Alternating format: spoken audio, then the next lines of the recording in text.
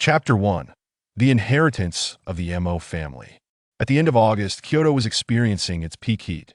The relentless sun blazed down upon the ancient city, as if intent on scorching everything in sight.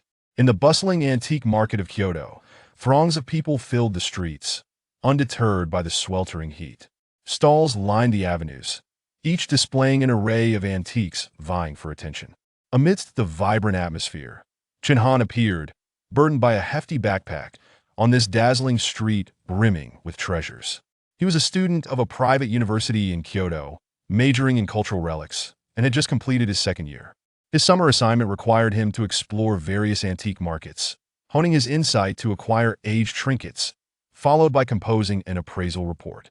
At this moment, Chen Han scrutinized a string of beads he had just purchased from a small stand. His gaze fixated on the prominent bead at the top of the strand, noticeably larger than the others, its surface mottled and dark.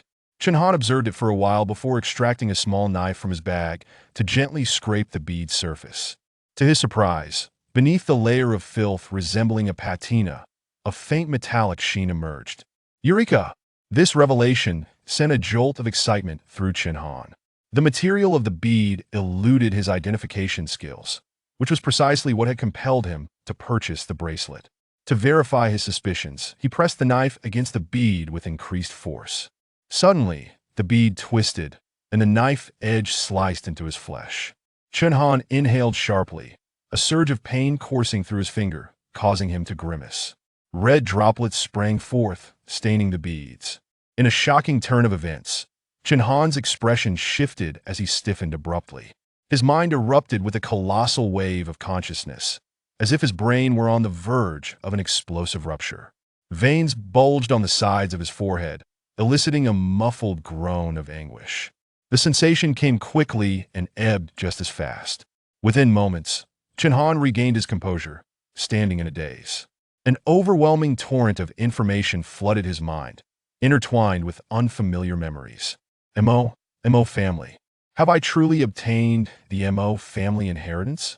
Chen Han's heart raced faster than ever before, a thunderous drumbeat echoing in his chest. Rubbing his temples vigorously, he attempted to process the monumental influx of information. After what felt like an eternity, Chen Han exhaled deeply, his gaze fixed intently on the peculiar bead. It turned out to be a stone from beyond the stars, containing the inheritance of the last great master of the Mo family from the late Ming Dynasty, preserved through arcane and divine means. Fortuitously stumbling upon such extraordinary fortune, Chen Han felt as though his very essence had transformed. His already clear eyes glimmered with newfound depth and brilliance. Mo eyes, a mysterious and ancient ocular technique, allowing one to control the muscles and pupil contractions of the eye to regulate light entry and refraction. With this skill, practitioners can discern objects in darkness or shield their eyes from blinding glare. The Mo eyes are at the intricate level. If he could continue to cultivate and elevate this skill, he might even aspire to the higher realm of breaking illusions.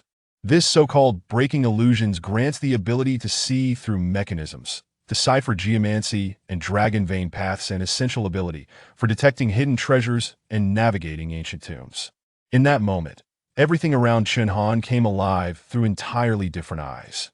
The obscure items previously unrecognizable now lay before him, as if he was gazing upon a cherished collection, hiding not a thing. He felt a surge of excitement, wanting to shout in triumph with the MOI technique and the knowledge of the Mo family heritage. How could he possibly miss the opportunity for a major windfall? Reflections of disdain from several wealthy peers before the break still burned within him, fueling his determination to prove them wrong. He was resolved to expose the arrogance of those who had looked down upon him for merely relying on family wealth. Taking a steadying breath to quell the tumult of emotions rising within him, Chen Han's keen gaze began to sweep across the surrounding stalls like that of a hawk. His goal was clear. The prices must remain low with his abilities. He intended to play small to gain large opportunities. Since his father's passing, he was left with a modest two-bedroom apartment in the county, and a scant compensation merely sufficed for 2 years of living expenses. Gaining admission to this private university was due to his excellent academic performance, absolving him from tuition and housing fees. The extra earnings from a summer job had already diminished by nearly one-tenth with his recent bead purchase. At that moment, a nondescript stall caught his eye. A thick mat covered the ground, cluttered with various items: a smoking pipe, teapot, incense burner, Buddhist statues, tattered books, and an array of fragmented metals and trinkets. The proprietor, a lean middle-aged man, bore tattoos on his arms that carried the marks of previous scrubbing. Just then, an elderly gentleman, well past 60, stood before the stall, carefully observing a bronze statue of a Bodhisattva, around 7 or 8 inches tall. The stall owner, unperturbed, contentedly sipped tea from a purple clay pot, clicking his tongue in satisfaction. Chen Han's keen eye immediately zeroed in on an interesting detail of the statue from several meters away. His vision was sharp. Every intricate detail of the statue fell clear to his discerning gaze. This was a Tibetan Bodhisattva statue, elegantly seated, with exquisite facial carvings. Its expression seemed both serene and contemplative, hands making a dharmic mudra, radiating tranquility and dignity. At that moment, as the elder tilted the statue for a better view, Chen Han caught sight of something on the base that made his heart race. An image flashed rapidly through his mind. From the Ming Dynasty, this seemingly unremarkable bronze statue turned out to be an imperial bronze gilt statue from the Xuande period. A genuine artifact. Chen Han's eyes gleamed with intensity. The gilding had been almost entirely stripped away, leaving only the bronze core. But that was not the crux of the matter. The significance lay in the fact that Buddhist statues from the Xuande period were primarily gifted to temples in the Tibetan region, and treasures were invariably housed within such statues. Just moments earlier, Chen Han had detected subtle marks at the base, suggesting concealed storage. The base featured a complete lost wax cast enclosure. If opened, one could recover the treasure contained within. Typically, these held the utmost significance in Buddhist circles. Such a find would be incredibly valuable. Tibetan Buddhist statues ceased production after the Xuande era, disappearing from the historical record. Even if the interior were empty, the Bodhisattva statue alone could be worth a fortune. Unfortunately, the inscription Great Ming Xuande Year meant to adorn the base had been intentionally smoothed away, complicating identification due to the drastic alteration. If Chen Han had not spotted the signs of concealment, he would never have had such unwavering confidence. He had to acquire this piece. Chen Han assessed the elderly gentleman. Though garbed in simple attire, he emanated an air of scholarly refinement, likely a retired teacher or scholar. Approaching the elder, Chen Han refrained from revealing his intentions immediately. The old man had studied the Bodhisattva statue intently for quite some time. His furrowed brow indicated uncertainty, suggesting hesitation in making a decision. "Excuse me, sir, do you believe in Buddhism?" Chen Han inquired. The elder froze at the question, raising his eyes to meet Chen Han's gaze with a wry smile and a shake of his head. Ultimately, he bent down, gently placing the Bodhisattva statue back onto the mat. Chen Han released a breath of relief, but unexpectedly, the elder reached out once more toward the statue. Chapter 2, A Glimpse from Afar. Not to be profaned. As the old man prepared to grasp the statue of the Bodhisattva once more, Chen Han felt a surge of urgency, his brows knitting together in concern. In the realm of antiques, there exists a code of conduct, one that emphasizes the principle of first come, first served. Until the previous individual relinquishes their claim, the following cannot intervene. Unexpectedly, at that moment, the gaunt vendor spoke up, his words easing Chen Han's anxiety, akin to the harmonious melodies of celestial music resounding in unison. "Good sir, it is a sweltering day, and you have been examining this for 3 hours already. You've haggled from 500 to 80. What more can you discern? Seeing as you appear to be an expert, surely my modest stall cannot harbor such significant flaws that you take your business elsewhere." The vendor's mocking tone caused the old man to retract his hand sheepishly, exhaling a resigned sigh. Seizing the opportunity, Chen Han swiftly lifted the Bodhisattva statue, no longer bothering to negotiate or inquire about the price, instead scanning the QR code on the ground with his phone. "Boss, 80 yuan has been transferred." This sudden maneuver left both the old man and the gaunt vendor utterly astounded. The vendor, seemingly at a loss for words, pursed his lips, clearly feeling he had suffered a loss, yet unable to retract his earlier declarations. That in his eyes, that object had long faded from memory, merely an antique craft that he had cleaned up. However, the gaze the old man cast upon Chen Han was filled with bitterness and resignation. "Goodness, It seemed he had wasted half a day's worth of effort, negotiating from 500 down to 80, only to unwittingly play the role of a benefactor. The old man had coveted the statue for its resemblance to a Ming Dynasty Buddha, yet numerous doubts clouded his judgment that he is a member of the Kyoto Antique Association. He could not afford to make a mistake. Losing money was trivial compared to the humiliation he would face from his peers, but he imagined the ridicule that would ensue from that group of old-timers. Just as he was about to inquire why this young man had shown interest in the Bodhisattva statue, he glanced around, only to find the figure with the large backpack had vanished. At this moment, Chen Han was in a state of exhilaration. After walking a considerable distance, he finally held the Bodhisattva statue upside down, scrutinizing it closely. The lotus pedestal was impeccably intact, and the ceiling at the bottom, crafted using the lost wax method, fit seamlessly, a testament to exquisite craftsmanship. Coupled with years of wear and patina, even the few visible joints were nearly indistinguishable to the naked eye, were it not for his keen discernment. It would have been exceedingly difficult to uncover the hidden intricacies that as he gently shook it near his ear, he sensed a barely perceptible vibration within the weighty bronze statue. Chen Han felt a wave of relief wash over him.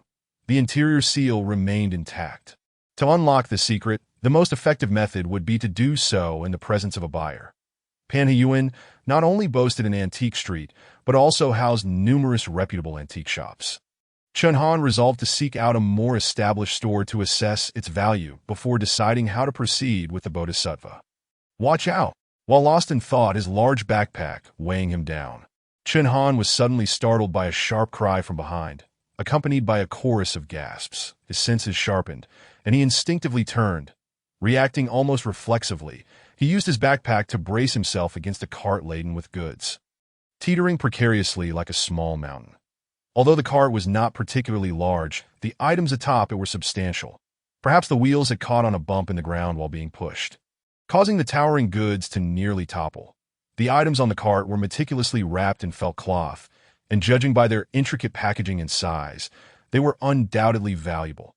Having stabilized the cart, Chen Han nonchalantly tugged at his sweat-soaked t-shirt. "Are you all right?" As Chen Han turned to look, he was greeted by the sight of an elegant young woman's face.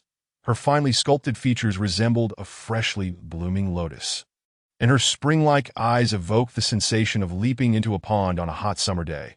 Despite a hint of alarm flickering within their depths that as she drew closer, a subtle yet enchanting fragrance wafted through the air, stirring Chen Han's heart. Beneath a cream-colored sunshade, her delicate arms and silky, jade-like hands were faintly visible. "I am truly grateful. Had it not been for your assistance, this wooden sculpture would certainly have suffered damage." Unconsciously inhaling the refreshing scent, Chen Han shook his head, intending to leave quietly. While the girl was indeed captivating, he was not one to indulge in fanciful notions. The Tio put it in academic terms. She was a vision to be admired from a distance, not to be trifled with. That moment, a middle-aged man, seemingly in his 40s, hurried over and stood beside the young woman. "Miss, are you unharmed?"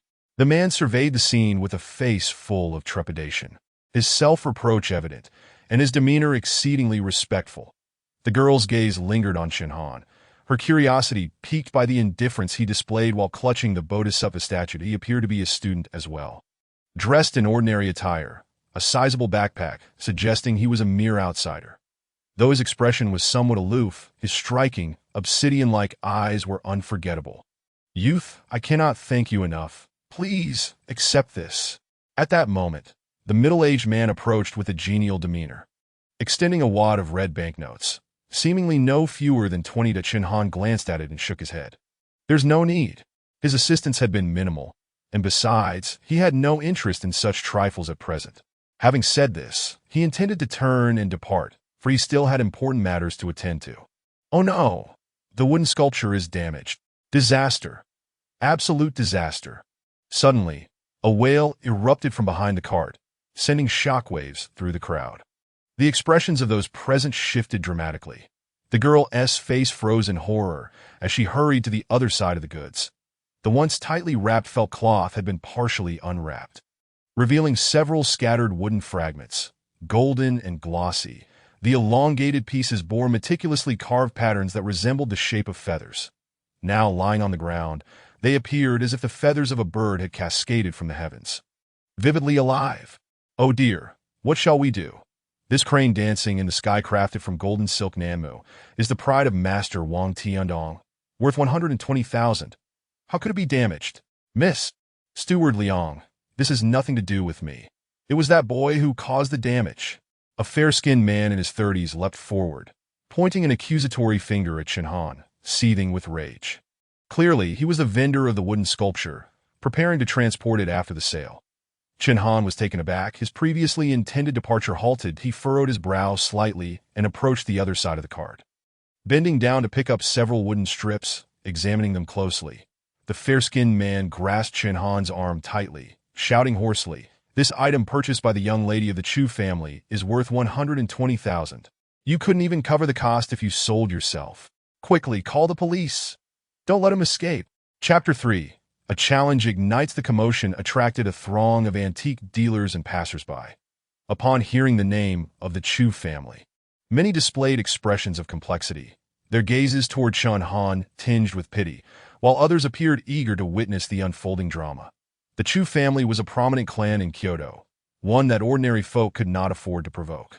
In contrast, while Chen Han was not without his charms, his attire was decidedly inexpensive, his large backpack a clear indication of a budget purchase, and he clutched a statue that anyone could tell was a blatant imitation.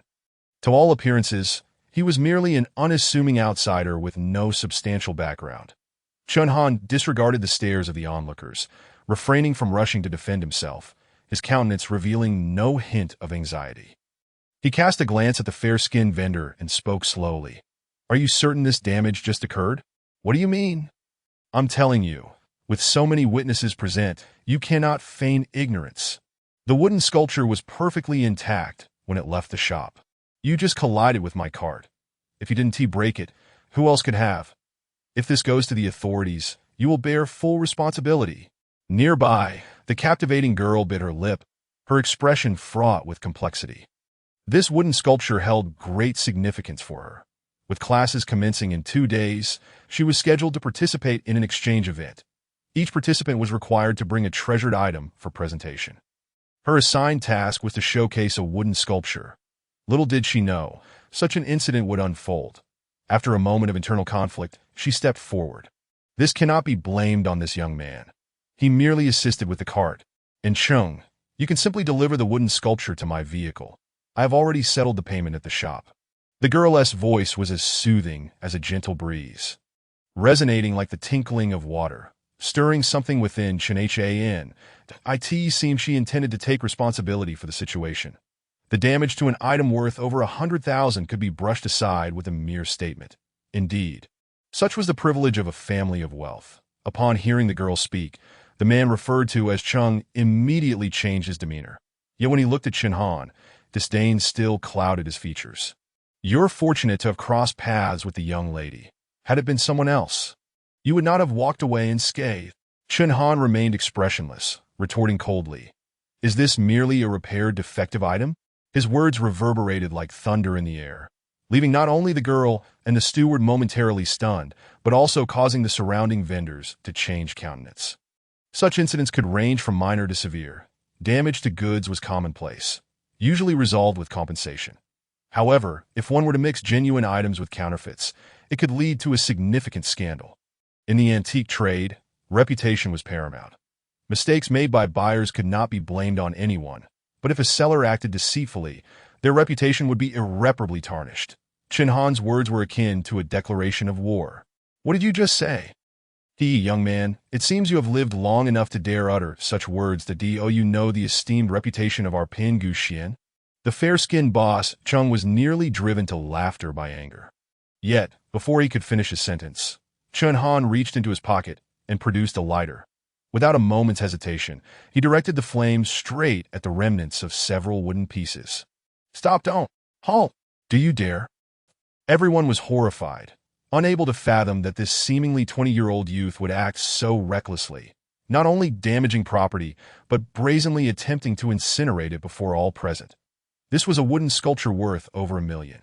Even if damaged, it could still be repaired. Just as panic gripped the crowd, tendrils of black smoke began to rise from the severed edges of the wood. Simultaneously, a faint, acrid odor wafted through the air, causing everyone present to involuntarily flinch. What? That's the smell of adhesive. How is that possible? Many elderly attendees were seasoned veterans in this field, particularly sensitive to the scent of such adhesives. At that moment, Cheng's expression shifted dramatically, his face turning as pale as wax as he exclaimed in terror. What is happening? This is impossible. This is a masterpiece by Master Wang, personally delivered to our store. Chen Han said nothing further, merely flicked his wrist to extinguish the flames on the wooden strips, without even glancing at Boss Chung. He casually tossed the feather-like wood pieces back onto the cart.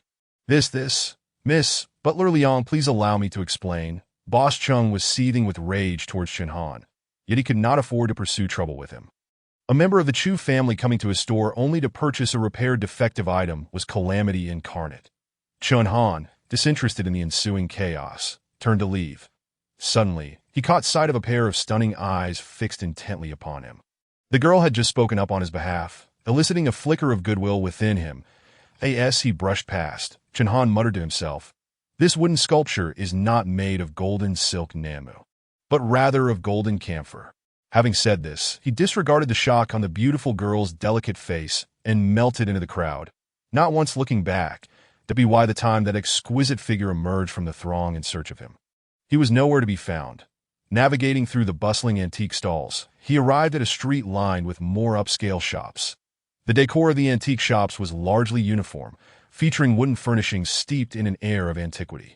The Pingu Xian mentioned by Boss Chung was among them, but Chen Han casted a mere glance before moving on. He paused in front of a shop named Jijin Tang and pushed the door open. Jijin Tang boasted an impressive area of 200 to 300 square meters, its decor exuding a refined elegance. Several towering antique shelves, crafted from redwood, displayed genuine porcelain artifacts from various dynasties, illustrating the shop's substantial prowess. Upon seeing Chen Han enter, the owner of Jijin Tang approached with a courteous smile, his demeanor cultured and amiable. Although Chen Han's attire clashed somewhat with the shop's decor, the owner possessed a grace that prevented him from looking down upon Chen Han. This was the bearing and depth exhibited by a century-old establishment. "Boss, how much do you charge for appraising treasures?" The middle-aged owner discreetly glanced at the Bodhisattva statue in Chen Han's hand, responding with genteel politeness. "As fellow enthusiasts, appraisals are complimentary. Should you require an appraisal certificate and valuation, the fee is 1 point. That if a transaction is completed at Jijin Tang, the appraisal fee can be waived. But we will take a 10% commission." This price was quite reasonable. Chen Han, having studied this field, was well versed in the market conditions of Kyoto. "Then please assist me in examining this item." With that, Chen Han placed the bronze Bodhisattva statue on the counter, gesturing invitingly. The owner of Jijin Tang nodded discreetly, recognizing that this young man was no novice. The principle of goods do not pass through hands applies here. Only when one person sets the treasure down can another reach for it, thus averting disputes in the event of unforeseen incidents. The 50-something-year-old owner, impeccably maintained, possessed skin on his hands finer than that of a youth. He gently lifted the Bodhisattva statue, not immediately inspecting it, but rather bringing it close to his nose for a delicate sniff. This simple act elicited an involuntary sound of surprise from him. Antique appraisal also involves the principles of observation, olfaction, inquiry, and tactile examination. Observation entails looking and observing with the eyes. Olfaction, of course, involves using the nose to discern scents, thus determining the provenance of the item, whether it was unearthed, retrieved from water, or handed down through generations. Inquiry serves the same purpose of confirming origins. Tactile examination involves physically handling the item to feel its texture and ascertain its authenticity. Indeed, after the owner of Jijin Tang emitted that sound of surprise, he immediately began to question Chen Han. "Young brother, may I inquire about the provenance of this Bodhisattva statue?" Just as Chen Han was about to respond, the door swung open and an elderly figure appeared. Before the person even entered, their voice had already resonated within. "Boss Tian, mind if I have a cup of tea?" "Oh, I see you have a guest." Upon entering and casting a glance at Chen Han, the visitor's thin, aged face was instantly filled with astonishment. "It's you. The newcomer pointed at Chen Han. Chen Han froze for a moment. This was indeed the elderly gentleman who had also expressed interest in the Bodhisattva statue. Li Lao, you're just in time. This young brother has a treasure I am uncertain about. Please lend your discerning eye. With that, Boss Tian briefly introduced Chen Han, underscoring the elder's expertise. That it turned out that this Li Huai was an academician at the Academy of Sciences, who, having few hobbies, had developed a penchant for collecting antiques and rare treasures.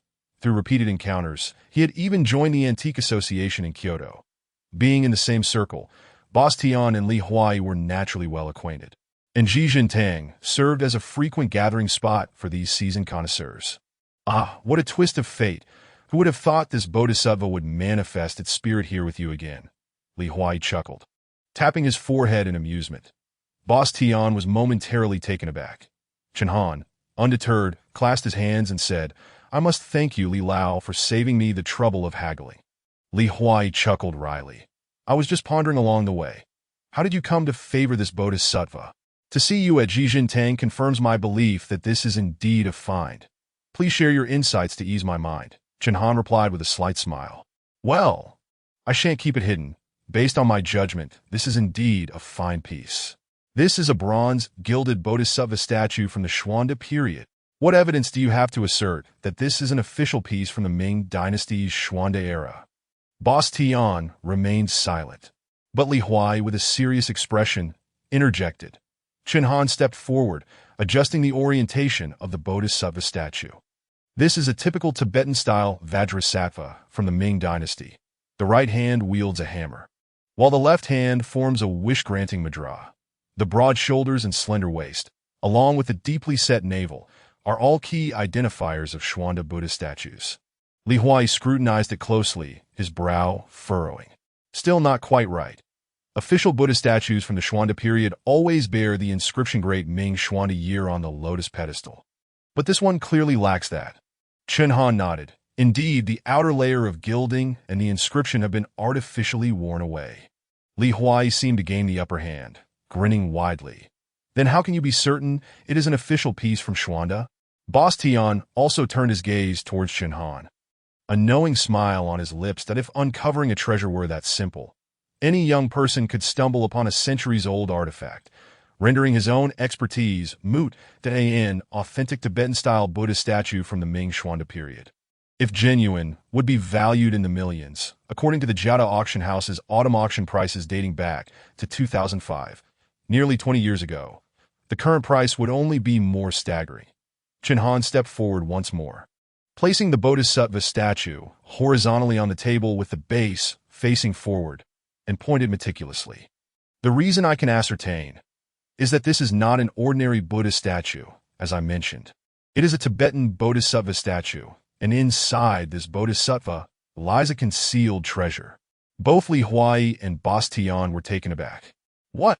Chen Han retrieved a tool knife he always carried and, right before their eyes, made a careful incision beneath the base of the statue. The blade moved with precision, creating a neat incision around the center. Then, with a delicate flick, he pried open an exceedingly fine gap. With a soft clink, accompanied by the sound of metal falling onto the table, a square opening revealed itself at the bottom of the statue, inside which lay a bundle of dark yellow material. Boss Tian's body shook, his pupils dilating. That Li Huai looked as though he had been struck by lightning. It's real. I misjudged it. I completely misjudged it. How could I have been so foolish? A Ming Dynasty official statue. And it was only $80. At that moment, Boss Tian's expression transformed dramatically. He gazed at Chen Han as if he had seen a ghost, realizing that this treasure had been unearthed by the young man for a mere $80. This was an astronomical find.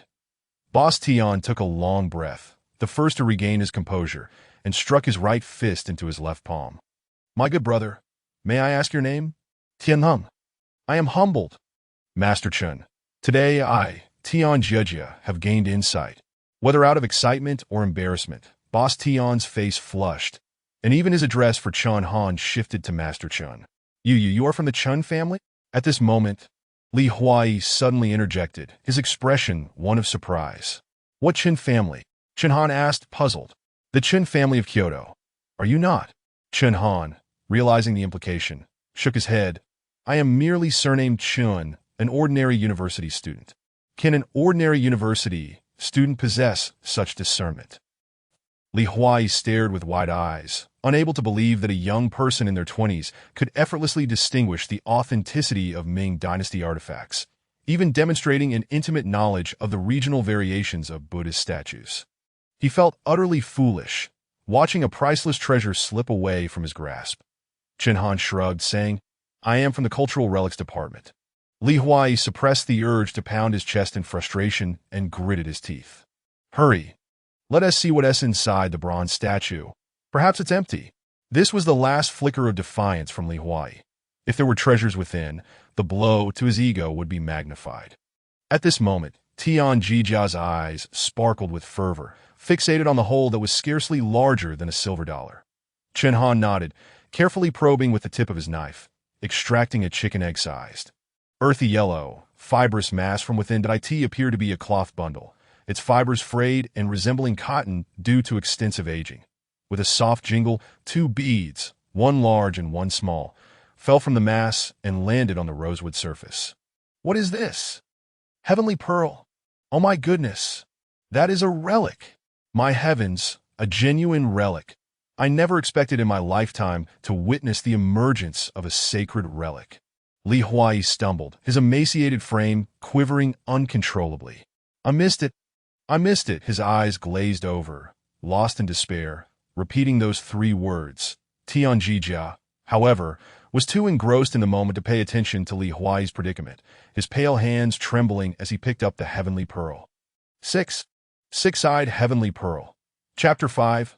8 million. Upon exiting the Zhijin Tang, a cylindrical crystal pendant now adorned Chen Han's neck, a gift from his benefactor, Tian Jiajia. Inside the pendant lay an irregular, beige bead, indeed. The very relic he had just encountered at this moment. His bank account boasted an astonishing 8 million, but the statue of the Bodhisattva and the six-eyed heavenly pearl had both been acquired by Zhijin Tang. Had it not been for Chen Han's insistence on retaining the relic for personal veneration, Tian Jiajia would have undoubtedly offered a staggering price for it. As for Li Huai, he remained in a state of lamentation until Chen Han departed. Still lamenting his misfortune, whether it was the relic's blessing or not, Chen Han felt buoyant, almost as if he were floating, experiencing a surreal sensation. 0.8 million. This was a figure he had never dared to dream of. In his hometown, the average annual income lingered around 30 to 40,000. A common person would struggle to amass 8 million over 2 lifetimes. The modest 70-square-meter home his father had left him was valued at over 200,000 back home. 8 million could buy over 30 such properties, perhaps an entire building. Yet Chen Han understood that this was merely the beginning. With the inheritance of the Mo family, acquiring treasures would be as effortless as sipping water. And his wealth would only multiply, perhaps to an unimaginable extent. His life had undergone a profound transformation.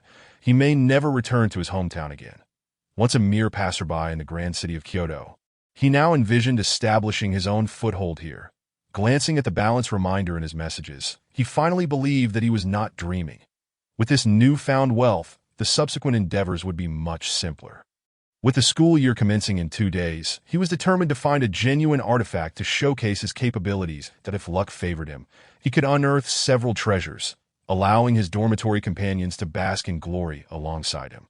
The thought of those 3 friends brought an involuntary smile to Chen Han's lips. Over the 2 years they had spent together, they had taken great care of him, never looking down on his humble background. He owed them a debt of gratitude. Having not seen them all summer, he eagerly anticipated their reunion. As night descended, the antique street began to close up, with visitors at Panhuan gradually dispersing. Chen Han decided against returning to school that night, opting instead to book a room at a nearby budget hotel to rest for the evening, preparing to scour the antique street for treasures the following day. That night, it felt as though he traversed centuries in his dreams. A myriad of chaotic scenes playing out in his mind, akin to watching a series of ancient films. The Mo family, a lineage spanning over 2 millennia, founded by the illustrious Mozi during the late spring and autumn period. The school advocated for universal love, bearing the mission of emerging from chaos. The last prominent figure was his master, named Li Jia, who thrived during the late Ming Dynasty, mastering the diverse arts of the Mo family, including mechanical arts, medicinal theories, and more. However, in the face of internal and external strife during the Ming Dynasty, Master Li Jia ultimately succumbed to fate, leaving behind a thread of inheritance that shaped his legacy. Upon awakening early the next day, Chen Han lay quietly in bed, his mind overwhelmed with an influx of information, filled with astonishing techniques previously unknown to him, which he could only digest slowly. Patience was key. Haste would not yield results. Among the memories was knowledge to enhance physical capabilities, demanding an abundance of rare materials. Setting aside the years required, even the items available on the market would not amount to half of the 8 million he currently possessed. He could only take his time. After freshening up, he checked out and ventured out. For breakfast, he opted for sweet mung bean juice paired with fried dough sticks, as he could not acclimate to the sour mung bean juice, which had an over-fermented odor that repulsed him after a single attempt. By 8 in the morning, many antique stalls at Panhiyuan had opened, and tourists began to flock in. Chen Han's objective for the day was to remain aimless. Any treasure would suffice. He bypassed the stalls he had already visited the previous day. He swiftly scanned each stall. The glaringly obvious fakes were laid bare before his discerning eye. "Hey, isn't that Chen the class monitor?" Suddenly, a mocking voice rang out from not far away.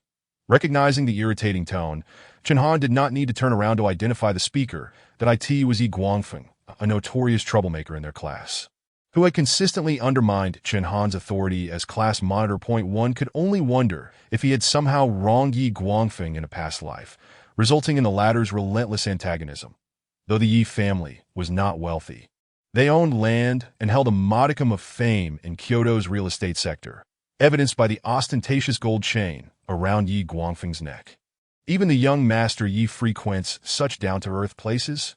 Chen Han responded curtly, observing the short and portly figure approaching him, accompanied by a tall girl with curly hair. Even landlords face financial struggles sometimes. My father deemed our possessions too valuable for school, so he gave me 100,000 to choose something for my project. Yi Guangfeng pushed his sunglasses up his nose, his pudgy arms wrapped around the slender waist of the girl beside him.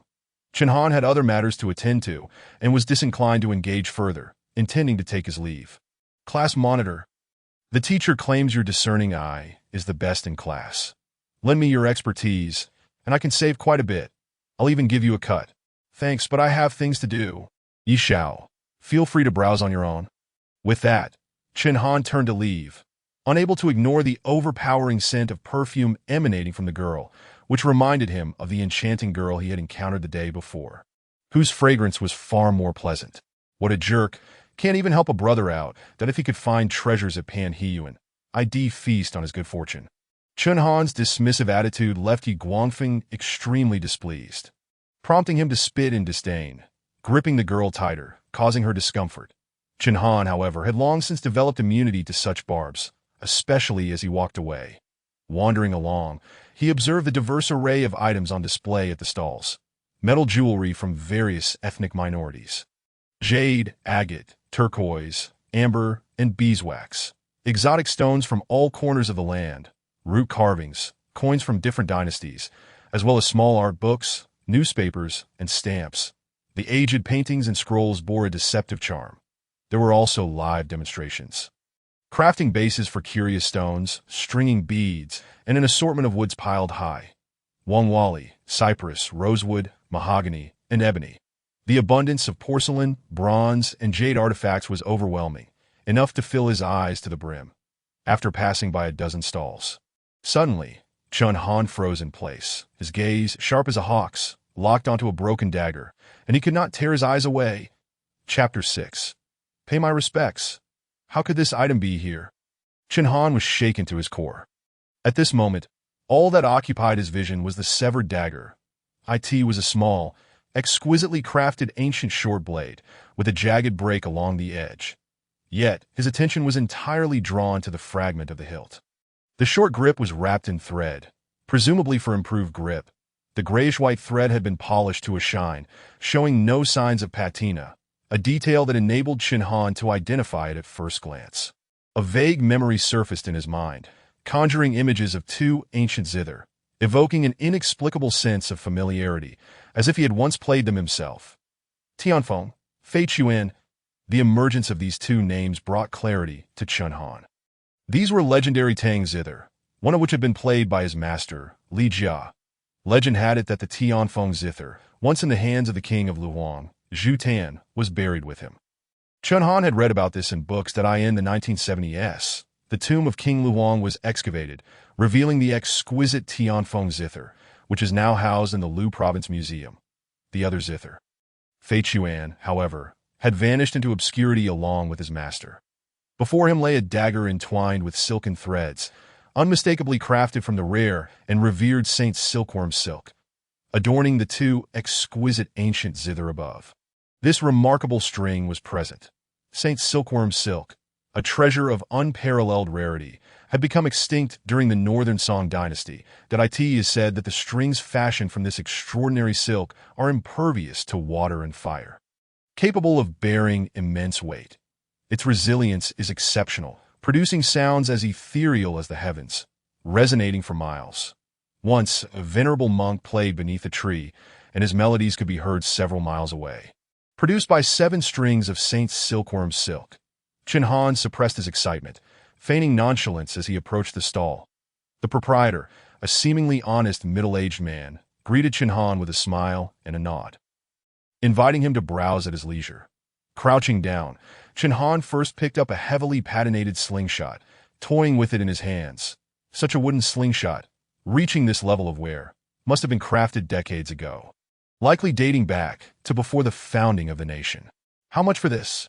300. The vendor grinned, revealing a mouthful of yellowed teeth, a testament to his heavy smoking habit. Chen Han set the slingshot aside and casually lifted a broken dagger, even under the scorching sun. The silk threads felt cool to the touch. His heart raced. Indeed, it was Saint Silkworm's silk strings. And this one, 180. It's broken. 80, will you sell it? Add a little more. The vendor raised his chin, negotiating. Chen Han pulled out his phone and scanned to pay 100, but the vendor beamed with delight, clasping his hands in gratitude, thrilled to make a sale on his first day at the stall, a promising sign. After securing the dagger, Chen Han stood up, concluding the transaction. Just then, a familiar, raucous voice echoed from behind him. "Ah, Chen Han, class leader Chen, you can't be serious. Are you planning to submit this as your assignment? Spent 100 on a broken knife. Ha, I heard there's a delegation from other schools coming for an exchange. You better not embarrass us." Chen Han maintained an impassive expression, choosing to ignore Yi Dashao's antics, but he was eager to retrieve the strings. Leaving the stall, he had no intention of lingering. His thoughts were consumed by the broken blade. It was difficult to determine how many strands were wrapped around the hilt. Who could have used such a precious and rare Saint Silkworm silk to adorn a dagger? This inquiry seemed futile unless he could uncover the identity of the dagger's owner, which was evidently a challenging task. Nonetheless, it mattered little. The acquisition of Saint Silkworm silk was already an extraordinary stroke of luck. Chen Han surmised that if this treasure were appraised and auctioned, its value would be incalculable, particularly to families renowned for their ancient zither. This was indeed a divine artifact, with Saint Silkworm silk in hand. Chen Han brimmed with anticipation for the upcoming school year. He was confident he would undoubtedly outshine all his peers in the department. As for the authentication of the silk, it was a straightforward process. Burning, cutting, and weight tests would suffice. Any silk that withstood these trials would undoubtedly be a treasure. Furthermore, with the documentation from the Tianfeng zither at the Shandong Provincial Museum to corroborate its authenticity, he was untroubled by the prospect of finding someone knowledgeable. Having left Panheyuan, Chen Han took the subway back to school. After a summer apart, he found himself missing his dorm mates, feeling a twinge of excitement, uncertain if they had returned. The geographical location of Kyoto Elite University lay beyond the 5th Ring Road. Arriving back at school coincided with lunchtime, with a hefty backpack slung over his shoulders. Chen Han hadn't even stepped through the dormitory door before rock music blared from within. It had to be Ren Mingming, the only one who could turn their dorm into a party venue. The dorm was arranged by age, with 4 brothers and Chen Han being the second eldest. Ren Mingming, the third, was a strikingly handsome individual, a local from Kyoto with a family business in antiques, which had brought him to this field of study. He had the typical Kyoto penchant for idle chatter and was an avid music enthusiast, having grown up in a culturally rich environment. The moment Chen Han pushed open the door, he was greeted by an overwhelming aroma of hot pot. In the center of the room sat 3 individuals around 4 stools, 3 boxes of self-heating hot pot steaming before them. Whoa! Chen Er is back! A robust figure, glistening with sweat and grease, shouted, his mouth full of food, sending bits flying. This was Zhonglei, the youngest and largest among them. Hailing from Qing province, one could jokingly say the local children rode wolves to school, as they were quite wild in nature. When they first entered school, not only had the eldest, Fu Yong, clashed with him, but Chen Han had also exchanged blows. Thus, it was said, one does not truly know another until they have fought. Run Mingming, his face flushed from drink, stood up to turn off the stereo, exclaiming, "Hurry up, we were just waiting for you. Didn't you arrive in Kyoto yesterday? Spill it. What did you get up to last night?" Chen Han set down his backpack, rolling his eyes. "Mingming, can you be any more of a brute? I'm a pure-hearted young man." The eldest, Fu Yong, laughed heartily and raised a can of beer. Hurry up, you haven't had a drink with me all summer. I'm itching for it." Chen Han complied. Sitting on the edge of the bed, Fu Yong, the eldest, was mature and steady, much like Chen Han, and neither hailed from Kyoto, but he typically spoke little, but after a few drinks, he would become quite open-hearted. Relishing the familiar atmosphere, Chen Han cracked open a can of chilled beer, the most affordable Jingxing beer, a long mist flavor. Before he could take a sip, the dormitory door swung open abruptly, that a graceful figure appeared in the doorway, accompanied by a bright female voice that rang through the room. Well, Chen Han, you return and don't even come to pay your respects to me. If it weren't for my spy, I wouldn't have known you were back. Speak. What punishment do you deserve?" Chapter 7. Quickly kneel and pay homage. The arrival of Ning Xinnan silenced the dormitory instantly. The guys regarded Chen Han with peculiar expressions, as if they were watching a spectacle. The relationship between Ning Xinnan and Chen Han had long ceased to be a novelty. This audacious girl, who referred to herself as my lord, was a close confidant of Chen Han, unfazed by any rumors swirling around. However, the others in the dormitory were well aware. This girl, possessing a bold demeanor, harbored deep feelings for the second eldest. "I must say, Xinnan, your sources are quite reliable. I've barely settled in." Tian Jiajia innocence. Tossing a can of beer her way, then suddenly recalling something, his demeanor shifting. "Oh, wait a minute. This is the boys' dormitory. How did you get in here?" Ning Xinnan was undeniably beautiful, with a striking appearance, yet her short hair and androgynous fashion often concealed her looks. Catching the can mid-air with grace, she slid her thumb across her nose, her expression haughty. "I can go wherever I please. Don't think a boys' dormitory will deter me, that I could waltz into a bathhouse if I wanted." At her words, the 4 men raised their thumbs in admiration. Ning Xinnan shot Chen Han an exasperated glance. "Come out. I need to talk to you." Chen Han grimaced, but ultimately complied, following her outside, leaving the other 3 in the dorm with knowing smiles. "Chen Han, I want to ask how you're preparing for the summer assignment, that I've heard there are even students from other schools coming for an exchange, and we'll be showcasing our treasures." With no one else present, Ning Xinnan's demeanor softened considerably. She was no longer putting on airs. Chen Han shrugged. "I've been busy with that since I returned yesterday. It's all sorted. Do tell, what treasures did you acquire?" Ning Xinnan raised an eyebrow in playful challenge, reminiscent of a mischievous rogue teasing a virtuous maiden. Chen Han remained unfazed. "Some secrets are best kept. Pa, I know how many pairs of underwear you have. What extraordinary treasures could you possibly conjure?" "I am serious here. I brought back a Song Dynasty ice-cracked teapot from home, and as for the Ru kiln plate, you can forget about it. You can use that teapot." Chen Han shook his head with a smile. "No need. I'm all set." "You? How ungrateful can you be?" Ning Xinnan's brows knitted in annoyance, clearly displeased. Chen Han replied sincerely, "Thank you, Xinnan. I appreciate the thought, but I happen to have stumbled upon some items myself that should suffice." Ning Xinnan, huffing in frustration. "Still so stubborn. You'll regret it when you embarrass yourself. That don't come crying to me." With that, she strutted away, her long legs carrying her off in a huff, clearly upset. Chen Han could only chuckle and shake his head. Had he not received the inheritance from the master of the Mo family or stumbled upon a great find at Panheyuan, he might have accepted Ning Xinnan as help. However, at this moment, it was genuinely unnecessary. Upon returning to the dormitory, Chen Han sensed an unusual atmosphere. The hot pot had already been cleared away, and on display were 3 items. Chen Han's keen eyes quickly discerned the details. One was a vibrant bead, a dragonfly eye nestled in a jewelry box. An old artifact, though its condition was lacking, it could still fetch a good 10 to 18,000 at the second, was a petite plum vase from the late Ming Dynasty. Less than a foot tall, slightly chipped at the rim, a minor trinket with little value. The third item surprised Chen Han. It was a string of 5 copper coins, unmistakably the lesser 5 emperors' coins. These coins represented the dynasties of Xuanji, Kangxi, Yongzheng, Qianlong, and Jiqing that in many places. These coins are believed to ward off evil and protect homes, making them highly sought after by feng shui masters, with prices steadily rising.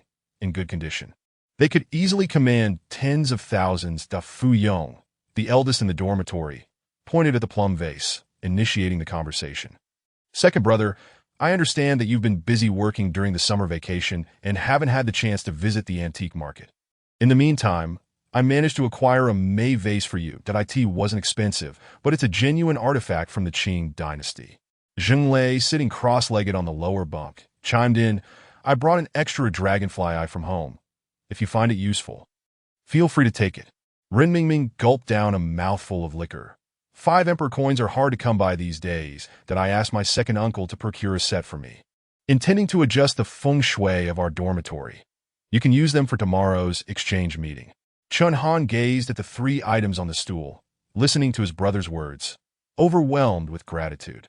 Everyone in the department was aware of his family's circumstances, but if one were to say that anyone genuinely harbored no prejudice against him, aside from these 3 before him, it would only be the carefree Ning Xinnan.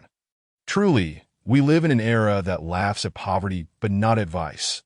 The group understood that Chen Han would be working during the summer and that his hometown lacked an antique market, prompting each of them to prepare an old artifact.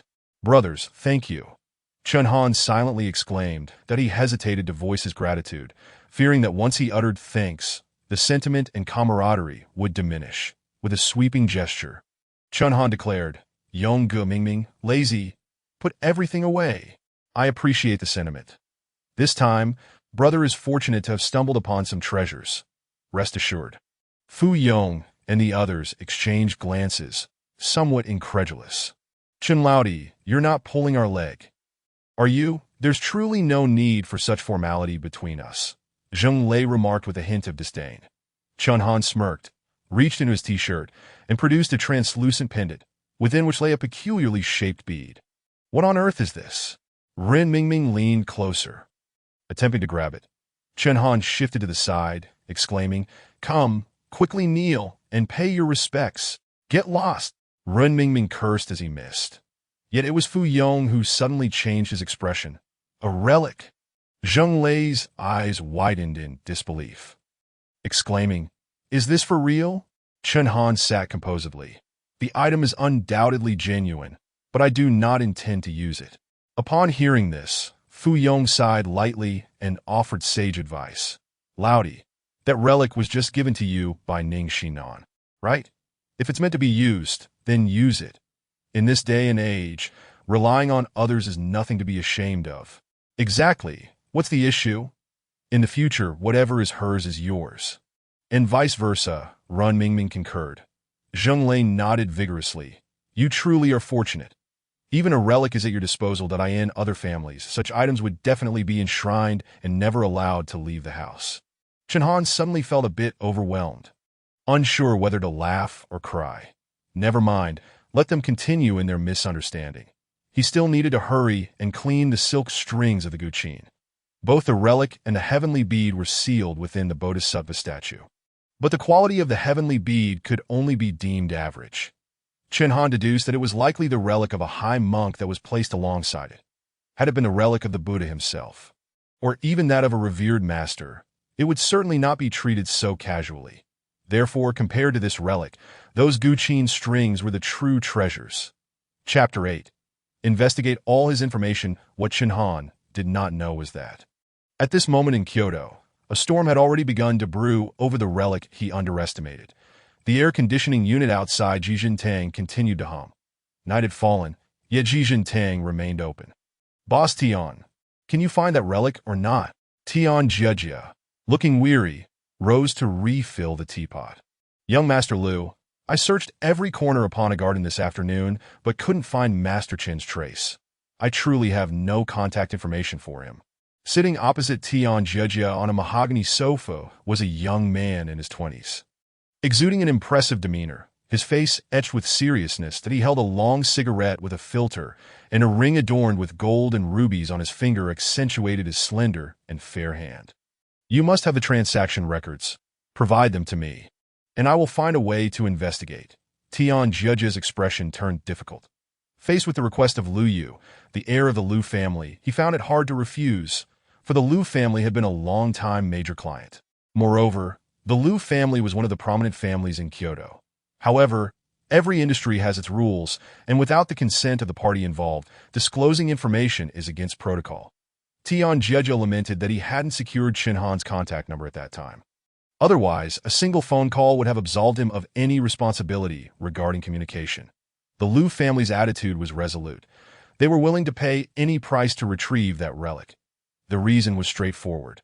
The Lu family's ancestor was fervently devoted to Buddhism, and as he aged, his health was declining. His greatest wish was to bring a relic home to venerate, allowing him to worship daily during his lifetime in hopes of attaining paradise. Somehow, the Lu family learned of the relic and heavenly bead extracted from the Bodhisattva statue at Jijintang, prompting the young master to visit in person. Such relics, whose provenance has been confirmed, are exceedingly rare. The Ming Dynasty relic extracted directly from a statue had caused the Lu family's ancestor to exclaim that it was a sign of divine providence. "Young Master Lu, you are aware of our industry's rules. We cannot provide customer information." 500,000. Lu Yu replied without hesitation. It truly isn't a matter of money. We cannot explain to Master Chen." 1,000,000. Lu Yu's tone grew colder. "Alas." Tian Jiajia sighed. "Very well. Young Master Lu, I will find a way to contact him. Whether Master Chen is willing to communicate is beyond my promise." Lu Yu's expression softened, and he slowly extinguished his cigarette in the ashtray. "Boss Tian, once the deal is secured, I will increase Jijintang's commission by 10%. The Lu family will also acquire that heavenly bead for 20 million. I appreciate your efforts." With that, Lu Yu stood and departed without lingering. Jijintang fell silent once more. After a while, Tian Jiajia finally made up his mind and picked up the phone to dial. "Put in some extra hours and help me investigate. There was a transfer of 8 million at Jijintang yesterday. I need all the information on the recipient. Thank you for your hard work." After hanging up, he exhaled deeply that if this transaction succeeded, Jijintang would make a substantial profit. The rest depended on how soon the young man would relent. For he was from the Lu family. As September arrived, dawn broke early as always. This day marked the start of the new academic year, with students returning to campus a few days prior. Chen Han awoke to the familiar sounds of snoring. Apart from the third brother Ren Mingming, the other two's snores harmoniously echoed throughout the dormitory, a sound to which they had all grown accustomed. Last night, Chen Han had been busy and finally fell asleep after carefully untangling the silk threads from the short blade's handle and cleaning it thoroughly. The restored silk strings of the guqin were neither too soft nor too rigid. Exhibiting remarkable resilience, freed from the handle that had bound them for countless years, they quickly unfurled into long strands. Chen Han was thrilled to discover that he had 3 guqin strings made of exquisite silk. Each string was crafted from hundreds of silk strands twisted together using ancient techniques, yielding a smooth and supple texture. After cleaning the strings, he compiled an array of images and materials concerning the Tianfeng guqin for future reference. According to the information, the Tianfeng guqin housed in the Shandong Provincial Museum had merely 1 string damaged, and that was only during later research testing, all of which was documented. This indicated that the 3 silk strings in his possession were not from the Tianfeng guqin. They were likely from his master's Feichuan guqin. During the late Ming Dynasty, only these 2 Tang guqins had traceable histories, although there could be other possibilities. However, given Chen Han's current capabilities, tracing these origins would prove quite challenging. At 10 in the morning, the Department of Cultural Relics will convene in the auditorium. A group of students from Kyoto University is coming for an exchange, Fu Yong announced after breakfast, glancing at his phone. Goodness, Kyoto University. The paradise for academic excellence. Ren Mingming exclaimed with admiration. Zheng Lei shrugged nonchalantly. It's not a competition of academics. It's merely a contest of treasures that who's afraid of whom? Chen Han finished the porridge in his bowl and wiped his mouth. Let us go. The four of them cleared their trays and prepared to head to the auditorium. Meanwhile, in the Department of Cultural Relics office, a gathering of teachers and the head were engaged in a tense meeting. At the head of the table sat an energetic elderly man, his gray hair lending him an air of authority. He was none other than Li Wancheng, the principal of Kyoto Inkai University. Today, Principal Li was rarely seen in a neatly tailored suit and tie, appearing particularly formal at this moment, his fingers lightly tapped on the conference table. His deep-set eyes fixed on the department head across from him. The team from Kyoto University is led by that cunning old fox, Wang Changxin. It's evident that they're taking advantage of the recruitment to step on us. The individuals they've invited for this exchange meeting include the president and vice president of the Kyoto Antique Association, as well as the director of the Kyoto Museum. They intend to trample us into the mud. Director Hao? I must reiterate, this exchange meeting must showcase the strength of our Department of Cultural Relics to bolster the morale of Inkai University. Opposite him sat Director Hao Shulin, his face etched with worry. Principal, while we are indeed professionals in the field of cultural appreciation, the notice for this exchange meeting came rather awkwardly. The students have only prepared according to their summer assignments, and I'm concerned. Li Wancheng waved his hand dismissively. That's no excuse. Kyoto University also notified us at the last minute before the summer break ended.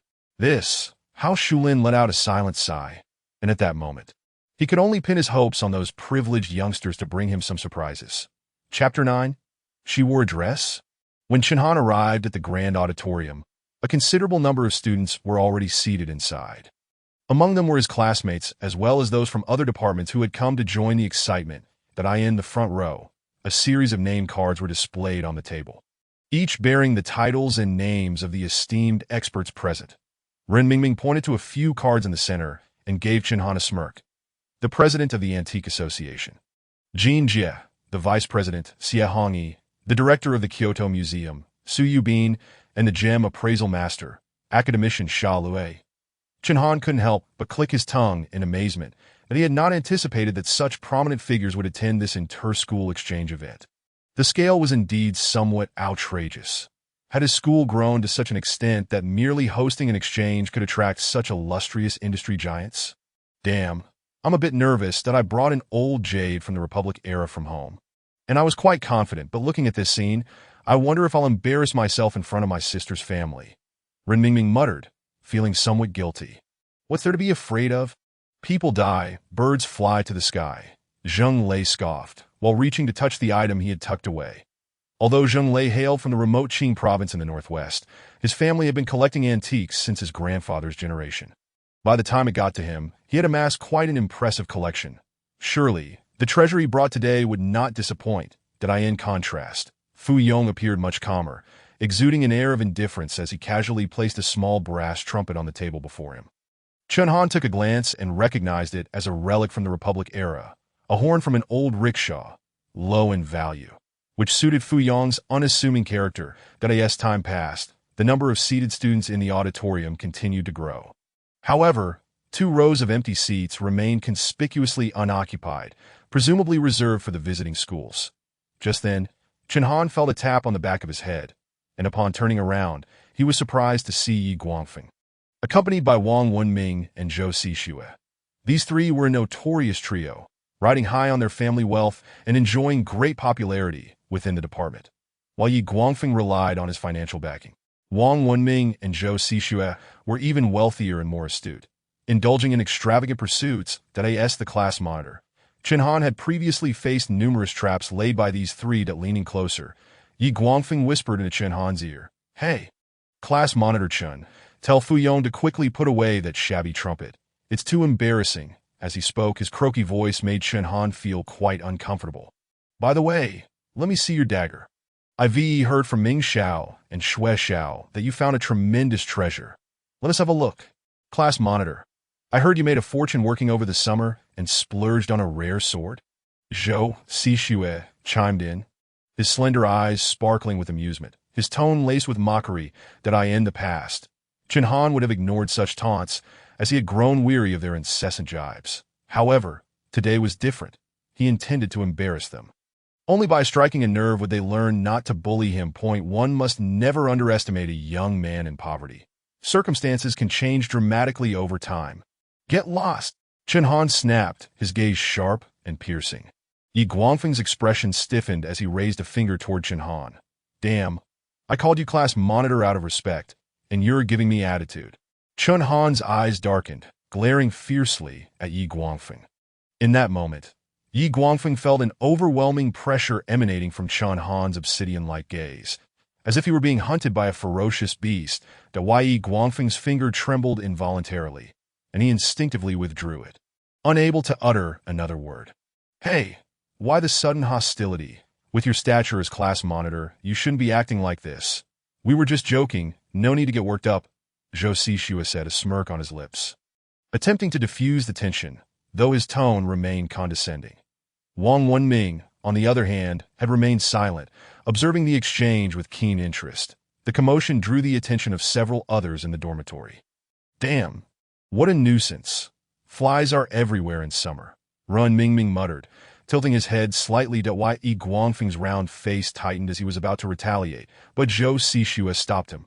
Ren Mingming, it seems the lesson you received last time was insufficient. Next time it won't be as simple as having your sister come to apologize. If I feel inclined, I might let her stay overnight to cool my temper. How dare you? Zheng Lei shot up, glaring furiously. Enough! Suddenly, Wang Wenming, who had remained quiet until now, spoke up. His voice was low, but carried an undeniable authority, as if he were a natural leader. What kind of occasion is this today? Let's all maintain a semblance of dignity. For ourselves and for our school. If you're truly capable, then you should bring out your treasures when it's your turn on stage. Wang Wenming continued, his tone devoid of emotion as his gaze swept over Chen Han and his companions. Chen Han felt as though he were being stalked by a venomous snake, a chill creeping down his spine. This individual was the most dangerous of them all.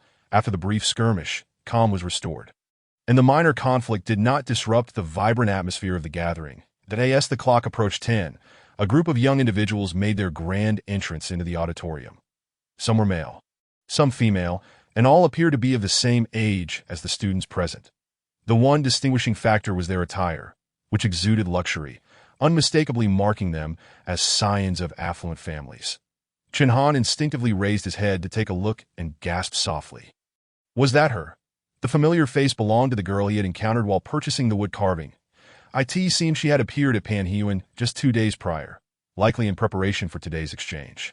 With his previous warning, it was unlikely she would bring the wood carving to compete. Chen Han's gaze lingered only briefly on the girl before shifting to observe the others in the group. Kyoto University was renowned as one of the premier institutions in the country. Gaining admission to Kyoto University was a feat reserved for the top students from various regions. Even with his impressive results that placed him in the top 3 of his county during the college entrance exams, he might not have secured a spot. However, the group of students present today bore no resemblance to typical bookworms. They appeared more akin to the young heirs and heiresses of prominent families. This treasure contest promised to be quite thrilling. At this moment, several elderly gentlemen, all over 50, began to enter in an orderly fashion. Leading the group was Principal Li Wancheng, accompanied by a stout man wearing thick glasses. Principal Li approached the front row, but did not take a seat. Instead, he patiently awaited the arrival of others, shaking hands and inviting them to sit down in turn from a distance. Chen Han noticed that seated at the center were the prominent figures from the Antique Association and the museum. Just then, the lights illuminated the podium, and a striking figure emerged, her long legs elegantly concealed beneath a flowing white skirt. The short-sleeved white dress she wore dazzled in the summer heat. Ning Xinnan, how did she end up hosting? I must be seeing things. She's wearing a dress. Chapter 10. Casting bricks to attract jade. At that moment, even Chen Han gazed at the stage in astonishment. It was none other than Ning Xinnan, observing her now, radiant and graceful. Who could have imagined that she was the same girl who often boasted about her status?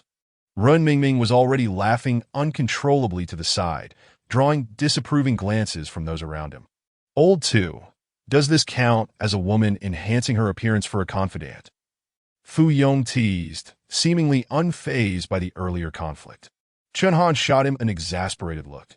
However, truth be told, Ning Xinnan truly caught Chen Han's eye in that white business dress, perhaps due to their frequent companionship and referring to each other as buddies. He had never considered her beauty from an observer's perspective. Now, she appeared even more stunning than most of the female students present at this moment. Ning Xinnan had just finished introducing the esteemed guests in attendance. The dignitaries present would personally assess and evaluate the items showcased today. The exchange will proceed with each school taking turns to present their treasures, she announced. In the interest of fair competition, during each round of presentations, the opposing school will strive to showcase similar types of artifacts. Due to time constraints, we will have only 16 rounds of presentations today. I encourage those with noteworthy items to actively participate. Ning Xinnan spoke articulately, the audience nodding in agreement. The winning school will have the opportunity to tour the entire collection of the Kyoto Museum. And the collector with the best item will have the chance to apply for membership in the Kyoto Antique Association. Good luck to everyone. Just as the saying goes, casting bricks to attract jade. Let us begin with the first round of presentations from the Cultural Relics Department of Inkstone University. As her clear voice resonated, a wave of enthusiastic applause erupted in the auditorium. That moment, Chen Han's phone buzzed with a message from the class group chat. The homeroom teacher had tagged everyone. The department has compiled a list of the items most students plan to present. The first to go is Yi Guangfeng. Chen Han was taken aback for a moment before realizing it was only natural for him not to receive the notification, given his humble circumstances. After all, he relied on the school to cover his tuition and accommodation fees and could hardly be expected to showcase any remarkable treasure. Yi Guangfeng rose from his seat, strutting confidently with his stout neck held high, wobbling as he made his way to the stage. The box he held was exquisitely crafted and appeared to have some age to it. Yi Guangfeng struggled to ascend the podium. He couldn't resist stealing a few glances at Ning Xinnan. Esteemed experts, greetings to you all and to my fellow students. Today, I present to you a pair of exquisite vases. As the words fell, a wave of astonishment rippled through the audience. A pair of vases, if they are from the right era and in pristine condition. Such matched porcelain pieces are indeed a rarity. Yi Guangfeng approached the front row, gently placing the box on the table draped in crimson fabric, and cautiously opened it. That moment, the attention of several experts and school leaders was profoundly captivated by a double-handled vase. As soon as the box was opened, the vice president of the Antique Association, Xia Hongyi, exclaimed. Before them stood a pair of slender-necked, long-bodied, double-handled vases. Yi, the young master, beamed with pride, as if what was being showcased was not merely vases, but himself. Tian Jiajia, the president of the Antique Association, who sat in the center, reached out and picked one up. Simultaneously, the enormous screen at the podium displayed intricate details of the vases. Indeed, these are double-handled vases adorned with blue and white fruit branch motifs, unmistakably from the Ming Dynasty. Old Shah, what about the other one? Tian Jiajia inquired in a deep voice. It's authentic, from the right era, and in excellent condition. Xia Luhui, an academician of the Academy of Sciences and a renowned appraisal master, effortlessly discerned the authenticity of the items before him, brimming with confidence. Sitting beside him, Principal Li Wanqing turned to the director of the Cultural Relics Department, Hao Shulin, casting a gaze of satisfaction. These vases had been requested on short notice from Yi Guangfeng's home, as he was fortunate enough to possess such treasures. After a brief discussion among the invited guests, they arrived at an estimated price point 480,000. The atmosphere in the room instantly ignited. Li Wanqing turned to the portly elder beside him, laughing. Old Wang, this is merely a stepping stone for greater treasures. The first piece of collectible, a pair of Ming Dynasty blue and white fruit branch motif double-handled vases, commanded a price of 480,000. Yi Guangfeng, basking in the admiration of the principal and department head, felt as though he had emerged victorious, believing all the spotlight shone solely on him. Chen Han also recognized the vases, confirming their authenticity, and noting their remarkable preservation. It seemed that the short, stout fellow had indeed failed to acquire anything at the Panhiyuan that day. Otherwise, even at a price of 100,000, he would not have been able to procure such remarkable vases. Next, let us welcome Kyoto University for the first round of treasures. Ning Xinnan's voice resonated, dispelling the noise within the hall. A tall figure emerged from the Kyoto University team, making his way to the podium. Dressed in a casual suit, he politely accepted the microphone from Ning Xinnan. "Greetings, everyone. I am Chen Han. Today, I bring forth a vase." His deep voice, though simple, immediately stirred murmurs among the attendees. What? The young master of the Chen family? He actually came to participate in such an event. The whispers reached Chen Han's ears, prompting him to cast a discerning glance at the young man on stage. The Chen family appeared to be a formidable presence in Kyoto. On that day at Jijin Hall, the Antique Association, Li Huai, had inquired if he was related to the Chen family upon hearing his name. By now, Chen Xian had slowly reached the front row, laying the box flat on the table. To everyone's surprise, even Tian Jiajia, the president of the Kyoto Antique Association, stood to briefly shake hands with Chen Xian. What a notion! Esteemed figures over 50, displaying such courtesy to a young man. This shifted Chen Han's perception of the Kyoto Chen family once more. Hiss. What is this? As the box was opened, several experts gasped in astonishment. The large screen revealed a blue and white porcelain vase with a protruding belly and slender neck. The vase's elegantly curved body was adorned with overlapping floral patterns. A sight to behold. It was the blue and white round floral moon vase. Chen Han instantly recognized this piece as an authentic item from the Ming Dynasty Yongle period. Ming Dynasty authentic. Tian Jiajia's eyes sparkled as he placed the vase back on the table. Xia Hongyi, the vice president of the Antique Association, eagerly picked it up, exclaiming, "This is the blue and white round floral moon vase. Absolutely stunning." Beside him, museum director Su Yubin also shared his assessment. Ming Yongle. The moon vase, Xia Luhui nodded, a magnificent treasure. The four experts took turns admiring the vase, reluctantly placing it back in its box as they began to converse in hushed tones. Nearby, the rotund Wang Chongxin chuckled, taking a sip from his teacup. "Principal Li, your initial offering has certainly drawn out this gem. Are you satisfied?" Li Wancheng, struggling to maintain his composure, smiled while feeling as if a bucket of cold water had been doused over him. After a while, the four experts reached a consensus point: 2,600,000. This blue and white round floral moon vase from the Ming Yongle period was appraised at 2,600,000. The venue erupted with excitement. Chapter 11. Well-deserved misfortune, what a blow!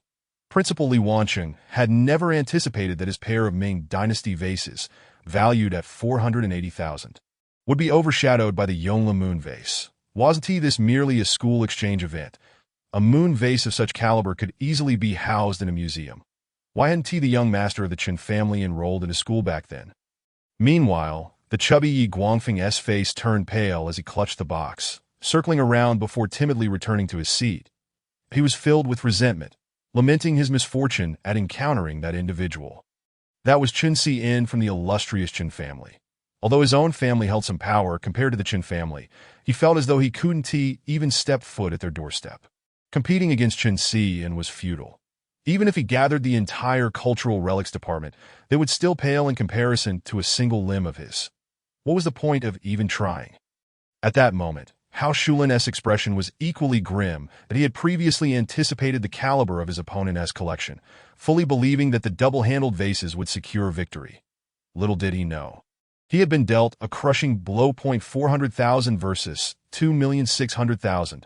A staggering defeat. Hao Shulin glanced toward the Kyoto University team, suddenly plagued by a sense of foreboding.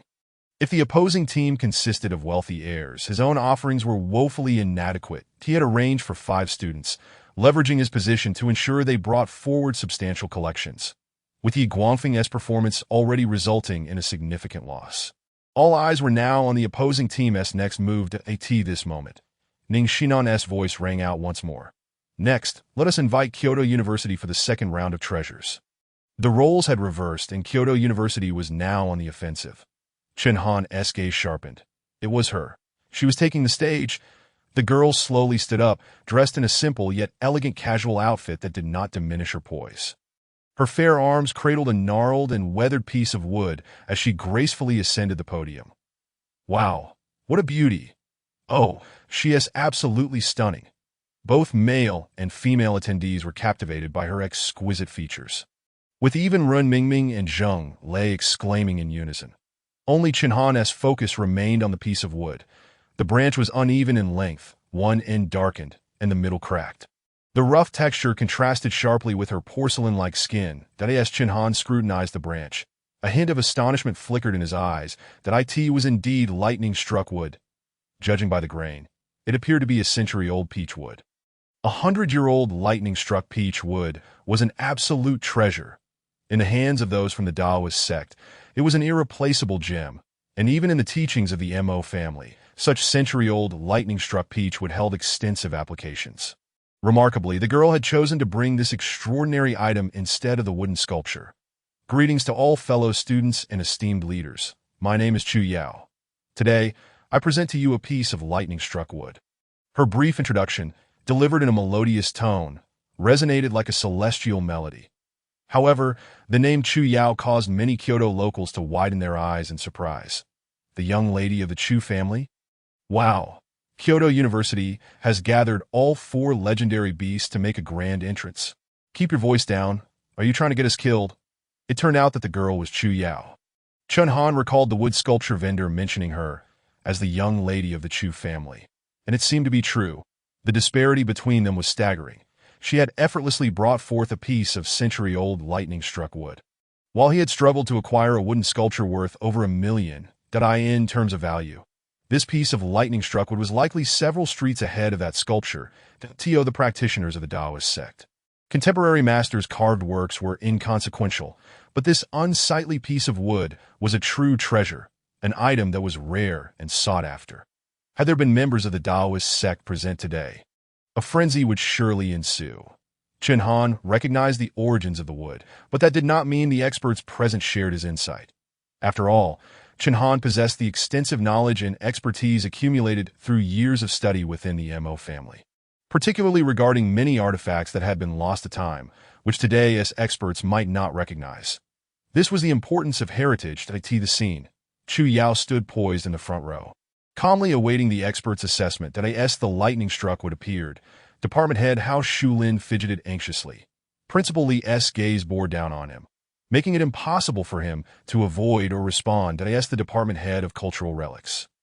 Hao Shulin certainly had his own judgments regarding the piece of wood, that it was undoubtedly peach wood over 20 years old, but the most remarkable aspect was that it had been struck by lightning. In Taoist terms, it was an absolute talisman against evil. The dire issue was that he had not prepared any wooden artifacts for this event, that Chu Yao had stepped onto the stage. Hao Shulin had already hastily sent a message to the group chat. Fellow students, if anyone has prepared wooden artifacts, please send a picture to the group immediately. However, the message fell into silence, as if a stone had sunk into the sea. Without a single response this moment, the 4 experts simultaneously exhaled in relief, as if they had just endured a significant examination. Tian Jiajia refrained from speaking out this time, instead gesturing politely to academician Sha Luhui. The silver-haired Sha coughed lightly twice before picking up the microphone on the table. This artifact, upon our appraisal, is a piece of peach wood struck by lightning, over 80 years old. As soon as these words were spoken, a tempest of astonishment ensued. 80-year-old peach wood. How can that possibly be? Even Hao Shulin was visibly shaken, his eyes wide in disbelief. The lifespan of peach trees rarely exceeds 30 years. How could there be peach wood aged 80? Sha Luhui paid little heed to the dissenting voices, chuckling softly before continuing his explanation. What you say is indeed correct. Modern peach trees typically have an age of merely over 20 years, as they are grafted and improved varieties aimed at achieving superior fruit quality. Only the most ancient specimens of wild peach trees could potentially live beyond a century. Yet they have nearly become extinct today. The most valuable aspect of this piece of wood is that it is a segment of lightning-struck timber, which can be considered a treasure of nature. It's worth beyond conventional estimation. The audience erupted in astonishment. Chen Han nodded imperceptibly. This silver-haired elder possessed a keen EYAT that moment. However, Hao Shulin's expression was one of embarrassment, realizing he had misjudged the age of the peachwood. Principal Li had already lost hope in Hao Shulin, sipping tea continuously to mask his emotions. "May I ask, Teacher Xia, how much is my piece of peachwood valued at?" Chu Yao inquired with a gentle smile, indicating her familiarity with Xia Luhui. This question momentarily left Xia Luhui at a loss for words, and with a wry smile, he cast pleading glances to his left and right. Tian Jiajia finally took the microphone, smiling at Chu Yao. "If we must assign a value, I can only say that our Antiquities Association is willing to offer 6 million for it." Chen Han smirked inwardly, thinking of the old fox. If this were to be auctioned off with people from the Taoist circles present, not only 6 million, but potentially double that could be achieved. Yet this figure of 6 million left the students present in utter disbelief. Is there a group going to the mountains to find trees? A piece of wood struck by lightning is worth 6 million. It deserves to be struck by lightning. Wow, my worldview has collapsed. Chapter 12. Deception at its finest. Next, it is time for the second round of presentations from our Inkai University. On stage, Ning Xinnan's voice resonated through the microphone, regaining the attention of the students present. "In this round, I will represent the Department of Cultural Relics to showcase an artifact. Thank you, everyone." Ning Xinnan's declaration evidently took everyone by surprise. Chu Yao in the audience momentarily flashed an unusual glimmer in her eyes. This decision by Ning Xinnan was not assigned by department head Hao Shulin, yet it inadvertently extricated him from a predicament at this point. Hao Shulin had no cards left to play. The lack of responses to his messages in the group indicated that no one in the department was prepared with an appropriate artifact. Ning Xinnan had been hosting and had no chance to check the group messages. Perhaps she could truly bring forth something remarkable. With this thought, Hao Shulin sat up straight once more. Meanwhile, Chen Han was contemplating another matter: Ning Xinnan's family background. This girl, who had always been close to him, never mentioned her family circumstances, and even when she occasionally touched upon it, she did so lightly. From the 2 artifacts she had brought when she visited him the previous day, it was clear that her family was not of modest means. Yet, standing on the same stage as the lightning-struck peach would valued at 6 million, why did she dare to step forward? At that moment, Ning Xinnan had already reached the stage, slowly retrieving a wooden plaque from beneath her white collar and placing it on the table. Instantly, the details of the plaque were displayed on the screen. Chen Han's gaze sharpened. So that was it. He had seen this plaque before, but at the time, he lacked the knowledge of the Mo family's heritage and the keen perception that the Moi bestowed. Only now did he realize that Ning Xinnan's background was likely formidable. To possess such an item, she must belong to an illustrious family. The woman Zen Masteress Wusher plaque from the southern Song Dynasty. A treasure of the Buddhist world, a rare spiritual gem. The Zen master penned an immortal couplet. In spring, there are 100 flowers. In autumn, the moon. In summer, a cool breeze. In winter, snow. That if there are no trivial matters to occupy the mind, then it is indeed a fine season in this world. This plaque was a personal possession of his, rumored to be made from peachwood struck by spring thunder, over 100 years old. Waves of relevant information surged through Chen Han's mind. Coupled with the details of the plaque reflected in his eyes, he immediately confirmed that this plaque was indeed that of the woman Zen master. No wonder she remained unperturbed after presenting the lightning-struck wood. It turned out she had such a solid backing. How foolish he had been to underestimate that girl. For the past 2 years, she had kept her true identity hidden from him, and only now did he discover she was truly the daughter of a prominent family. That he felt a warm glow in his heart, realizing how remarkable it was for his friend to have such a powerful family background. Ning Xinnan's reluctance to reveal her lineage must stem from her own concerns, which he naturally respected. In the front row, as Ning Xinnan placed the plaque on the table, Su Yu, being among the 4 experts, was the first to react. His eyes widened in disbelief, fixated on the small plaque, roughly the size of a half-cigarette box. Even his voice trembled. This is the Wusher plaque. The Wusher plaque of the Southern Song woman monk. Upon hearing this, the other 3 experts also widened their eyes, their faces etched with incredulity. This was indeed a priceless treasure. How could it possibly be in the hands of such an obscure young lady? Tian Jiajia, realizing the significance, shifted his gaze from the plaque to Ning Xinnan. "May I know your name?" "Young lady." Ning Xinnan blinked, feigning innocence as she replied, "Ning Xinnan." In the back row, Chen Han could not help but roll his eyes, thinking how good she was at playing the role. Why wasn't she calling herself Your Grace at this moment? Shouldn't she have exclaimed, "Is this Your Grace, Ning?" Hearing Ning Xinnan's name, Tian Jiajia repeated it softly a couple of times. Suddenly his eyes brightened. "Is Ning Xinnan your relative?" This question seemed to strike a drumbeat, prompting the surrounding experts, Jiahongyi, Su Yubin, and Sha Luhui, to simultaneously turn towards Ning Xinnan, clad in white. "He is my grandfather." "Ha! I see now. No wonder, no wonder." Tian Jiajia laughed heartily, his gaze towards Ning Xinnan now imbued with a touch of affection. "This wuxia plaque is undoubtedly genuine. A personal item of the Southern Song Master, made from lightning-struck peach wood over 100 years old, which fetched a staggering 21 million at auction 10 years ago, purchased by your grandfather." The audience erupted in a cacophony of exclamations. The students who initially thought Inkai would lose this round suddenly brimmed with confidence. Now, that is what one calls being low-key. Their female classmate, the so-called tomboy of others' gossip, carried with her a pendant worth over 10 million. The label of tomboy certainly belonged to others. They had never referred to her that way. Ning Xinnan had indeed deceived everyone splendidly. Chen Han's lips curled into a smile. He felt genuinely happy for Ning Xinnan. It was a joyous thing for a friend to have such an impressive family background, and he felt no jealousy, only pride.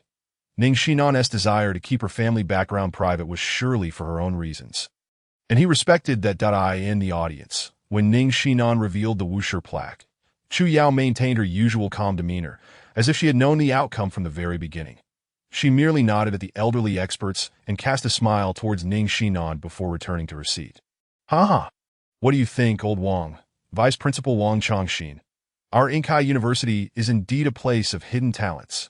At this moment, Li Wanqing was already laughing so hard that his eyes squinted into slits, completely devoid of the principal's authority. Even his tie had become loose, its state unknown. In stark contrast, Vice Principal Wang Chongxin of Kyoto University remained unfazed, calmly sipping his tea. Not bad. I didn't expect the granddaughter of Ning Xinnan to end up at your school. But old Li, it's too early to celebrate. You might choke on your own laughter." His words were laden with implications, hinting that he had further cards to play. I Wanqing's smile faltered, hastily reaching for his cup to continue sipping tea. After all, he was merely the principal of a private university. Wang Chongxin was an old schoolmate and friend, now a vice principal at Kyoto University, one of the top 3 universities in the country. In comparison, Inkai University seemed like a mere nag in the presence of a thoroughbred stallion. I Wanqing set down his cup, pinching the bridge of his nose in frustration. Yet, what could be done? The other side had already made their move. He could not simply yield to them. Just now, the young lady from the Ning family had truly helped him regain some face. At this moment, Ning Xinnan had hung the plaque back around her neck and returned to the podium. Now, it is time for Inkai to commence the 3rd round of presentations. Chapter 13. Let him take the stage. As Ning Xinnan's voice resonated, a figure rose behind Chen Han. He had long, slender eyes, and a subtle smile danced at the corners of his lips that if one were to describe him as handsome. Zhou Siju might not fit the conventional mold, yet his enigmatic aura had undoubtedly captivated many girls at school. Coupled with his background, he had never failed to win over those he pursued. "Go for it." "Shueshao." Yi Guangfeng's distinct voice rang out beside Zhou Siju.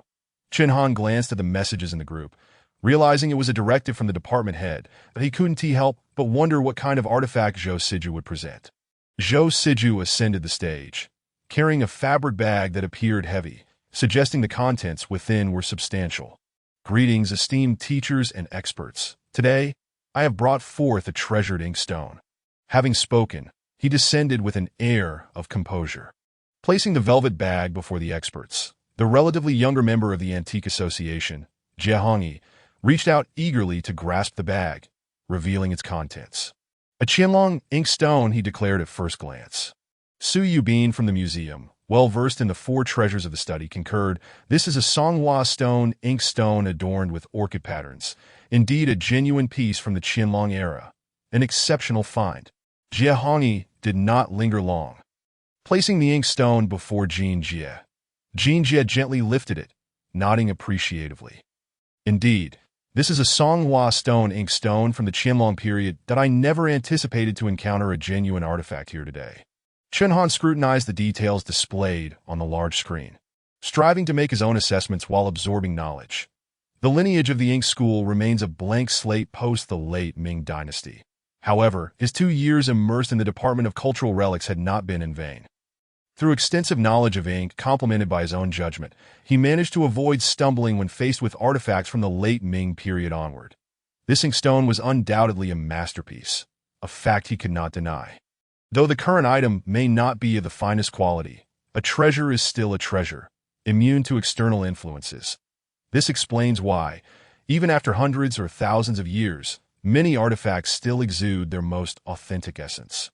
This Qianlong Songhua stone inkstone is ultimately valued at 2,250,000. The final proclamation echoed. A definitive high price for a genuine piece. Yet the audience's reaction was tepid, even the applause sparse. Perhaps they were still reeling from the earlier bids of several million or even tens of millions for the thunderstruck wood. Zhou Xixue paid little mind, collecting the inkstone and, without waiting for the next contender to take the stage, returned to his seat. The Li Wansheng and Hao Shulin exchanged glances, nodding in satisfaction.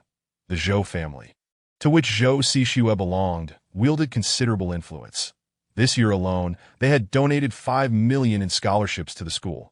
Naturally, where that money ultimately was no longer under their jurisdiction. Zhou Xixue's performance today did not disappoint. The inkstone worth over 2 million carried significant weight. Next, we invite Kyoto University for the third round of treasures.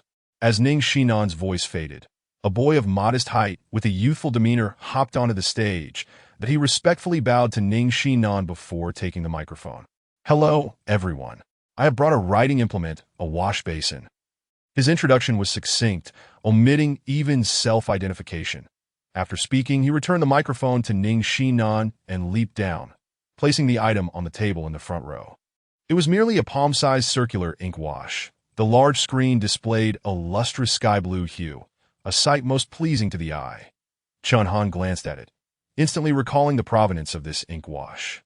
Its simplified design and roux-kiln sky-blue glaze unmistakably signified a genuine artifact from the Song Dynasty. The 4 experts in the front row remained silent, taking turns to inspect the small wash basin thoroughly. Finally, Jiahongyi broke the silence with a question. "Young man, from where did you acquire this Northern Song roux-kiln sky-blue wash?" The boy, sounding a touch naïve, replied, "I found it at home." "Oh!" Jiahongyi was momentarily taken aback by this response. Chuckling helplessly, "Are you aware that this wash fetched over 300,000 Hong Kong dollars at auction 3 years ago?" "Oh!" The boy nodded, seemingly indifferent to the wash's value or history.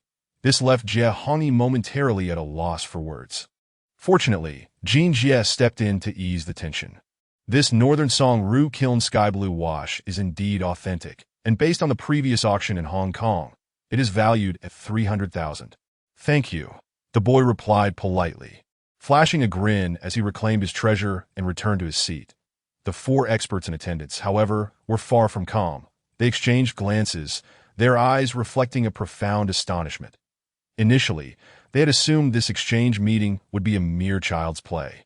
They had reluctantly agreed to Kyoto University's invitation, but never expected each item presented would be a priceless treasure. The formidable background of these children was indeed staggering. The realization brought about a bittersweet smile among them. Laughter and jeers erupted in the hall. The illustrious Zhou Xixue had indeed been overshadowed. In contrast, Zhou Xixue's expression remained inscrutable, though the smile on his lips had faded. Ning Xinnan's hosting was astute. At the conclusion of each round, she refrained from declaring winners or losers. After all, the experts had already provided their valuations, leaving the outcome to the audience's discernment. The TO reiterate, who triumphed in each round would only diminish the event's dignity. Now, let us proceed with the next round. First, we invite a student from Kyoto University to present their treasure. With her words still hanging in the air, a young man with dreadlocks and dressed in a baseball shirt sauntered onto the stage. He seized the microphone from Ning Xinnan, shaking his hair as he spoke with conviction. What I bring is a relic of a revered monk. His declaration reignited excitement within the audience that a relic, to everyone present, was an object of mystery and auspiciousness. To it was said that the vibrations emitted by such a relic could dispel evil and promote good health. To witness a true relic in this setting was unexpected. Chen Han was momentarily stunned. The frequency of relic appearances had been increasing recently. Rarely seen by the average person, he had just acquired one, and now another stood before him to that moment. Ren Mingming subtly nudged Chen Han's arm, pointing at his phone. The group chat had erupted with 3 consecutive messages from the department head, Hao Shulin. Which student has prepared a religious artifact? Please speak up. Which student has brought a collection from Buddhism or Taoism? Please step forward. Ren Mingming grinned, giving Chen Han an approving thumbs up. Chen Han, somewhat puzzled, shrugged. Just as he did, his phone vibrated again. Looking down, his expression changed dramatically. Ren Mingming had sent a new message in the group. Chen Han also possesses a relic. Let him take the stage. Chapter 14. A history of over 500 years. Chen Han was at a loss for words. His face a canvas of disbelief. Why should he be involved? Since the department had not included him in the initial plans, why should he now step forward? Ren Mingming, though somewhat presumptuous, meant no harm. So Chen Han refrained from harboring any resentment. As the treasure contest reached this stage, it was easy for participants to feel a collective sense of honor, leading to fervent emotions and impulsive actions. His third brother was naturally prone to such impulses, having committed many foolish acts in the past. Meanwhile, the dreadlocked youth had approached the front row, revealing a resplendent golden stupa through the large screen. Chen Han could see that the stupa was custom-made from pure gold, comprising 7 tiers, with the lower 6 serving merely as decoration, while the top tier, a mere 2 fingers in height, featured an exquisitely crafted door. As the intricately carved door swung open, a crystal box was revealed, containing a pearl the size of a peanut, bone relic. Chen Han quickly assessed the surface's degree of calcification, concluding that this relic could not be very old. At most a century. The 4 masters refrained from handling it, instead bowing in reverence. This was the respect due to a Buddhist sacred object, regardless of personal beliefs. Tian Jiajia, as the president of the Antique Association, was the first to inquire, "Could you share the provenance of this relic?" The dreadlocked youth, undeterred, replied directly, "Purchased at an auction in Eagle Country for 300,000 Eagle pounds. Is there any documentation regarding this relic's origin?" Based on visual assessment, it appears to be less than a century old, Tian Jiajia stated candidly. The youth responded confidently, "It is the relic of Master Hui Ming, a monk who passed away during the Republic era. It was later lost overseas, and I personally reclaimed it at this summer's auction." Tian Jiajia regarded him with admiration. Nodding in approval, the Su Yubin and the others also expressed their appreciation. That To bring back a treasure belonging to one's own country was indeed a noble act. An embodiment of righteousness. Indeed, while Buddhist treasures are invaluable and cannot be measured in monetary terms, since you spent 300,000, we shall evaluate it at that figure. Upon hearing this, the corners of Principal Li Wanqing's mouth twitched. His expression a kaleidoscope of emotions. The opposing side had come well prepared, presenting even a revered monk's relic, which hardly resembled a simple school exchange. It was a direct affront. Just as he intended to glance at Hao Shulin for insight into their side situation, he realized that the department head had vanished. This only heightened his frustration, leaving his face a stormy shade of fury. "Old Li, do not fret. The best is yet to come," Wang Changxin remarked, his words acting as the final straw, causing Li Wanqing's confidence to plummet.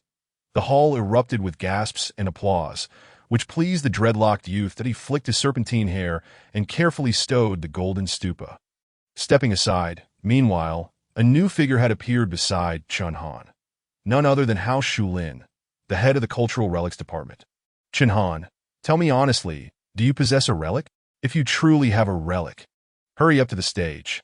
I'll ensure you receive full credits for your junior year." At this moment, Hao Shulin felt overwhelmed, pressed into a corner by the formidable artifacts presented by the opposing side. Upon seeing Ren Mingming's message in the group, he was nearly beside himself with excitement that if our side could also present a relic regardless of whether it could surpass the opposing one. At least it would prevent the embarrassment of a silent moment devoid of treasures to offer. Teacher, how? If I complete all my credits in my third year, does that mean I won't have to attend classes anymore? This condition was particularly enticing for Chen Han, who had numerous matters to attend to and could not afford to be confined within the walls of the school. That is of little consequence. First, tell me about the origins of your relic.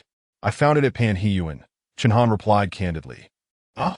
How Shulin was momentarily stunned, as if doused with a bucket of cold water. Could one truly find a relic at Panheyuan? It was inconceivable that it could be authentic. Chen Han, oh Chen Han, you are still the class leader, and I often praise your keen eye as the best in the department. Was this the result of your diligent studies? How Shulin felt a mix of disappointment and frustration, lamenting that it was too late to say anything now. The voice of Ning Xinnan announcing the next segment filled the air. Next, we welcome Inkai University for the fourth round of treasure presentations. In this moment, Hao Shulin had no other choice. He steeled himself and pulled Chen Han onto the stage. The methods for authenticating a relic typically involve scratching its surface on glass or striking it with a heavy object to test its hardness. Legends say that true relics are indestructible at this point. Hao Shulin could only gamble on the fact that no one in attendance would dare to desecrate a relic, that if it came to it, he could always declare uncertainty regarding its authenticity. That would be preferable to having to stand before everyone and admit that we had no treasures to present in this round. As they approached the stage, Hao Shulin whispered a few quick reminders into Chen Han's ear before shoving him onto the podium. The spotlight immediately enveloped Chen Han, casting the entire venue into a hushed silence. Is that Chen Han? What is he doing up there? This was the question echoing in the minds of nearly everyone present, except for a pair of exquisite eyes, which remained fixated on Chen Han. Unable to look away, Chu Yao never imagined she would encounter the young man again under such circumstances. The impression he left on her that day was profound.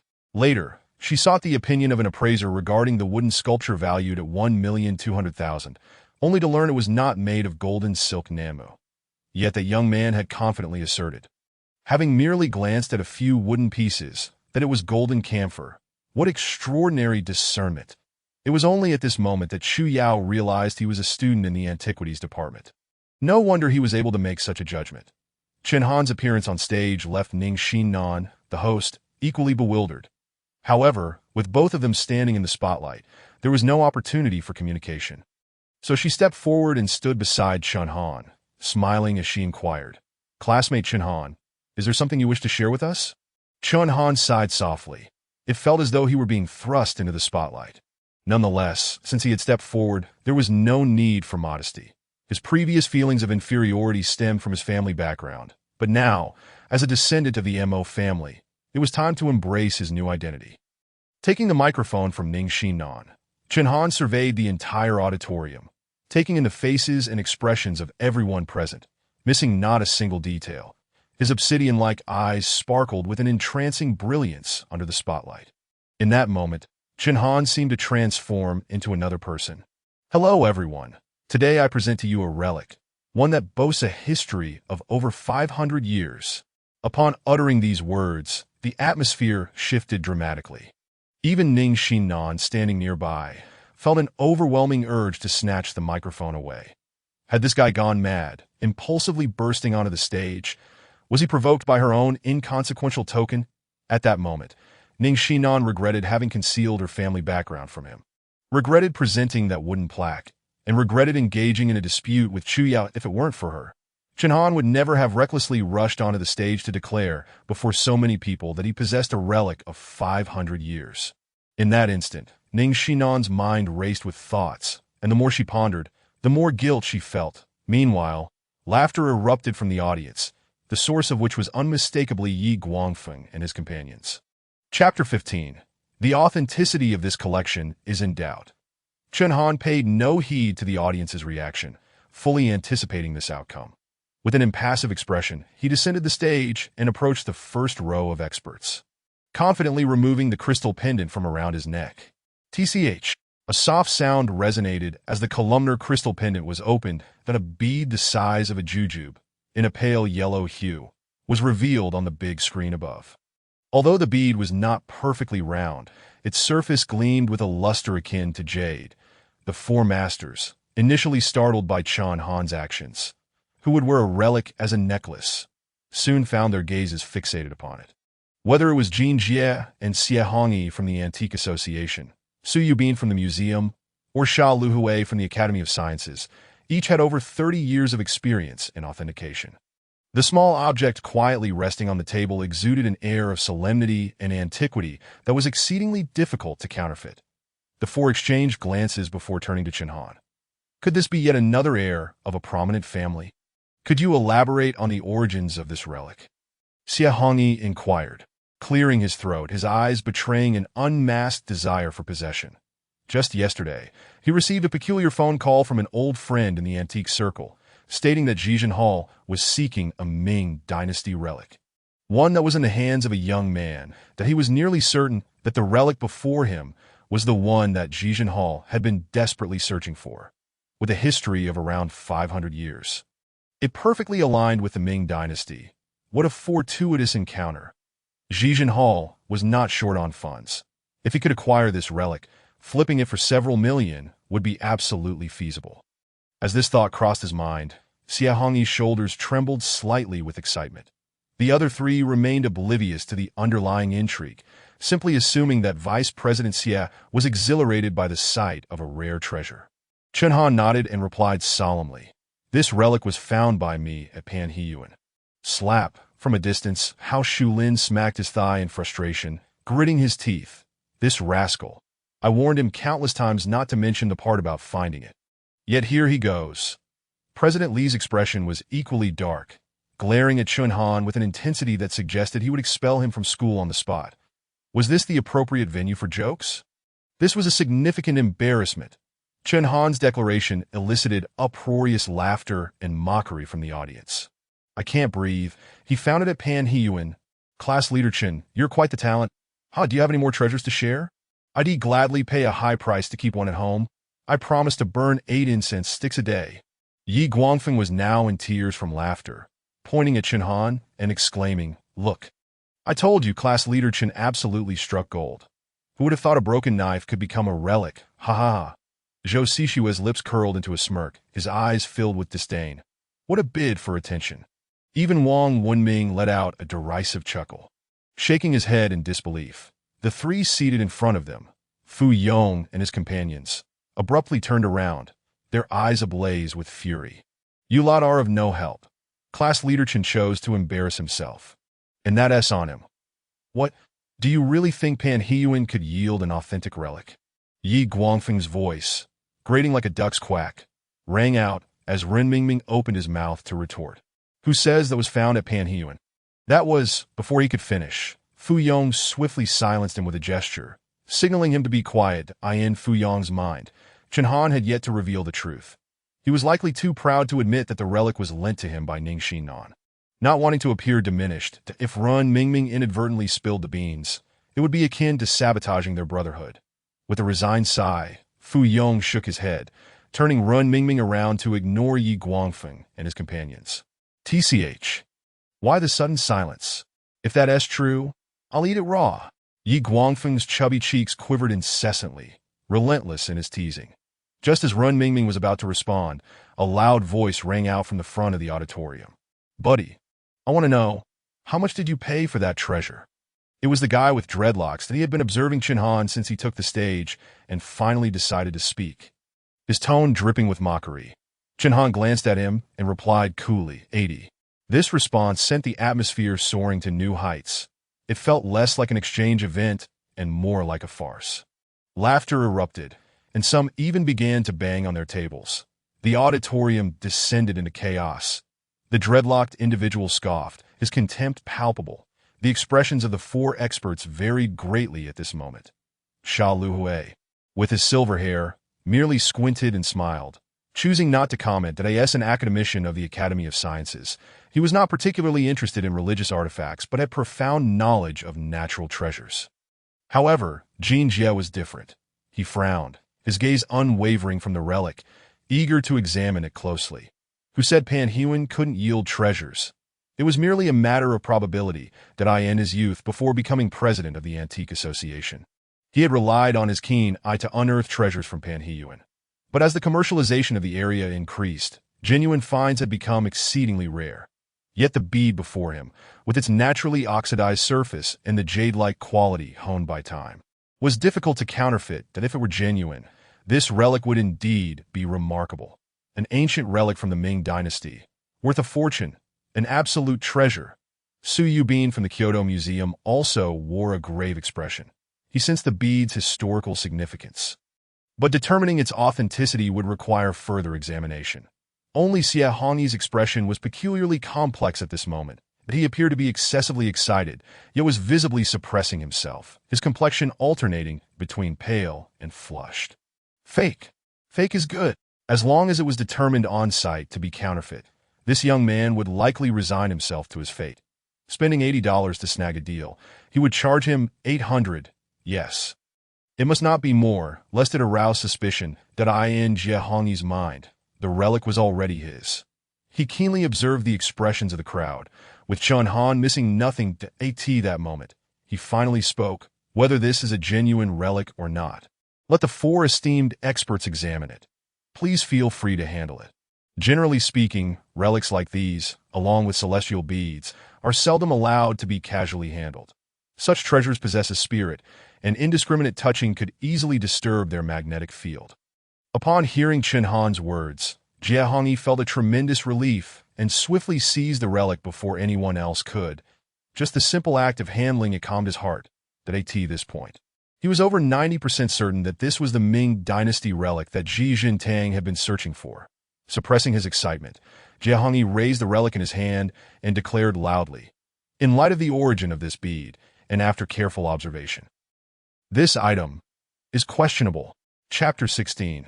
I witnessed it with my own eyes. This item is questionable. As Jiahong's voice resonated throughout the venue, Ning Xinnan clamped her mouth shut in shock. Her mind buzzed just moments ago. When Chen Han had presented the relic, she had harbored a glimmer of hope. Yet now, all illusions shattered. Chen Han had misjudged, and in the most rudimentary and absurd manner, that he had attempted to procure a priceless treasure worth hundreds of thousands, perhaps even millions, for mere dozens of dollars at an antique stall. This would become a stain on Chen Han's life, a source of ridicule, nailing him to the pillar of shame from which he might never escape. Laughter erupted in waves throughout the crowd. This was the first questionable item of the day, and it had appeared in such a ludicrous fashion that a few gazes in the throng were filled with concern for Chen Han. Apart from Fu Yong and his companions, only Chu Yao remained. In Chu Yao's eyes, the young man now seemed utterly alone, as if abandoned by the entire world. Had she not spoken up in the antique street, revealing the issues with her own wood carving, would she be the one facing this scene today? This thought startled Chu Yao. If her wood carving had been exposed in front of so many, it would have been akin to taking her life. Contemplating this, she felt an impulse to rise and assist the young man named Chen Han. At this moment, Chen Han stood firm, his eyes sharp as blades, surveying the 4 esteemed experts with unwavering resolve. Undisturbed by the atmosphere, he spoke clearly. May I ask the other 3 experts, do you also believe this relic is dubious? Tian Jiajia exchanged a meaningful glance with Jiahong. He was perplexed as to why Jiahong rushed to such a judgment and declared it questionable, that he was on the verge of acknowledging the age of the relic, but had yet to handle it himself. Just then Chu Yao, the museum director, interjected. Young man, Jia Vice President's opinion represents only his personal view. A definitive conclusion will only arise after we old fellows have had a chance to examine it ourselves. Before Chu Yao could continue, a man with dreadlocks stepped forward impatiently. It's not that complicated. As long as it's a genuine relic, a single strike with a hammer will reveal its authenticity. The question is whether this young man is willing to part with it. These words were deeply malicious. If it were shattered on the spot, not only would Chen Han lose face, but it would also exacerbate his plight.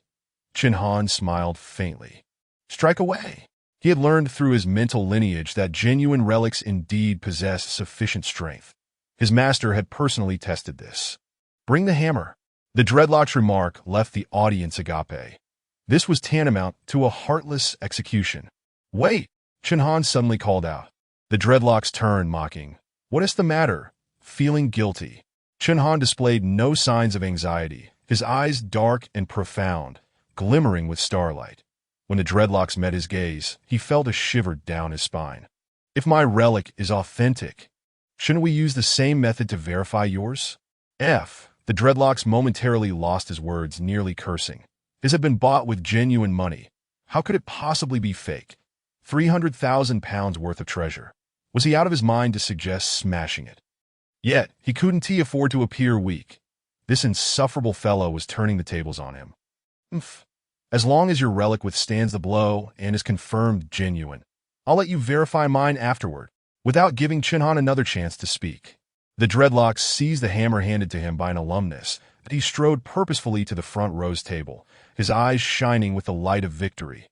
This game was truly amusing, akin to a cat toying with a mouse. Carelessly manipulating the situation that he could almost envision the pale yellow bead shattering into dust, that I in the front row, Jiajia was now frantic, his hair disheveled with anxiety. His carefully laid plans were unraveling. If this relic were damaged, it would be unfortunate, but if it proved indestructible, his scheme would be utterly thwarted. Not only that, but it would also expose his blunder, to be revealed as mistaken in such a setting. Could he ever continue in the antique business afterward? Jiajia felt as though 1,000 ants were crawling in his mind. However, just as the dreadlocks raised the hammer, an unexpected turn of events occurred and a few figures rushed in through the main entrance. The lead shouting, "Do not strike. You must not smash it." Tian Jiajia had received information about Chen Han earlier that morning that a student from the prestigious Kyoto elite university, majoring in cultural relics, now in his 3rd year. Knowing this was sufficient for him. He immediately arranged a vehicle and rushed to the university. Through connections, he made his way to the school office and learned that the Cultural Relics Department was hosting a discussion. He thus began watching the live stream. To his astonishment, he witnessed the unfolding scene. They were about to smash the relic to determine its authenticity. That was a treasure coveted by the Liu family. It absolutely could not sustain any mishaps. Tian Jiajia dashed out of the school office towards the auditorium. Fortunately, he arrived just in time. Following closely behind him were several other school officials, seeing Tian Jiajia rush out without a backward glance. They could only follow closely in concern. To their surprise, they burst directly into the discussion venue. Old Tian Jiajia was the first to turn and notice the newcomer. The others soon recognized Tian Jiajia's arrival and greeted him. In the antique world, Tian Jiajia held considerable renown, aided by the reputation of Tang. Having endured for 3 generations, it was a true century-old establishment. Tian Jiajia wiped the beads of sweat from his forehead. After nodding to the 4 experts, he completely disregarded the university president and hurried to Chen Han, grasping his hand and shaking it vigorously. "Master Chen, I finally found you." This scene was utterly unexpected and dramatically shattered the perspectives of everyone present. And Master Chen, who is that middle-aged man? He seems well acquainted with the experts. Why is he taking the initiative to shake hands with Chen Han? Could he be a plant sent by the school to help Chen Han save face? At that moment, Chen Han was also taken aback. He hadn't anticipated that Tian Jiajia, the owner of Tang, would appear here. "Hello, Mr. Tian. Good to see you again," Chen Han replied, his tone neither servile nor haughty. Initially, he had held a sense of reverence for the lofty experts, but Jiajia's recent display had completely shattered that illusion. Tian Jiajia nodded solemnly, then did something that left everyone in the room speechless. He raised one of Chen Han's hands high, adopting the posture of one facing a victor, and proclaimed loudly, reverberating throughout the hall, "I personally witnessed Master Chen Han's relic. It is the sealed treasure from the Ming Dynasty's Xuanda period Buddhist statue. Additionally, a Ming Dynasty 6-eyed celestial bead was also retrieved simultaneously." With these words, the auditorium fell into a silence so profound that one could hear a pin drop. The explosive nature of Tian Jiajia's statements echoed in everyone's minds. The sealed treasure from the Ming Dynasty's Xuanda period Buddhist statue. Simultaneously retrieved, a Ming Dynasty 6-eyed celestial bead? What on earth did that mean? It was utterly incomprehensible. While most students were bewildered, there were those present who understood. Upon hearing these 2 phrases, the 4 experts stiffened, their hair standing on end. The existence of a Buddha statue containing sealed treasures was no mere fantasy. Such artifacts had indeed been unearthed before AS leaders in the field. All four had studied real specimens. But who could have imagined that the relic before them originated from a sealed Buddha statue? Moreover, Tian Jiajia claimed to have witnessed its extraction firsthand. The shock was overwhelming, even for the four experts. With their extensive experiences, it felt as though they were hearing an unbelievable tale. Chen Han, as the president of the Antique Association and the one most closely associated with Tian Jiajia, slowly rose to his feet before everyone. Ladies and gentlemen, allow me to introduce this man, Tian Jiajia, the owner of the century-old Jijintang, and also one of our Antique Association's vice presidents. I fully trust Mr. Tian's words. With his endorsement, I can responsibly declare that this relic is genuine. There is no doubt it dates back to the Ming Dynasty. As his words fell, Jie Hongyi beside him trembled, his face turning a deep shade of crimson that on the podium. Ning Xinnan's almond-shaped eyes widened in disbelief that if not for the remnants of her rationality, the microphone in her grasp would have clattered to the ground. With a delicate hand, she covered her mouth, her gaze fixed intently on Chen Han. That rascal had truly struck gold, and it was no ordinary find, a Buddha statue crafted during the Xuande period of the Ming Dynasty, complete with its original casing. No wonder the exquisite Song Dynasty guqin ice-cracked teapot she had prepared for him failed to pique his interest. How could it, when he possessed such a monumental treasure as a Ming relic? Even the talisman hanging from her neck paled in comparison. That insufferable fellow had indeed stumbled upon a stroke of extraordinary fortune, that a wave of emotion surged through Ning Xinnan, her nose tingling and her eyes misting with unshed tears. Meanwhile, the students below had fallen into complete silence. Those who had previously reveled in mockery and raucous laughter now felt a burning shame upon their faces to Fu Yong, Ren Mingming, and Zheng Lei, those seated, clenched their fists tightly, their features betraying their suppressed excitement. This scoundrel Chen Han had truly uncovered a relic. It was as if divine providence had bestowed upon him a miraculous boon, and not merely any treasure, but one that included a sealed Ming-era Buddha statue and a six-eyed celestial bead. What staggering worth did that hold? At that moment, Fu Yong felt an overwhelming urge to weep, an unusual response for his typically composed demeanor.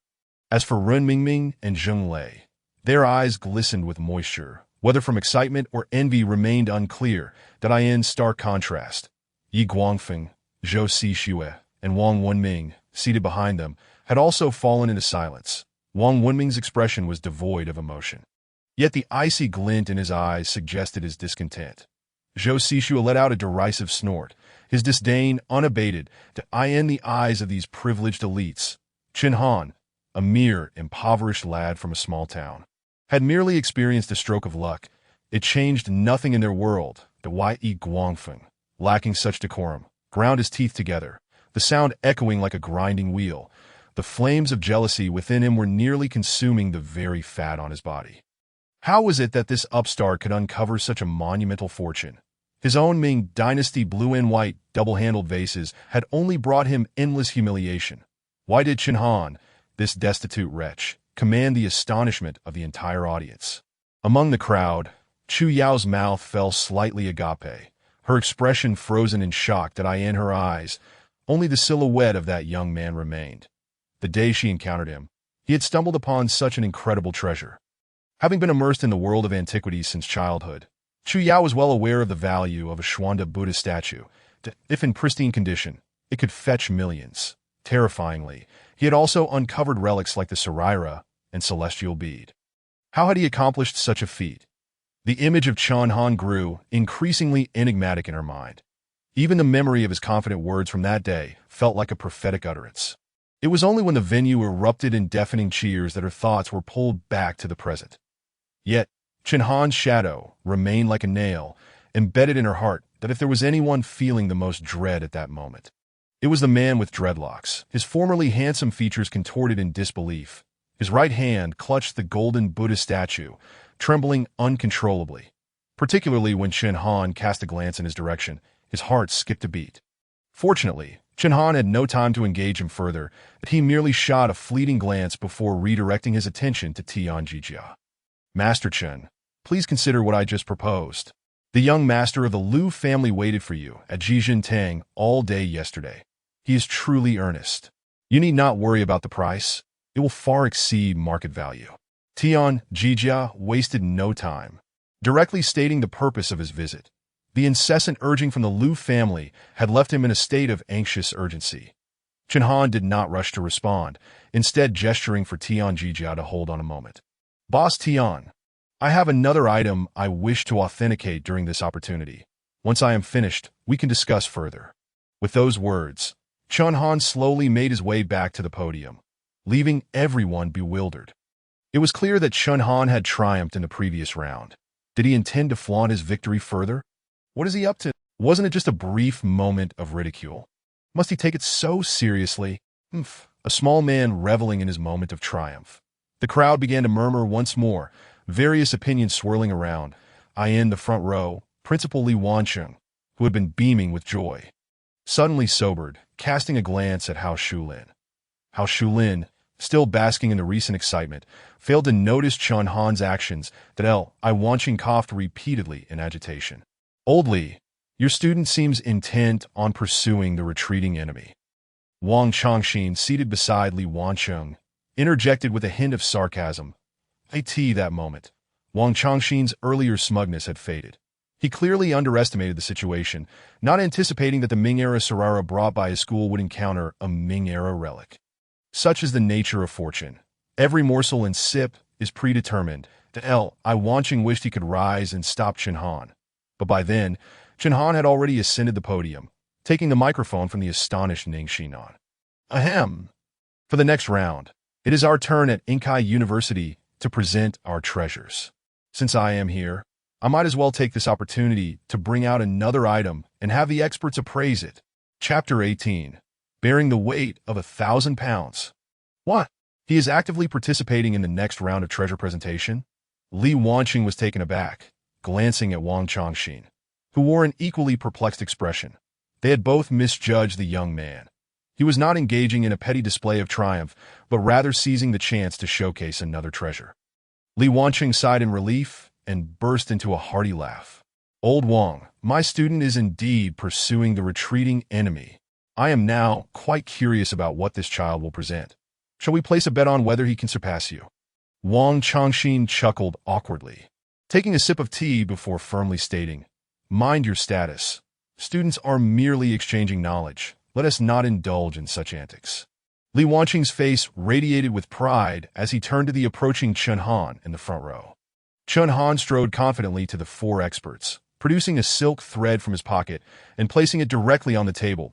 As he did so, the large screen displayed an image of the thread. What is this?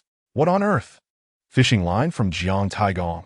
Come on, show some knowledge. Given its rigidity, it must be a string from a musical instrument. It's not even a whole instrument, just a solitary string. What a useless offering. Not only did numerous students express their confusion, but the four experts also wore bewildered expressions. Even Tian Jiajia, who had seated himself not far away, was filled with questions. What sort of trick is he up to now? In the back row, Yi Guangfeng curled his lips in disdain. Zhou Xixue dismissed the proceedings, saying, let him have his moment. It's rare for him to feel accomplished.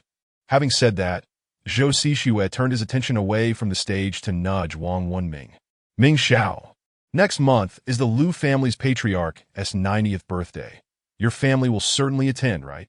Wang Wenming nodded nonchalantly. Of course, I will also be present. Zhou Xixue's eyes widened in surprise. Ming Xiao, impressive. Aren't there only 3 spots per family? Wang Wenming's lips curved into a slight smile.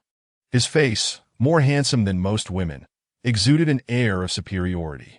It's nothing. As for the gift for the Liu patriarch, my family entrusted me with it, but I have yet to select one. Zhou Xixue contemplated for a moment, his slender eyes blinking. I have heard that the Liu patriarch is a devout Buddhist. I have an idea. Would you like to hear it? Wang Wenming's brow furrowed slightly as he whispered, That's Sarira? Zhou Xixue chuckled, giving a thumbs up. The two exchanged knowing smiles, falling silent thereafter. That moment, on the podium, the 4 experts were examining the silk thread, Each could feel its extraordinary nature in the sweltering summer heat. It felt cool to the touch, confirming that it was no ordinary material. They could roughly deduce that it was a string, likely from an ancient zither. Yet when pressed to articulate further, the four experts found themselves at a loss. Student Chen, could you please elaborate on the origins of this string? Goldie, now adopting a more respectful demeanor towards Chen Han, recognized that the ability to unearth a Ming-era sealed Sarira Buddha statue in a place like Panhuan demonstrated an extraordinary eye for treasures and remarkable fortune. It was also found at Panhuan, wrapped around the hilt of a short blade, purchased for 100 yuan. Chen Han recounted the truth. Oh, might we see that blade for reference? It has been lost. It was a broken blade from the Republic of China, of little value. Hiss! The four experts gasped in unison. Lost? That was the only clue they had regarding the string. Do not trouble yourselves, esteemed experts, that I have also conducted some research on this string, and you may assist me in verifying its value. Chen Han declared loudly, no longer caring for their reactions. According to historical records, there were two legendary Tang zither in ancient China, Tianfeng and Feichuan. The last known appearances of these zither were during the Hongwu period of the Ming Dynasty. One of them, the Tianfeng zither, was buried with King Zhu Tan of Lu, while the whereabouts of the Feichuan remain unknown. The Tianfeng zither, belonging to King Zhu Tan, is currently housed in the Lu Province Museum. And this string in my hand is indeed one of the strings from the elusive Feichuan Qin. What? What proof do you have? Tian Jiajia felt his heart race at this extraordinary revelation. This discovery transcended the realm of ordinary antiques. If this string truly belonged to the Feichuan Qin, it would be a national treasure. Its worth could not merely be described as priceless.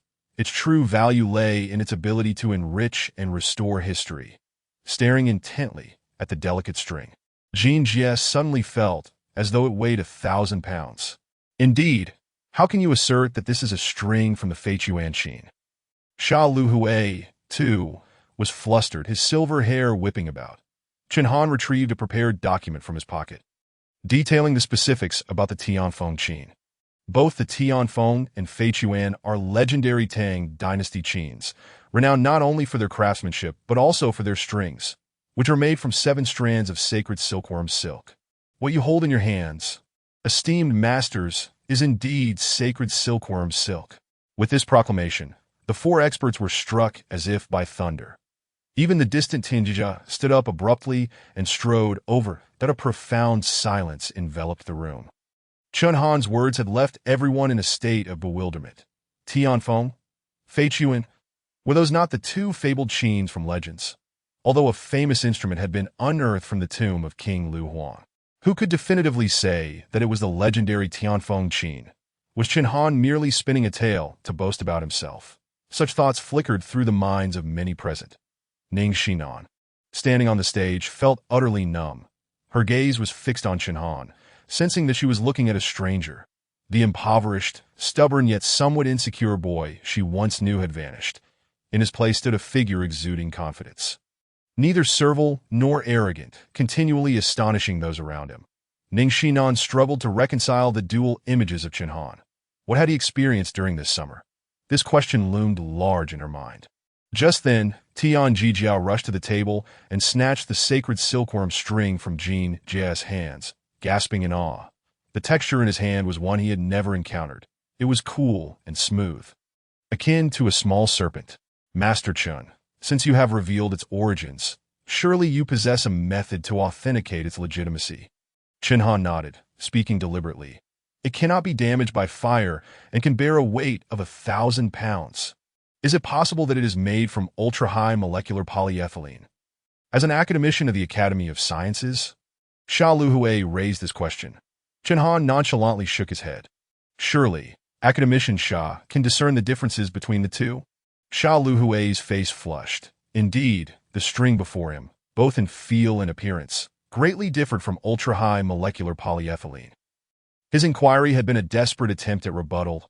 If it truly could withstand fire and bear such weight, even the strongest contemporary materials would struggle to match such claims. Bring forth the fire gun and the weight-testing winch, Tian Jiajia commanded with a wave of his hand. Faced with such a treasure, he could no longer concern himself with anything else. Even if the final test proved it was not genuine, that would matter little. However, if it truly were authentic, it would create a monumental upheaval in the world of antiques that as the president of the Antique Association, he could not afford to miss this opportunity.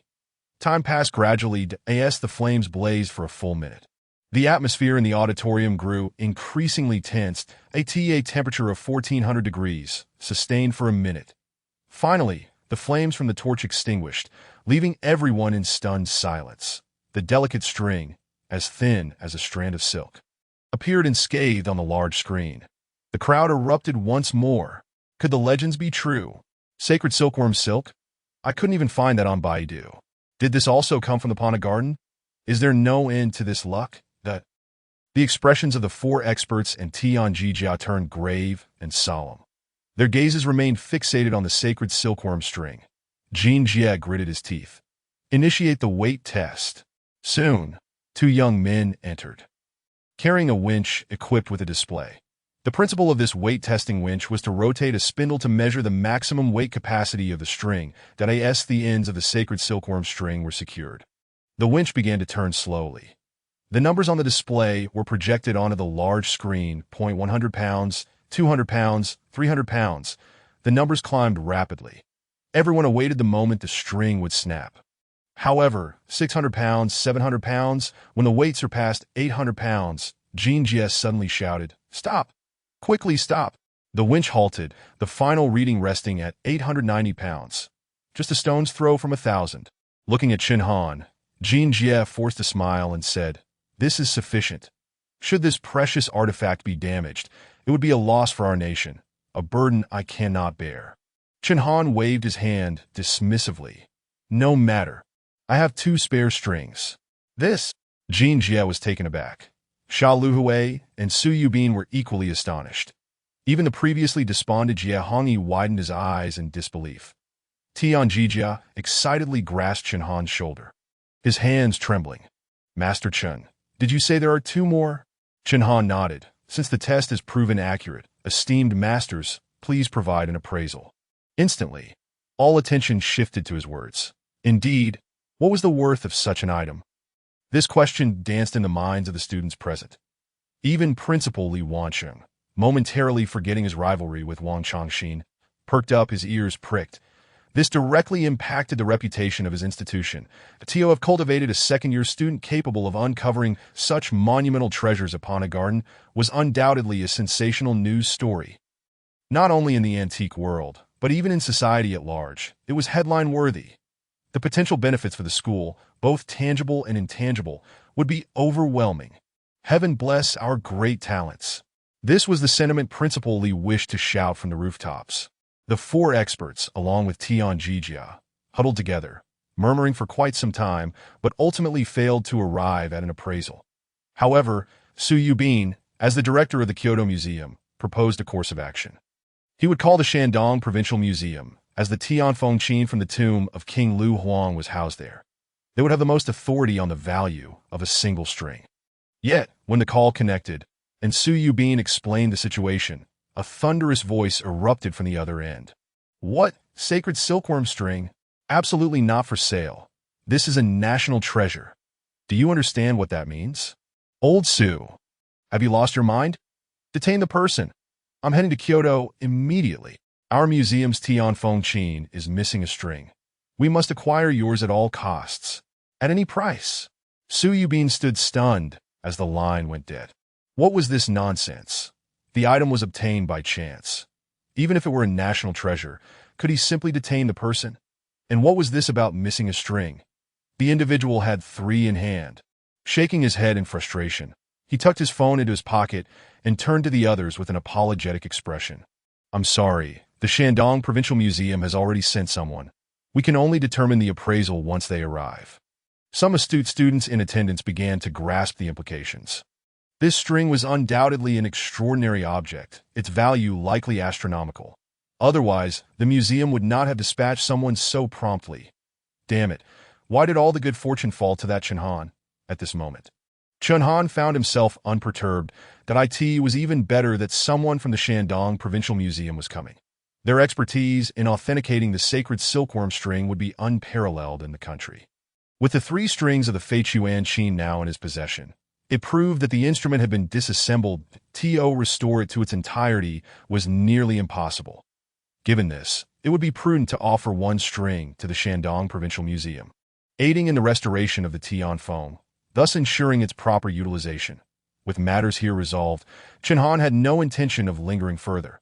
The subsequent treasure contest held little significance for him. Tian Jiajia had come specifically to speak with him, and after waiting patiently, it was time to discuss matters outside.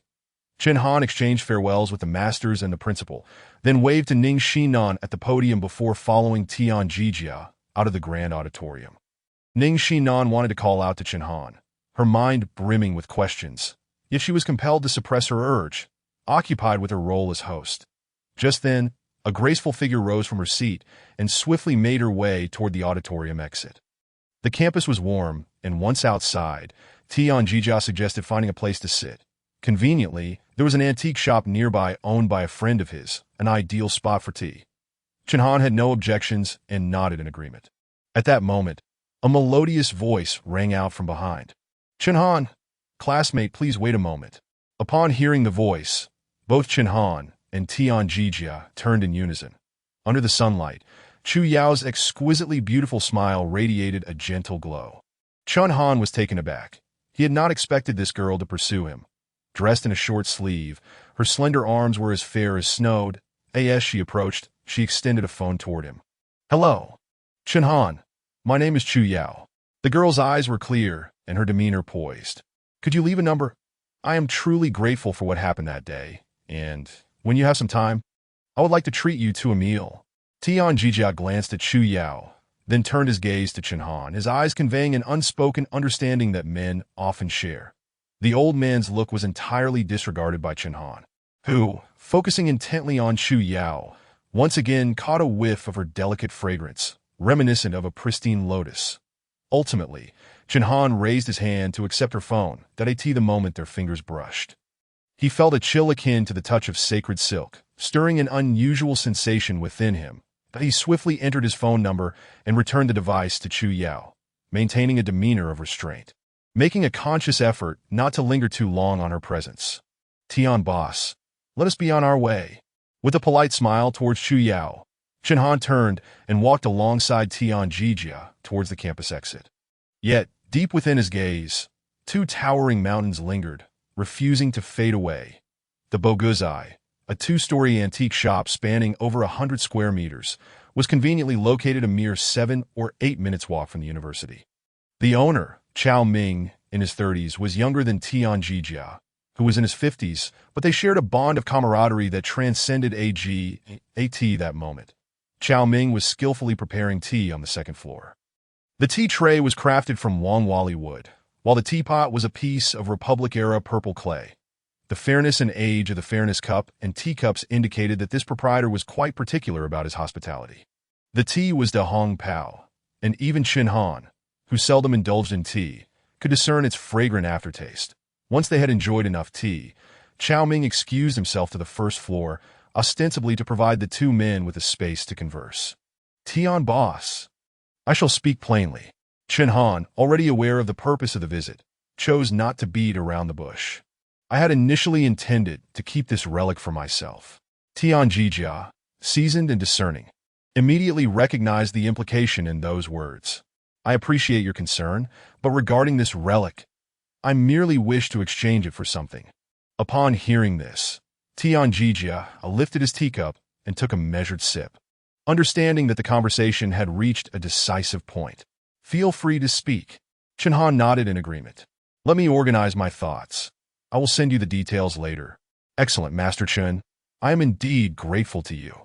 Otherwise, I would be at a loss on how to explain this to young Master Lu." Unfazed, Chen Han finished his tea, exchanged pleasantries, and prepared to take his leave.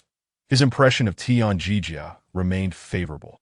A century-old establishment cultivates both people and spirit.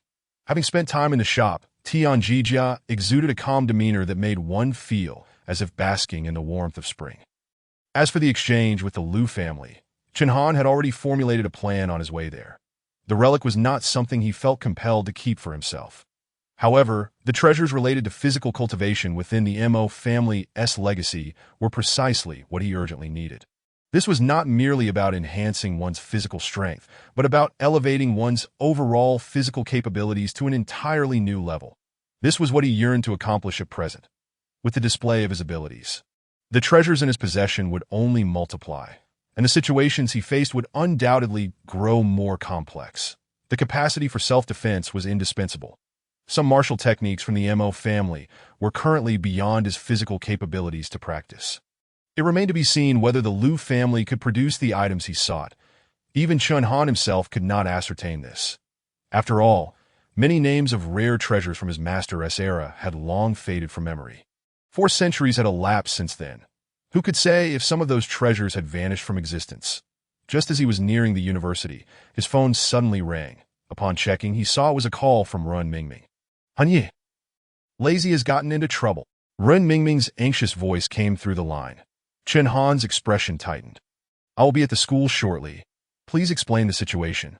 It's that fatty Yi. That scoundrel must be jealous and has come to the dorm to insult you." Zheng Lei hit him and accidentally broke his vase. Chen Han's brows knitted slightly, his gaze deepening as his mind raced. What is the extent of the injuries? Where is he now? He inquired while contemplating a course of action. Yi Guangfeng is pretending to be unconscious and has been sent to the hospital. Zheng Lei and Fu Yong have both been taken away. Only at this moment did Chen Han grasp the situation's intricacies. Given Yi Guangfeng's character, this was clearly a premeditated provocation aimed at extorting money. Such tactics were beyond the intellectual grasp of the dim-witted fatty.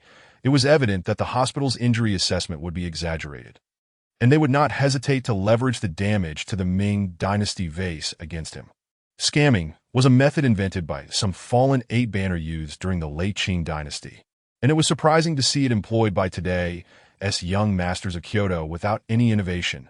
"Mingming, meet me at the school gate," Chen Han decisively ordered, opting to trace the matter back to its source and confront Yi Guangfeng at the hospital first. However, just as he arrived at the school gate, his phone rang again. This time, the caller ID indicated it was Zheng Lei. "Lazy, where are you?" Chen Han answered the call immediately, to his surprise. The voice on the other end did not belong to Zheng Lei. "Class leader Chen, your 2 brothers are here drinking with me. I wonder if you would like to join us for a drink." The tone was teasing, the speech leisurely, and Chen Han instantly recognized it was Zhou Siju. Before he could respond, voices of Fu Yong and Zheng Lei echoed in the background. "Don't come," followed by 2 muffled groans. Chen Han's brow furrowed, his voice icy. "Give me the address." "Zhuge Private Kitchen, room 305. "Huh. Class leader Chen, you better hurry. Your brothers aren't exactly heavyweights when it comes to drinking." Chen Han remained silent and abruptly ended the call. Zhou Siju's actions were clearly not merely about drinking. With Yi Guangfeng in a predicament, he had chosen this moment to invite Fu Yong and Zheng Lei away. The implication was transparent. He intended to involve Chen Han as well, although there was animosity between his brothers and Zhou Siju's crew. It hadn't escalated to outright hostility. The fact that they had taken such steps suggested the situation was more complex than it appeared. It couldn't possibly be about money.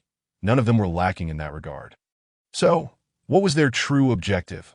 A glint of suspicion and coldness flickered in Chen Han's eyes. Chapter 21. Wagering everything ever since acquiring the legacy memories, Chen Han's thought processes had become more systematic. At this moment, multiple hypotheses surged through his mind that if the only issue was that Fatty Yi had been assaulted, the other party wouldn't have gone to such lengths. After all, while the broken vase was valuable, it was hardly of interest to those wealthy young masters. Thus, the answer became apparent. What could possibly captivate the attention of his brothers? The relic and the strings of the zither. Now it all made sense. An icy glint flashed in Chen Han's obsidian black eyes that it was highly likely that they were targeting these 2 items. What a farce! These so-called young masters. Now that he comprehended the crux of the matter, a cold smirk crept across his face. He possessed what they desired, and the initiative was in his hands that moment. Ren Mingming came rushing from the school, panting and pale with fear. "Hanyi, what should we do? I need to call my sister. Perhaps she can intervene." Chen Han had heard of Ren Mingming's older sister, a formidable businesswoman in her 30s who had become a pillar of the Ren family in the commercial world. She was known for her sharp tactics and was the only person Ren Mingming truly feared. Whenever Ren Mingming found himself in trouble, it was always his sister, Ren Shixian, who came to his rescue. "Can't you show a bit of maturity?" Chen Han shot him an exasperated glance. "Go back and wait for news. I will handle this." He had no intention of dragging Ren Mingming into this dangerous situation. The target was him, and bringing him along would serve no purpose. "Are you going to the hospital?" Ren Mingming pressed eagerly. Chen Han turned to leave, waving him off. "I'm going to pick someone up." Zhuge Private Kitchen. This high-end private dining establishment was a renovated old courtyard that retained its original brick and tile charm while incorporating modern elements, exuding elegance. Upon entering, one was greeted by an abundance of tropical greenery, the fresh aroma reminiscent of a rainforest. Chen Han observed with interest, inquiring with the staff before heading straight to room 305 that he pushed the door open, only to be met with a sight that ignited a surge of anger within him. In the smoke-filled room, 5 individuals sat around a large round table, 2 of whom were familiar faces, Zhou Siju and Wang Wenming.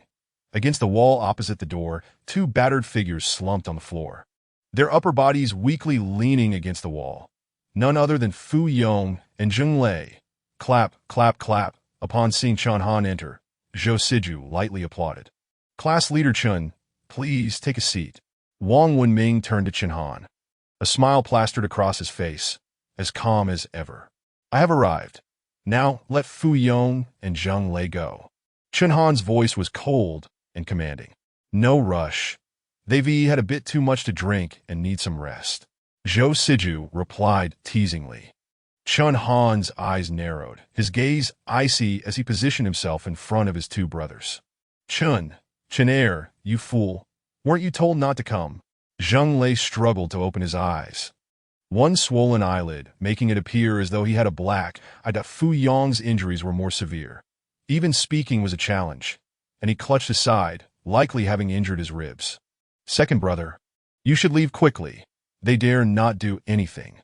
Chen Han, with a cold expression, remained silent. His tightly clenched fists had turned an iron hue. His piercing gaze swept over each individual seated at the round table. "Speak plainly." Zhou Siju rose, adjusted his chair, and sat back down. "Your brother has sent young Master Yi to the hospital with a level 4 disability and has damaged a cultural relic worth 400,000. TSK, at least 5 years of imprisonment, I'd say." "Shut your mouth." Zheng Lei, sitting against the wall, cursed hoarsely. Chen Han sneered inwardly. They had already concluded a level 4 disability the moment he was sent to the hospital. Such skillful manipulation. "Stop beating around the bush. State your terms plainly." Zhou's slender eyes narrowed slightly, a smile dancing on his lips. "Let's make a deal. Sell me that relic of yours, and I'll give you 3 million. Just put it in the bank, and you'll never have to worry about food and drink for the rest of your life. If the deal is struck, young Master Yi will recover, and your brother will naturally be free of trouble." As his words fell, Fu Yong and Zheng Lei simultaneously interjected, "We can't sell it. Get the hell out." As they spoke, they attempted to rise but collapsed back onto the ground due to their injuries. Chen Han took a deep breath, his eyes glinting with coldness that as he had suspected, they were after the treasure. Their sights were set on the relic. A relic from a Ming Dynasty monk had drawn interest not only from the Liu family, but had also piqued the curiosity of Zhou Siju and Wang Wenming. Chen Han inwardly scoffed. He still harbored knowledge of a certain secret place where the true Buddha tooth relic lay buried. One day, when he had enough power, he would unearth it and see what kind of trouble it would attract. "This transaction, I do not consent." Chen Han's words were as frosty as ice. Zhou Siju's expression tightened, about to speak when Chen Han's next words transformed his demeanor entirely. "Since you wish to play, let us change the game. According to the old rules of the antiques department, let us have a treasure duel. If you win, the relic is yours." Upon uttering this, even Wang Wenming, who usually exuded a carefree demeanor, appeared intrigued. "Did I hear you correctly? Class Leader Chen, you wish to duel with us? Are you serious?" Zhou Siju and Wang Wenming exchanged glances and erupted into laughter. as if they had heard the most amusing joke. Even the other three young men at the table stared at Chen Han as though he were a fool, their expressions filled with amusement. All right, Zhou Sixue struggled to contain his laughter, his heart brimming with joy. This Chen Han truly seemed to be a country bumpkin, thinking that a few items in his possession allowed him to act so arrogantly. Realizing this, Zhou spoke up brightly, I accept. Chen Han completely disregarded the derision around him, revealing no emotion on his face. 3 days. In 3 days, each of us will present 3 pieces of our collections, and the victor will be determined by appraisal. Zhou Sixue's excitement sparkled in his eyes as he absorbed Chen Han's words. This was a judgment Chen Han had reached after a swift contemplation.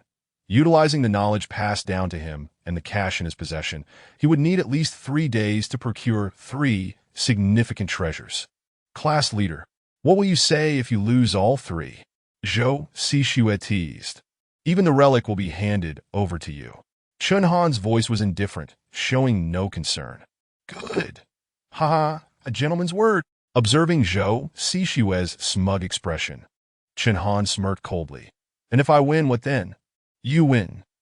Zhou Sixue faltered, as if he had never considered this possibility, turning to glance at the others at the table. Their expressions were bizarre, caught between laughter and suppressed mirth, their faces reddening. Even Wang Wenming, at this moment, was resting his forehead on his hand, struggling not to laugh. What do you suggest? Finally, Zhou Sixue revealed a look of resignation, asking with a smile. Chen Han raised 3 fingers. Your 3 pieces will belong to me. Agreed, it's settled. Zhou Sixue proclaimed confidently, laughing. Did he really think he could lose? What a joke. Chapter 22. Monitoring his movements after leaving Zhuge private kitchen, Fu Yong and Zheng Lei were supported out by Chen Han. The people in the room had clearly done this before, handling matters with remarkable efficiency. Anyone who had laid hands on the two had long since slipped away. Chen Han's expression darkened as he silently took note of this grudge. He first took them to the school hospital. Zheng Lei bore numerous external injuries, with bloodshot eyelids that would fade in a few days. The Fu Yong's side was bruised, but fortunately, there were no significant bone injuries. Yet, he too required time to recuperate. Chen Han had some remedies in mind that could expedite healing, but lacking the necessary herbs and practical experience, he had to abandon the idea. Upon returning to the dormitory, Run Mingming was in a frenzy. His eyelids were red, indicating he might have been crying moments ago, prompting the 2 injured men to offer him consolation. Second brother, you've really suffered this time. Fu Yong leaned against the head of the bed, his expression grim. Zheng Lei was doing push-ups, drenched in sweat, vowing to transform himself into a man of iron muscles after losing to the 5 or 6 thugs summoned by the other side. Those thugs had vanished before Chen Han arrived, leaving no opportunity for revenge. Even if we are to duel treasures, we should at least buy some time for me to go home and gather my things. Zheng Lei grunted through his push-ups. Yes. Han Gu, you have no idea how significant Zhou Sixue's background is, not to mention Wang Wenming. He belongs to the Wang family, and to them, we are mere grasshoppers. Engaging in a treasure duel with them is no laughing matter. Run Mingming analyzed the opponent's situation like a machine gun. Chen Han remained silent. He felt a newfound confidence. The abilities of Mo Yin were truly astonishing, and he possessed extraordinary treasure appraisal memories. With 8 million in his account, 3 days was ample time to find some hidden gems. This time, he aimed not only to find treasures but to discover a major windfall. Otherwise, when facing the formidable duo of Zhou and Wang, he might not have the upper hand. The relic and the string could not be showcased this time. The opponents would surely be well prepared. Damn, that Zhou Sixue has even announced it in the group. Ren Mingming exclaimed in shock, handing his phone to Chen Han. Breaking news! This Saturday, a unique private treasure duel will be held in the school's grand auditorium, where I and class leader Chen Han will present our treasures and compete. To ensure fairness, we have also invited Master Xie Hongyi, Vice President of the Kyoto Antique Association, to judge the treasures on site. Dear classmates, do not miss this chance. We look forward to your presence to cheer us on. Let us get hyped. The center was none other than Zhou Sixue at that moment. In one of the private rooms at Zhuge Private Kitchen, an additional middle-aged figure had joined the table of 5. If Chen Han were present, he would undoubtedly recognize the individual as Xiaohongyi at this time. Xiaohongyi had clearly indulged in some alcohol. His cheekbones slightly flushed, he set down his wine glass. Glancing at the brand-new golden business watch on his wrist, his eyes crinkling in a smile. Wenming, rest assured, I will definitely be there on Saturday. Wang Wenming nodded in satisfaction. Thank you, Uncle Xia. Once I obtain that relic, I'll surprise you. Relic. Xiaohongyi was particularly sensitive to that term now. Earlier at the treasure appraisal fair, it was that very relic that had caused him to stumble, losing an opportunity and earning himself a foul reputation. Wang Wenming smiled and nodded. Zhou Xishua interjected to explain, as long as we win, Chen Han will willingly present the relic. Xiaohongyi drew in a sharp breath. Wenming, there's something I must caution you about. I received some news earlier. Jinji Tang is searching for that relic. Today, I learned from Boss Tian that it is young Master Lu from the Lu family who desires it. If you intercept it. A fleeting look of surprise crossed Wang Wenming's eyes before it quickly turned to indifference. No matter. I want that relic merely to attend old Master Lu's birthday banquet. As a gift. Ha ha ha, that is good, that is good. The following morning, Chen Han eagerly departed from the school. Before setting off, he made a visit to the department head, Hao Shulin. Director Hao treated him like a distinguished guest, from the moment Chen Han entered until he left. The corners of his mouth were perpetually lifted in a smile that a leave of absence. Approved. Director Hao didn't even bother to ask for the reason. Presently, Chen Han was the pride of Inktai University, not just the department head. Even the principal praised him to the skies. The two elderly professors in the antiques department, upon hearing about the events at today's exchange meeting, lamented their earlier judgments. They had initially thought the situation would be trivial, not worth attending, yet they never anticipated witnessing such a captivating spectacle. The name Chen Han had been firmly etched in their minds. The video of the treasure duel from the exchange meeting had gone viral in the university group. Many female classmates were also captivated by Chen Han. His well-proportioned physique, handsome features, and commanding presence during the event made him the ideal boyfriend in the eyes of girls from all departments. Bang! The dormitory door was forcefully pushed open. Where's Chen Han? Come to receive orders. A crisp command sent shivers down the spines of the three young men in the dormitory. That it was Ning Xinnan, who had now changed into a simple t-shirt and loose-fitting Japanese-style capri pants. Sister Ning. Sister, my foot. Call me young Master Ning. Hey, young Master Ning. Ren Mingming jumped on the bandwagon. Ning Xinnan nodded in satisfaction. What about Chen Han? He has left, presumably to scout for opportunities. Where is he going to scout? Ning Xinnan was taken aback by this remark. He didn't say, but it's likely either Pan Heyuan or Lulikang. After a moment of contemplation, Ning Xinnan inquired, what did Zhou Xishua mean by treasure fighting? Ren Mingming candidly recounted the entire sequence of events, embellishing the tale as he spoke. That in his mind, Ning Xinnan was on par with Wang Wenming. If he could secure the assistance of this young lady, Chen Han might navigate his predicament with ease. Indeed, upon hearing the story, Ning Xinnan erupted in fury, pointing an accusatory finger at Zheng Lei and berating him. Do you lack common sense? You could have simply dealt with Yi Guangfeng. Why did you follow a stranger outside? You were fortunate this time. The other party had reservations. Do you know their tactics? Zheng Lei, the target of her wrath, felt as if he had transcended to another realm under her relentless tirade. Even Fu Yong, who was recuperating, felt his face flush with regret. Finally, after exhausting her indignation, Ning Xinnan placed her hands on her hips. Panting heavily. You. Her almond eyes widened as she pointed at Ren Mingming.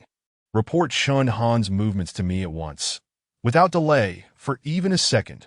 Yes, understood. Ren Mingming nodded vigorously. Chapter 23.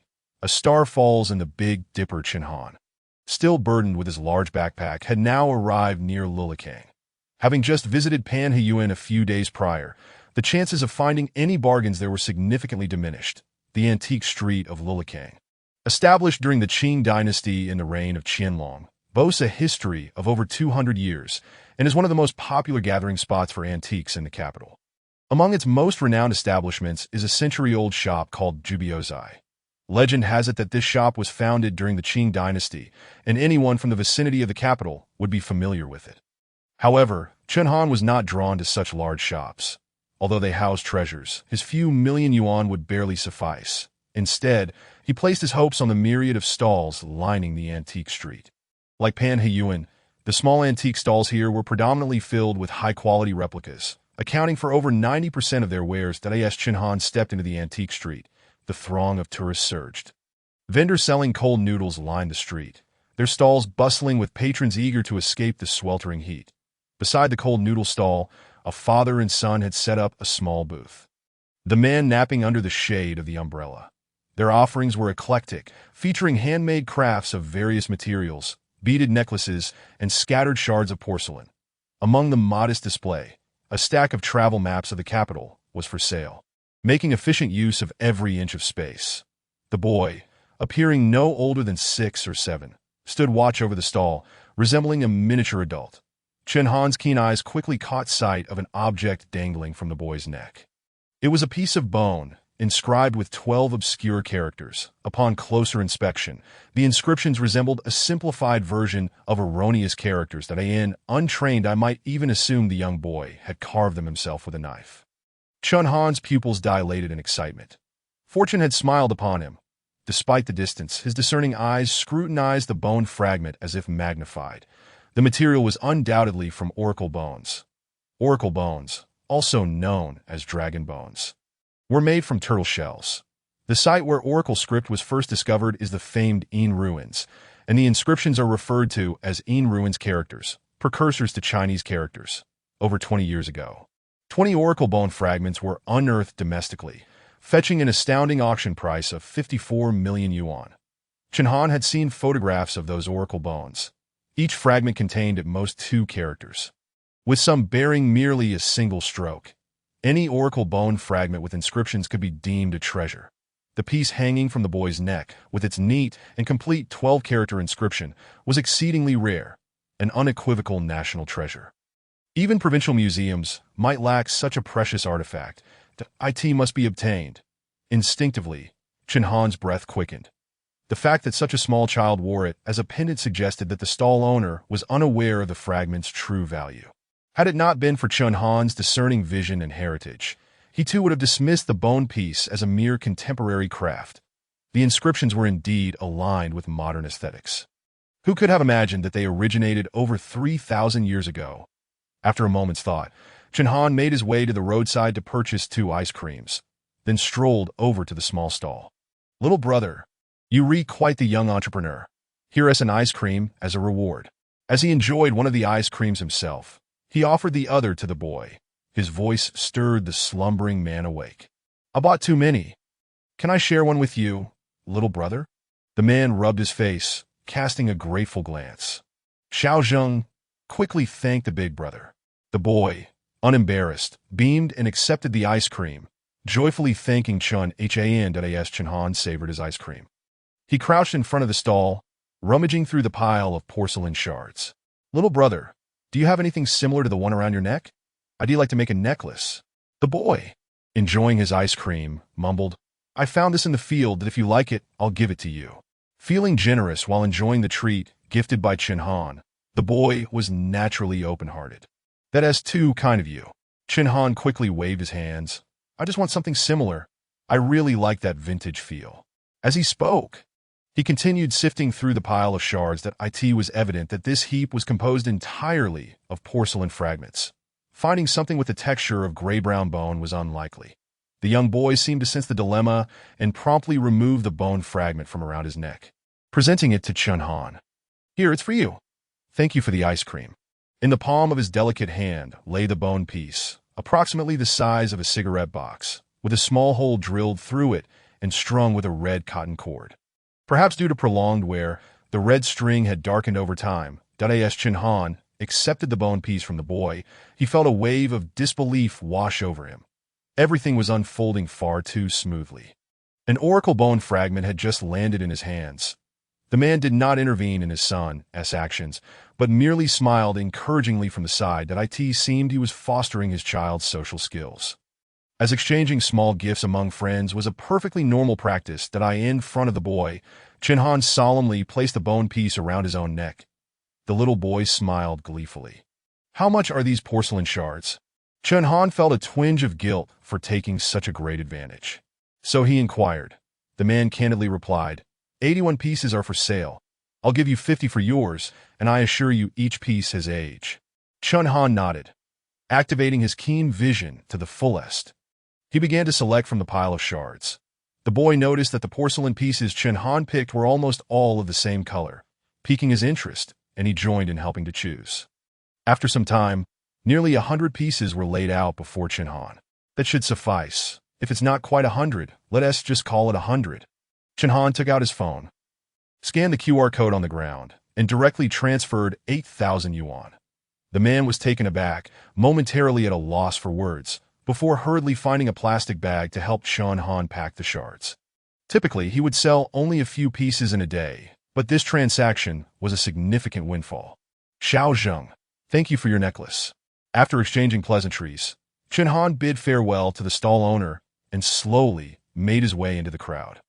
At this point, he had already removed the bone piece from around his neck, cradling it gently in his hands, his gaze ablaze with fervor that a torrent of information surged through his mind, and the 12 characters inscribed on the bone began to clarify. There is a star falling in the Big Dipper. Wu Xian will descend at dusk. A star falls in the Big Dipper. This was indeed a record concerning comets. Chen Han's heart raced. This should be the earliest documentation of astronomical phenomena in the world. Chapter 24. You truly are a great seer in disguise. Wu Xian will descend at dusk. Chen Han's mind stirred, and an array of information regarding Wu Xian flooded his thoughts. That Wu Xian served as an advisor to King Wu of Shang and was reputed to be adept in astrology and the invention of divination, embodying the representative figure of divine authority in his time. The turtle shell before him bore inscriptions chronicling Wu Xian's divinations and divine descents, that a true treasure. This oracle bone was undoubtedly a significant artifact. Chen Han's palms began to sweat. The more information he deciphered, the heavier the piece felt. At this moment, the oracle bone in his hand seemed to weigh 1,000 pounds, should this artifact come to light. It would undoubtedly incite a seismic shift in the realms of antiquities and archaeology. Taking out a box, Chen Han carefully placed a bone fragment inside and securely stowed it in his backpack. With this item in his possession, he was confident that the treasure contest 3 days hence would yield him a victory. The remaining time was spent leisurely wandering the antique street. Regrettably, even after traversing from one end to the other, he failed to discover any other items worth acquiring. Passing by Jibiozai, he ventured inside for a brief look. True to its 2-century legacy, the shop displayed genuine masterpieces and unique items. The collection within could nearly fill a museum. Although he did spot 2 replicas, they were not modern imitations, likely fooling many into believing them genuine. Once he exited the antique street, he grabbed a quick bite from a small stall, and by the time he finished, dusk had settled in. Chen Han found a nearby budget hotel to spend the night. While dining, he received a call from the department head inquiring about his return to the university in the afternoon. Individuals from the Shandong Provincial Museum unexpectedly arrived at the school. It seems their determination to acquire the sacred silkworm strings is unwavering. Chen Han, however, remains indifferent. He is willing to wait and allows them to do so, as he has 2 more days ahead to explore various antique markets. The following day, as per his routine, Chen Han set out with the intention of wandering through Panheyuan once more. Several days had passed since his last visit, and perhaps new treasures awaited discovery. The budget hotel is conveniently located near Lulikang, with the most direct route to the subway traversing through this bustling area. With no particular haste, Chen Han leisurely strolled. Taking a keen interest in the various shops and stalls along the way, he turned the corner at a bustling intersection. An elderly man dressed as a Taoist priest caught his attention with a fortune-telling booth he had set up. Many of the memories he carried were related to the Taoist tradition. The old man, clad in a gray-blue robe, was currently engaged in divination for a despondent middle-aged man. The elderly sage silently retrieved 3 copper coins. Gently rubbing them between his fingers, his thin, bony fingers skillfully manipulated the ancient currency, tossing them into the air and catching them 3 times in succession.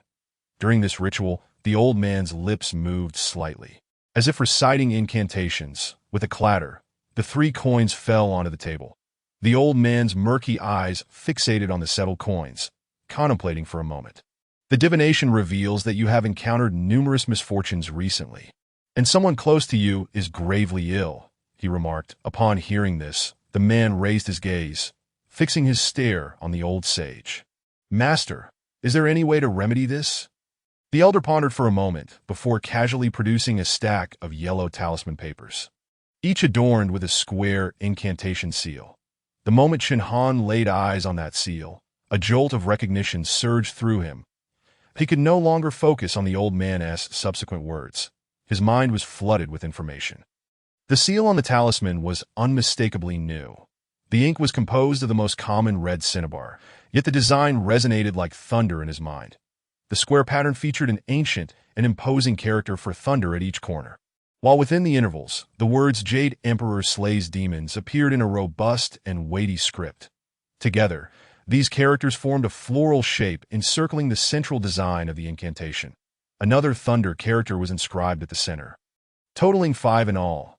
Below the thunder characters, the name of the revered Puyin patriarch and the corresponding decree were clearly visible. The 5 Thunders demon-slaying talisman. If it truly is that talisman, he has stumbled upon a Taoist treasure of immense value. It is the most renowned copper seal from the Song Dynasty Taoist tradition, a supreme treasure coveted by the practitioners.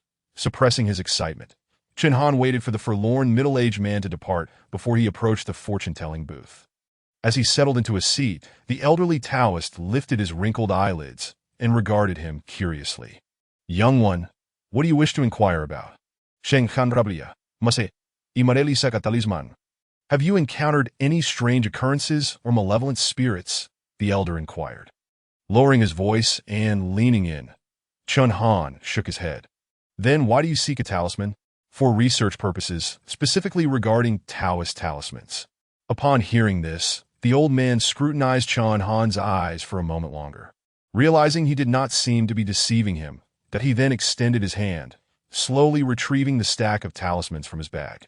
"Master, I do not require a pre-made one. I need you to inscribe it on the spot." The old man's brow furrowed, revealing a hint of impatience. 10,000, for this is research funding. I can offer you 2,000. After a moment of contemplation, the elder murmured, 3,000. Agreed. Chen Han smiled, to his astonishment. The old man's residence turned out to be on the rooftop of an aging apartment complex. Following the Taoist elder for nearly half an hour, they arrived at this residential area constructed in the 1980s. That the buildings featured 5 stories, with 2 households per staircase. That as the old man ascended slowly to the 5th floor, Chen Han was surprised to discover a 2-meter square skylight in the ceiling. Below the skylight, a short staircase constructed of bricks led directly to the roof. Stepping out of the corridor, he was greeted by an entirely different world. The entire rooftop had been transformed by the old man. Aside from a low boardroom, the surrounding area was filled with various plants nurtured within foam boxes. Chen Han could even detect a faint medicinal fragrance wafting through the air. "Ah, you truly are a recluse amidst the bustling city," he remarked. The elder, upon receiving the compliment, appeared somewhat bashful, chuckling dryly. "One knows one's own affairs. After a lifetime of Taoist study, I find myself in tranquility, devoid of wealth or possessions, yet at ease. Young one, wait a moment. My room is small. I will fetch the talisman." Chen Han nodded and began to wander about the serene rooftop amidst the surrounding chaos. It was evident that the elder devoted considerable care to these plants. Each specimen was meticulously tended, that in September, when flowers bloom in vibrant competition, the colorful blossoms breathed new life into the old rooftop. Suddenly, Chen Han's eyes brightened. A specific ancient herbal plant's image and information surfaced in his mind. Chapter 25, The 5 Thunders Demon-Slaying Talisman Phoenix I Vine? Chen Han's gaze fixated on a foam box before him, his pupils narrowing. The box was filled with soil, within which a single slender plant with pale purple stems and leaves climbed a bamboo pole the thickness of a thumb, that if not for the leaves resembling those of the phoenix eye, one might mistake it for a small purple snake. Chen Han bent down to scrutinize it closely, confirming without a doubt that it was indeed the phoenix eye vine. Information about this plant rapidly flooded his mind. The phoenix eye vine, a heavenly treasure, an ancient herbal remedy, also known as pure placenta, primarily serves to nourish the blood, replenish energy, and enhance vitality. It was precisely one of the herbs he sought, and he never expected to encounter it here. Truly, fate is unpredictable. Maintaining a facade of indifference, Chen Han continued to explore the surroundings. At that moment, the elder emerged from the low boardroom, having changed in a casual attire, carrying a paper box. We agreed on 3,000. It seemed he wanted to ensure Chen Han would not renege on their agreement. Chen Han smiled reassuringly. Rest assured, I will not shortchange you. On an old wooden table, the elder set down the box and gently opened it. That instant, Chen Han's breath caught at his throat. It was it. Undoubtedly, he could hardly believe his fortune in encountering such a Taoist treasure here. The Song Dynasty Five Thunders demon-slaying seal. Chen Han felt the hairs on his arms stand on end at that moment. His mind raced with thoughts of how to acquire this copper seal from the old man. From their earlier interaction, it was evident that the elder was not averse to money, which was a promising sign. If he were to encounter an old stubborn man who held money in disdain, Chen Han would truly be in a predicament. The elder retrieved the palm-sized copper seal from the box. The square, flat copper seal bore the marks of time, its surface mottled and weathered. Yet it was precisely these imperfections that attested to the ancient and substantial nature of the Five Thunders demon-slaying seal. On the reverse side of the square copper seal, a raised knob served as a crucial identifying feature. The elder then produced a porcelain jar containing cinnabar ink. Just as he was about to dip the copper seal into the ink, Chen Han promptly interjected, "Master, please hold on. To be frank, that seal of yours is an antique." A flicker of wariness crossed the elder's eyes, and his tone grew cold. "What do you mean by that?" Chen Han shook his head with a smile. "Do not worry. I bear no ill intentions. I am truly a university student majoring in cultural relics. When I saw those talismans, I began to have my suspicions. Now seeing the copper seal, I am certain." Before the elder could put away the Five Thunders demon-slaying seal, Chen Han quickly continued, "Master, I would like to offer you 2 million for that seal. That do not fret. I will create an identical copper seal for you to continue using for your talismans." Upon hearing this, the elder's hand froze midair, his eyes narrowing as if he were staring at a fraud. Yet the next moment his mouth fell agape, unable to close for a while, for Chen Han had displayed a text message revealing his bank balance before the elder's eyes. "I can transfer the money immediately. 2 million. Enough for you to enjoy your retirement." Are you serious?" "Indeed," Chen Han nodded. "We will also need to draft a contract. I cannot backtrack, and neither can you." The elder slowly settled onto a wooden stump, pondering for a moment, not allowing the 2 million to cloud his judgment. "Then you must tell me, what significance does this Five Thunders seal hold? From which dynasty does it originate?" Chen Han did not conceal anything, briefly explaining the era and purpose of the copper seal. However, he deliberately omitted the details regarding its true value. After all, in the world of treasure hunting, it is all about perception. How could one blame others if they fail to recognize the treasure they possess? Thus, "It is indeed an antique," the elder acknowledged, a smile finally breaking across his face. "You antique dealers must make a profit. I understand that. Offering 2 million, perhaps you could turn around and sell it for 5 million. However, at my age, I am not greedy. 2 million will suffice." Chen Han let out a sigh of relief that at last he had secured the deal. He quickly produced a prepared sales contract, and both parties signed. Leaving their handprints marked in cinnabar ink.as, he watched the 2 million credited to his account. The elder had already forgotten Chen Han's promise to create an identical copper seal for him. With this sum of money, who on earth would still brave the elements to set up a stall by the roadside? By the way, esteemed Taoist, I must commend you on the splendid flowers you tend to. Might I trouble you for a pot as a keepsake? Ha! The young lad possesses discerning taste. Choose as you wish. The Taoist, already in a state of bliss, yearned to rush to the bank and convert the numbers on his phone into crisp banknotes. Eager to truly grasp the weight of 2 million, that Chen Han strode directly to a particular plant, the phoenix vine, extending his finger towards it. "This one is splendid. I shall plant it on my balcony where it can climb." The Taoist, acknowledging Chen Han from afar, chuckled. "I told you, young lad, you have an eye for beauty. That very specimen was unearthed from the depths of the mountains, and I nearly broke my old bones in the process." "Then I am most grateful." "Esteemed Taoist, Chen Han seized the moment, ensuring the Taoist had no chance to retract his offer. Upon descending from the rooftop, Chen Han found his backpack adorned with an extraordinary ancient seal, while he cradled a weathered tin box. Initially a mooncake container, now repurposed as a flower pot, that as he exited the aged complex, he began to fret over the fate of the phoenix vine. The plant's pale lavender hue was a result of excessive sun exposure. Had it thrived in the wilderness, its coloration would have been much deeper. Its leaves, too, would exhibit an extraordinary deep purple, reminiscent of a phoenix's eye. Bringing it back to the dormitory seemed ill-advised, should it fall prey to a thoughtless individual pouring beer on it, or, heaven forbid, being carelessly uprooted, he would be devastated. Finding another such plant would prove an insurmountable challenge. Chen Han had previously consulted the oracle of the internet regarding the rare materials he sought, and many left even the oracle perplexed. The phoenix vine being one of them, the IT seemed imperative to secure a rental property first, that is, for purchasing a home. Chen Han felt no urgency. When his finances were sufficiently robust, he would entertain the idea. For now, renting a space was essential for nurturing medicinal herbs, storing items, and conducting herbal baths. Although the dormitory was lively, it was still a communal dwelling, and many of his precious treasures were ill-suited for such an environment.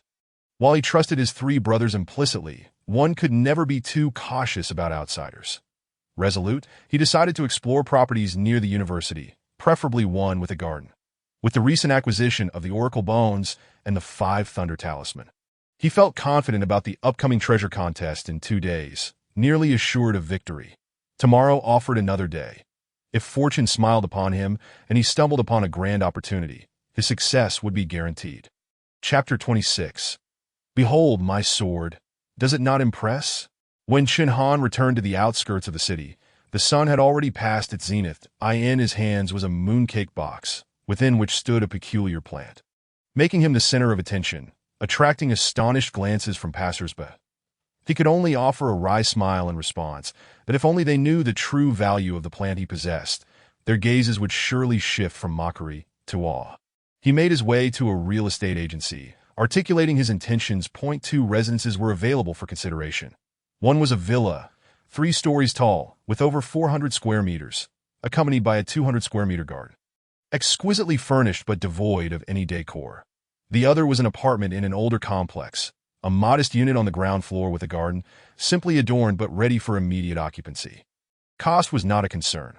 Chen Han unhesitatingly chose the villa, as he seldom stayed outside, and the villa's security was commendable, with ample garden space to suit his needs.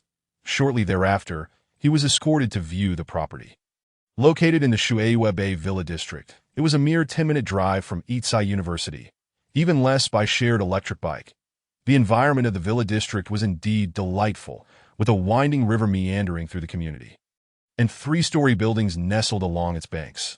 Chen Han nodded inwardly, acknowledging the worth of the 30,000 annual rent. The agent informed him that the previous 2 years had seen rent soar to nearly 400,000 annually for villas in this area. In the past, such sums would have left Chen Han astounded. After all, in his hometown, a 100-square-meter home cost only 30 to 40,000. Renting here for a year would enable him to purchase a home back in his county. Yet now, with wealth in his hands and myriad means of generating more, he was unperturbed by such considerations. After inspecting the villa, he promptly made his decision, signing the contract and paying the annual rent along with a substantial agency fee. With keys in hand, he ushered the agent out, eager to explore the garden and determine the ideal spot for the phoenix vine. Eventually, in a shaded corner, he carefully transplanted the vine from the mooncake box into the flower bed. Wiping the sweat from his brow, Chen Han beamed with satisfaction that in high spirits. He snapped a photograph and posted it on social media. Almost immediately, a comment appeared. Young Han, sneaking out of the palace and frolicking with flowers. Confess your whereabouts. Upon seeing the accompanying fiery-eyed emoji, Chen Han chuckled, recognizing the playful nature of Ning Xinnan, who had reverted to her true self after stepping down from the podium. Guess, he replied succinctly. Slipping his phone back into his pocket, with time still on his side, Chen Han decided to venture out once more. Opportunities for discovery were often a matter of serendipity. One could never predict where fortune might strike next. The vicinity of the school lacked a substantial antique market, but there was an antique city nearby. Having visited before solely for learning, this time he sought to uncover hidden treasures.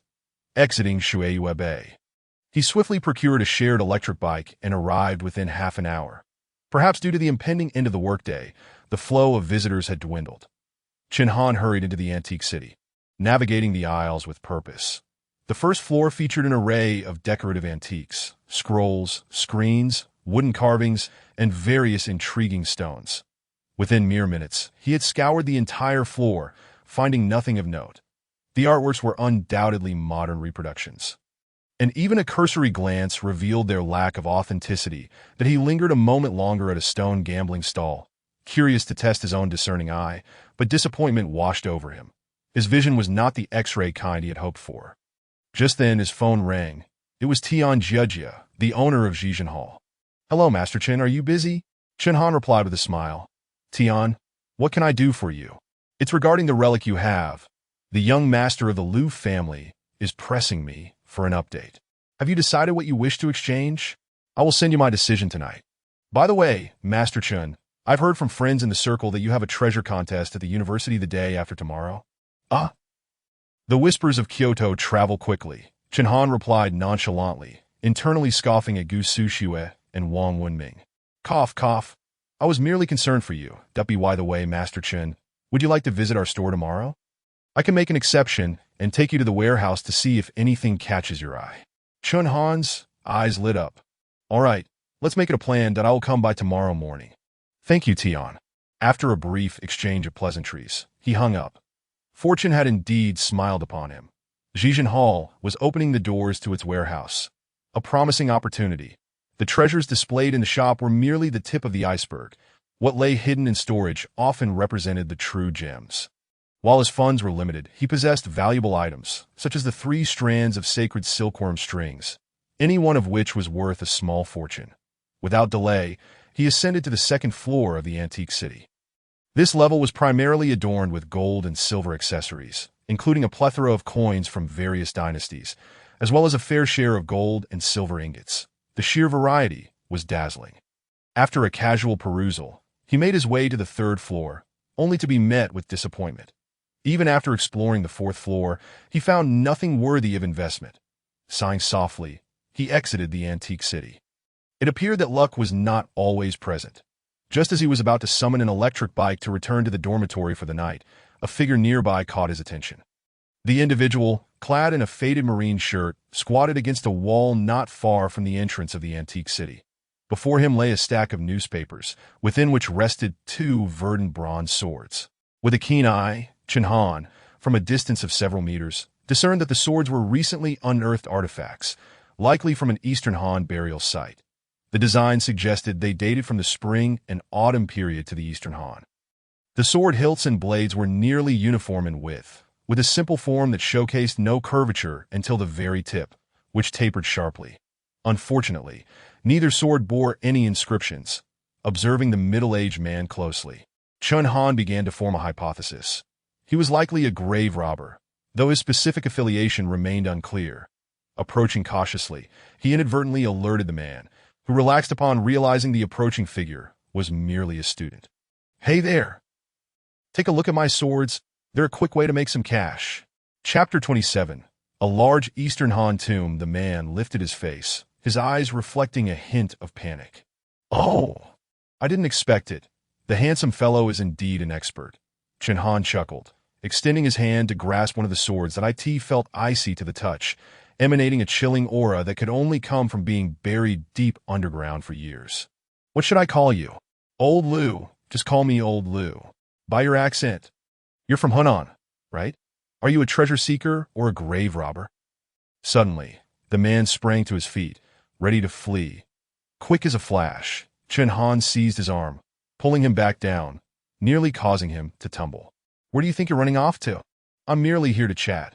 Have the grave robbers become so timid nowadays?" He scoffed, wrapping the 2 bronze swords in newspaper and stuffing them into the man's arms, since Chen Han had uttered that phrase. Old Liu's face had turned ashen, frozen in place. "Have you reached the tomb only to find yourself unable to enter the main chamber?" Old Liu looked as if he had seen a ghost. His eyes filled with dread. Who are you?" transmitted lightly. It's not difficult to guess. From the items you brought, it's clear you've only excavated a horse and chariot pit. Otherwise, you wouldn't have brought just 2 uninscribed bronze swords to the capital. How did you know my ancestors were grave robbers? Old Lu remained on high alert, clutching the bronze swords tightly, ready to bolt at the slightest provocation. With that strong, earthy scent about you and appearing here alone, it's quite evident. Chen Han pointed at the newspaper-wrapped swords in Old Lu's arms, chuckling. If you had even one clever accomplice, they wouldn't have let you bring such raw finds to the capital. Old Lu wore a mournful expression. I had no choice. Back home, there are too many fakes. And even genuine items go unrecognized. Chen Han stood up, patting Old Lu on the shoulder. Come, let us find a place to grab a drink. It's on me. Seated in a quiet private room, feeling the cool air from the air conditioning, Old Lu finally relaxed. Chen Han poured 2 glasses of chilled beer and handed one to him. After leaving the antique market, he had brought Old Lu to Zhuge's private kitchen. Although he hadn't had the best memories here previously, the ambience was undeniably pleasant and on a whim, he had decided to take Old Lu here to sample the cuisine. The room was small yet offered great privacy, with soundproofing well executed. Little Master Chen, I'm not exaggerating. I just happened to stumble upon good fortune this time. My father once mentioned that our Luo family's ancestors were indeed from the grave-robbing sect. But by my grandfather's generation, we had fallen from grace. My father had explored that tomb when he was still alive, and it was later excavated by an archaeological team. Unfortunately, only a coffin and a spear were found. This cannot be faked. It's documented on our village's bulletin board. Chen Han fell into deep thought, lifting his beer to take a sip. When did that tomb get excavated by the archaeological team? I was only about 10 years old. It must have been nearly 20 years ago. Chen Han's expression tightened. Is your hometown in Xiu County? Hunan. Ah, little Master Chen, you're truly remarkable. Hiss. Chen Han inhaled sharply that a piece of news he had once seen exploded in his mind, that in 2007, in Xiu County, Hunan, the tomb of the famed Three Kingdoms General Elbu was excavated, and the tombstone unearthed became the strongest evidence. Unfortunately, only a spear was found, and experts claimed they had been deceived for a millennium. The legendary Fangtian Huaji did not exist. When he first saw that news, Chen Han was just starting college, immersing himself in archaeological knowledge. According to the conclusions at that time, Elbu's tomb was so rudimentary that the only accompanying item was a single spear. How then to explain the 2 bronze swords in Old Lu's possession? Memories of legacy surged in Chen Han's mind. During the Eastern Han period, burial customs emphasized accompanying chariots and horses around the main tomb. Horse and chariot pits would be excavated. Ordinary people would not be buried with weapons like bronze swords. Such items were exclusive to large Eastern Han tombs. Could it be? Chen Han nearly spilled his beer as he trembled with excitement. During the Eastern Han, most tombs were underground, with 3 types of burial passages: single, double, and none. Single burial passages were the most common, followed by double, with no passage being the rarest, that if the archaeological team had merely uncovered a deceptive false tomb. The true Elbu tomb might be constructed in the extremely rare style of having no passage. No passage. No wonder the experts of that time had missed it. Ha ha ha! Chen Han suddenly erupted in laughter, leaving Old Lu across from him utterly bewildered. Come on, Brother Lu, let us toast. It was only when the sky had completely darkened that Chen Han and Old Lu emerged from Zhuge's private kitchen. They had thoroughly enjoyed their drinks, and Old Lu's face now radiated excitement. The addition of 100,000 yuan to his bank account had him feeling elated. Little Master Chen, rest assured, I will await your news at home. Absolutely no third person will know of this. Not even my wife. Chen Han nodded in satisfaction, signaling Old Lu to find a place to rest. Planning to return home the next day, he decided to keep the 2 bronze swords, not out of rarity, but to ensure absolute security. Having just met Old Lu, he was unsure of his character. If he were to wander around with raw finds, it could jeopardize his plans. Chen Han first headed to Shuiwa Bay, storing the 2 bronze swords away. As such items were impractical to carry around, that it was too late to return to school, so he opted for a budget hotel near the subway entrance. making it easier to head to Zhizhen at Pana Garden the next morning. It seemed Shui Bei truly needed some furniture. Staying temporarily was more convenient. That I in the hotel room. Chen Han boiled water for himself, took out paper and pen, and began to jot down notes. He had promised to send a list of treasures for the relics exchange to Tian Jiajia that night. Though it was late, he intended to keep his word that he wrote down names of numerous precious items. Mo Song Rong, Tian Shan Snow Lotus, Wild Aged Ginseng, Fengyan Vine, Meat Spirit Mushroom, Wild Tiger Bone, Blood Ling Long. In total, he pinned down more than a dozen names of rare treasures. After cross-referencing with his memories and organizing the list, he finally sent it to Tian Jiajia, adding a note. Any 5 of these will suffice for the transaction. Once he completed these tasks, Chen Han collapsed onto the bed, drifting into a hazy slumber. Chapter 28. The Mysterious Square Bottle. The next day, after having breakfast, Chen Han made his way directly to Pana Garden. Before 10 in the morning, Pana Garden was already bustling with activity, throngs of people everywhere. He didn't linger at the various stalls but headed straight to Zhizhen. Tian Jiajia was waiting for him in the shop, having arrived early. The sound of boiling water from the teapot filled the air. Aged pu'er tea had already been brewed multiple times. Upon seeing Chen Han enter, Boss Tian greeted him with his usual politeness. "Thank you for your hard work, Master Chen. It must have been quite crowded on the road during the morning rush." Chen Han waved his hand with a smile. "I'm used to it. That's the charm of Kyoto. A little crowd is healthy." Tian Jiajia smiled, and after taking a seat, he skillfully washed the cups and poured tea, presenting it before Chen Han. "Master Chen, I have already sent the list of treasures you provided to the Liu family.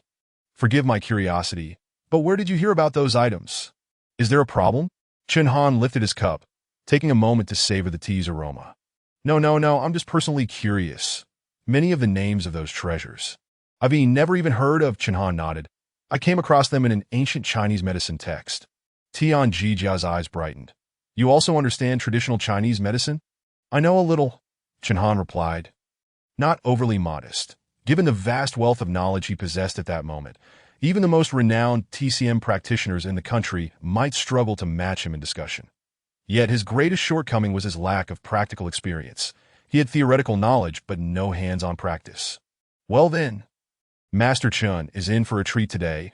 We just received an item in the shop these past few days. Perhaps you might find it intriguing."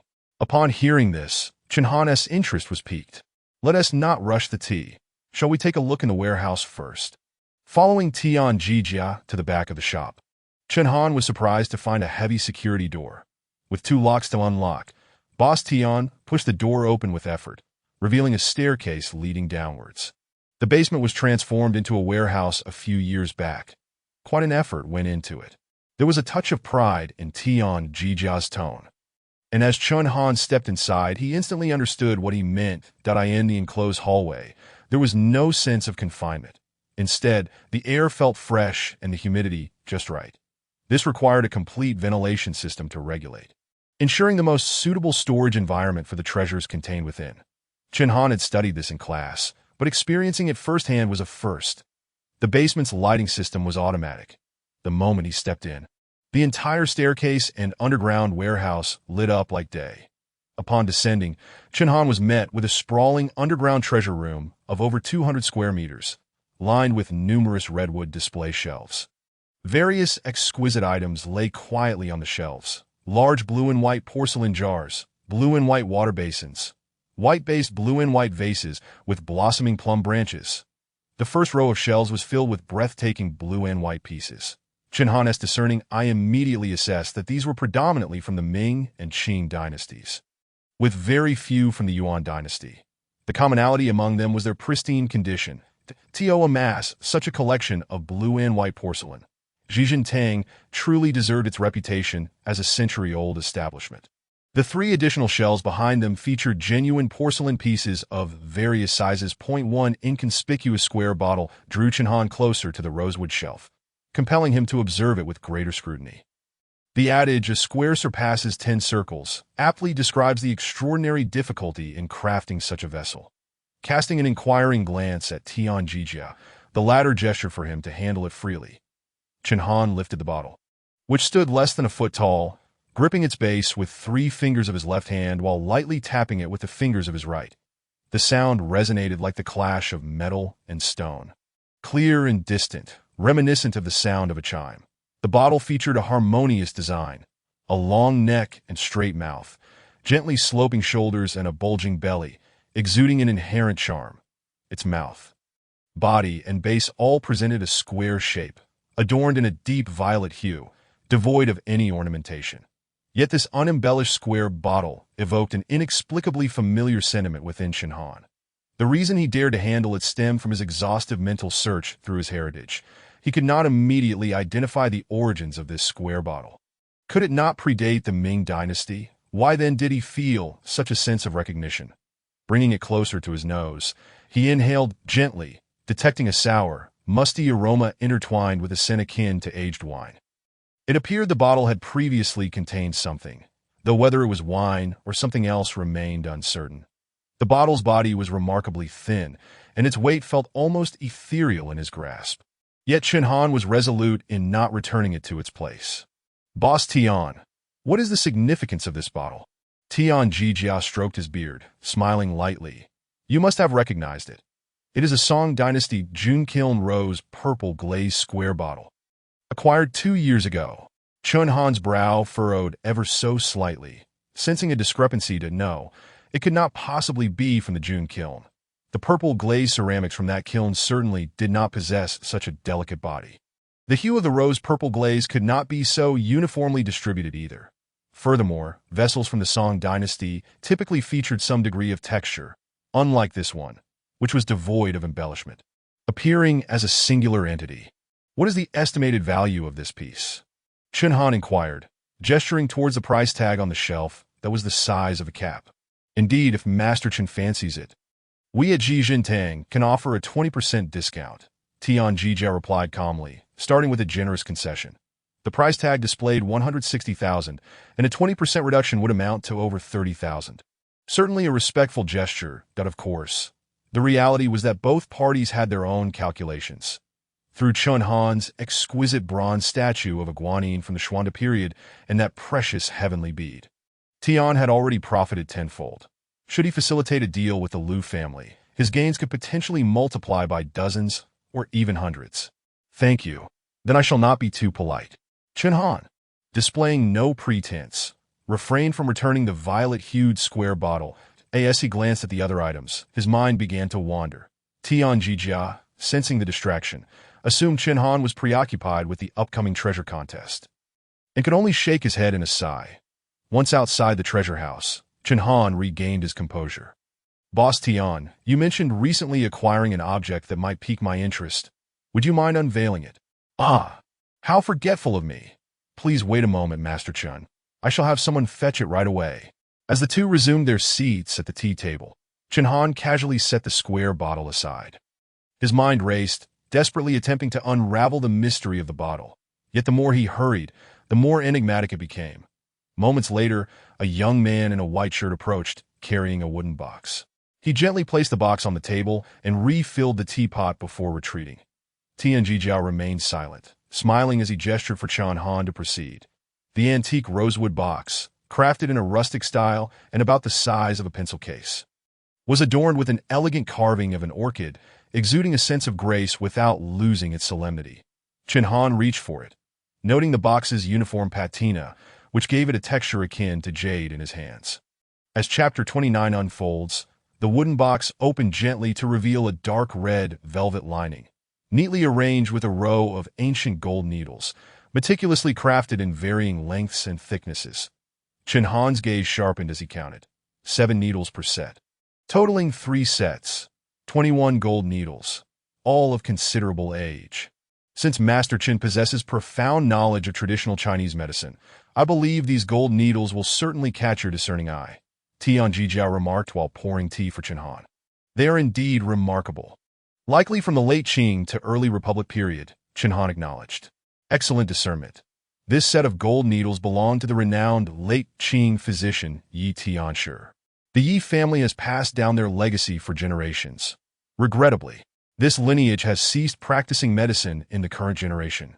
These gold needles are consigned by the descendants of the Yi family, seeking a true connoisseur of medicine to cherish this family heirloom. Chen Han fondled the smooth, oiled surface of the rosewood box, silently admiring the preservation of such a set of gold needles, reflecting the esteemed family values of the Yi lineage. Before Chen Han could pose further inquiries, Tian Jiajia proactively revealed the consignment price. This set of gold needles is documented in the Republic-era woodblock treasure book Ji Mi Jin Jin, ranked among the top 10, that the Yi family has set a consignment price of 250,000, which is undoubtedly a generous offer. 250,000. Without a moment's hesitation, Chen Han declared, "I will take them." Having made up his mind, he resolved to delve deeply into the art of acupuncture after attending to his current affairs. His late teacher's medical prowess had been nearly divine. He could not allow himself to tarnish the reputation of the Mo family. The ghostly image of the 13 needles of the ghost gate danced in his mind, igniting his eagerness that as Chen Han exited Jijin Tang. The sun was already high in the sky, and he politely declined Tian Jiajia's invitation for lunch. The shopkeeper smiled, promising to personally attend the treasure contest at Inkai University the following day. Chen Han, however, was indifferent to this.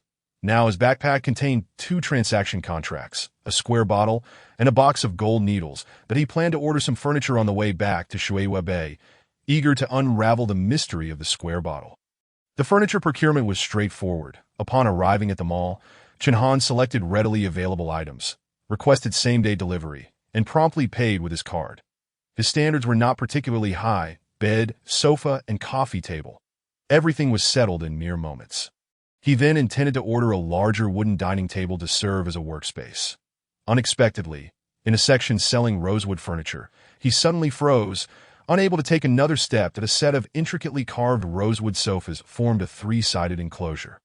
With a square, low-legged rosewood coffee table placed at the center, exuding an air of elegance and stability that enhanced the ambience, the sales staff had adorned the coffee table with decorative vases, traditional Chinese floral arrangements, and covered bowls with teacups, allowing one to easily envision themselves seated there, sipping tea. The sales representatives were 2 young women, both clad in classical cheongsams, sporting light makeup and graceful smiles. "Hello. May I inquire if this furniture set is sold as a whole, or if individual pieces are available for purchase?" Chen Han waved to one of the girls. The girl discreetly assessed Chen Han for a moment, seemingly perceiving him as a poor student, burdened with a cheap backpack and dressed in a roadside stall t-shirt, who could hardly afford the store's furniture.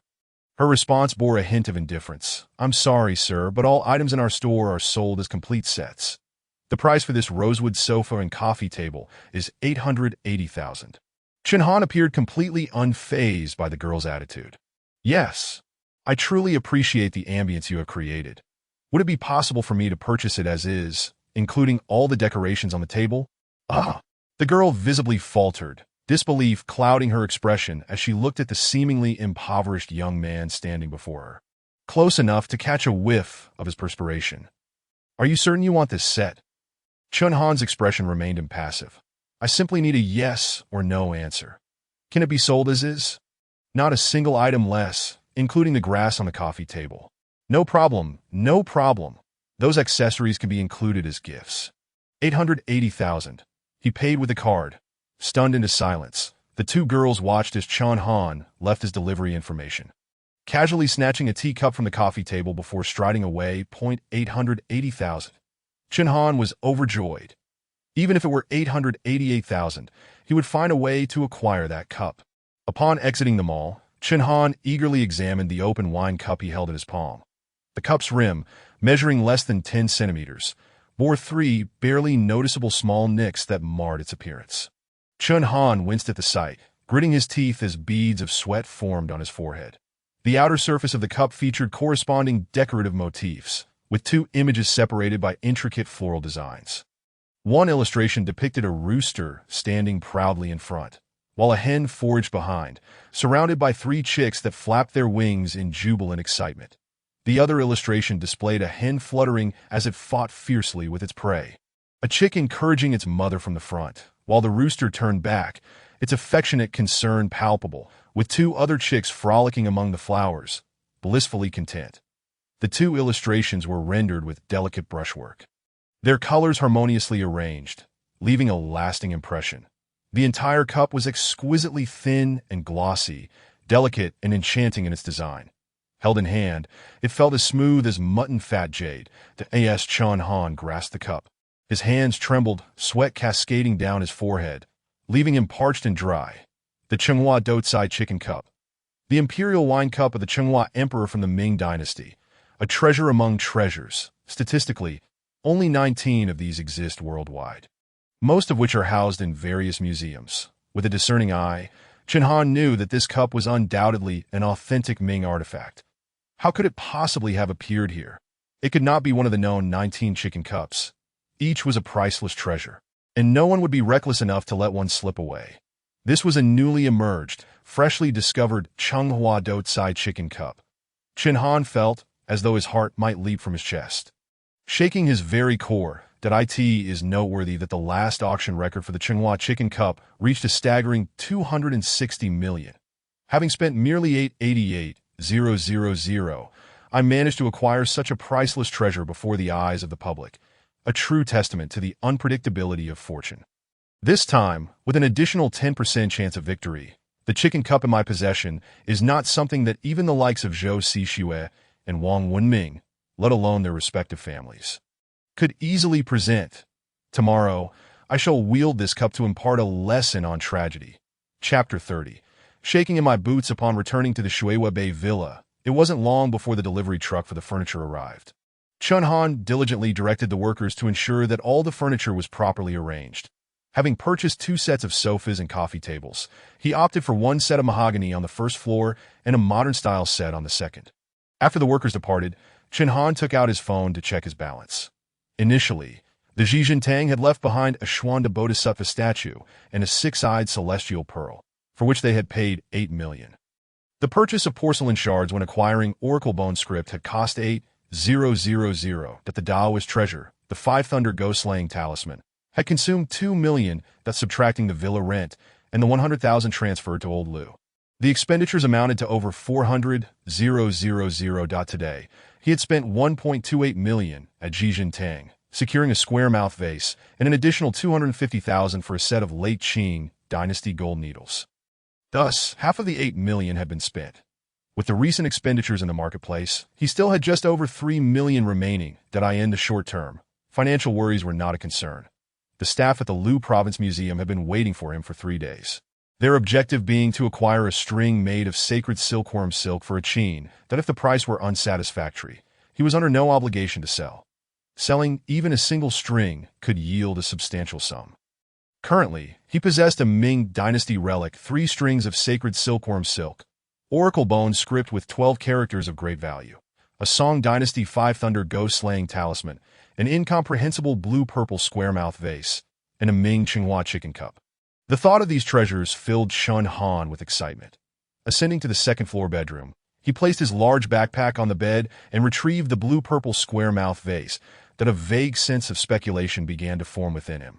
Spurred by the peculiar scent emanating from the vase, that he brought it to the sink and filled it with a bit of water, then began to wait in silence. After a full half-hour, Chen Han slowly poured out the water. Indeed, as anticipated, the water had turned murky, transforming from clear to a brownish-yellow liquid. Dipping a finger in and tasting it revealed a bitter, slightly salty flavor that a flicker of joy crossed his eyes. He quickly rose, exited, and bought some tools from a nearby store. First, he boiled some water for later use. Pouring an entire bag of edible alkali into the square-mouth vase, he then tightly wrapped it with plastic wrap. For the remainder of the time, he held a hairdryer, continuously applying even heat. By the time his arm grew weary, the hot water had cooled to just over 80 degrees.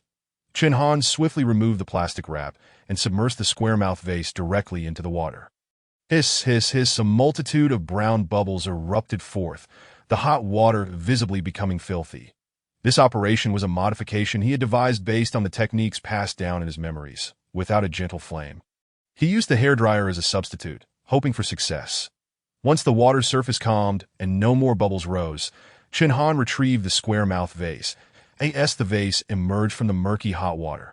He was already entranced. The originally blue-purple vase now radiated an alluring shade of blue.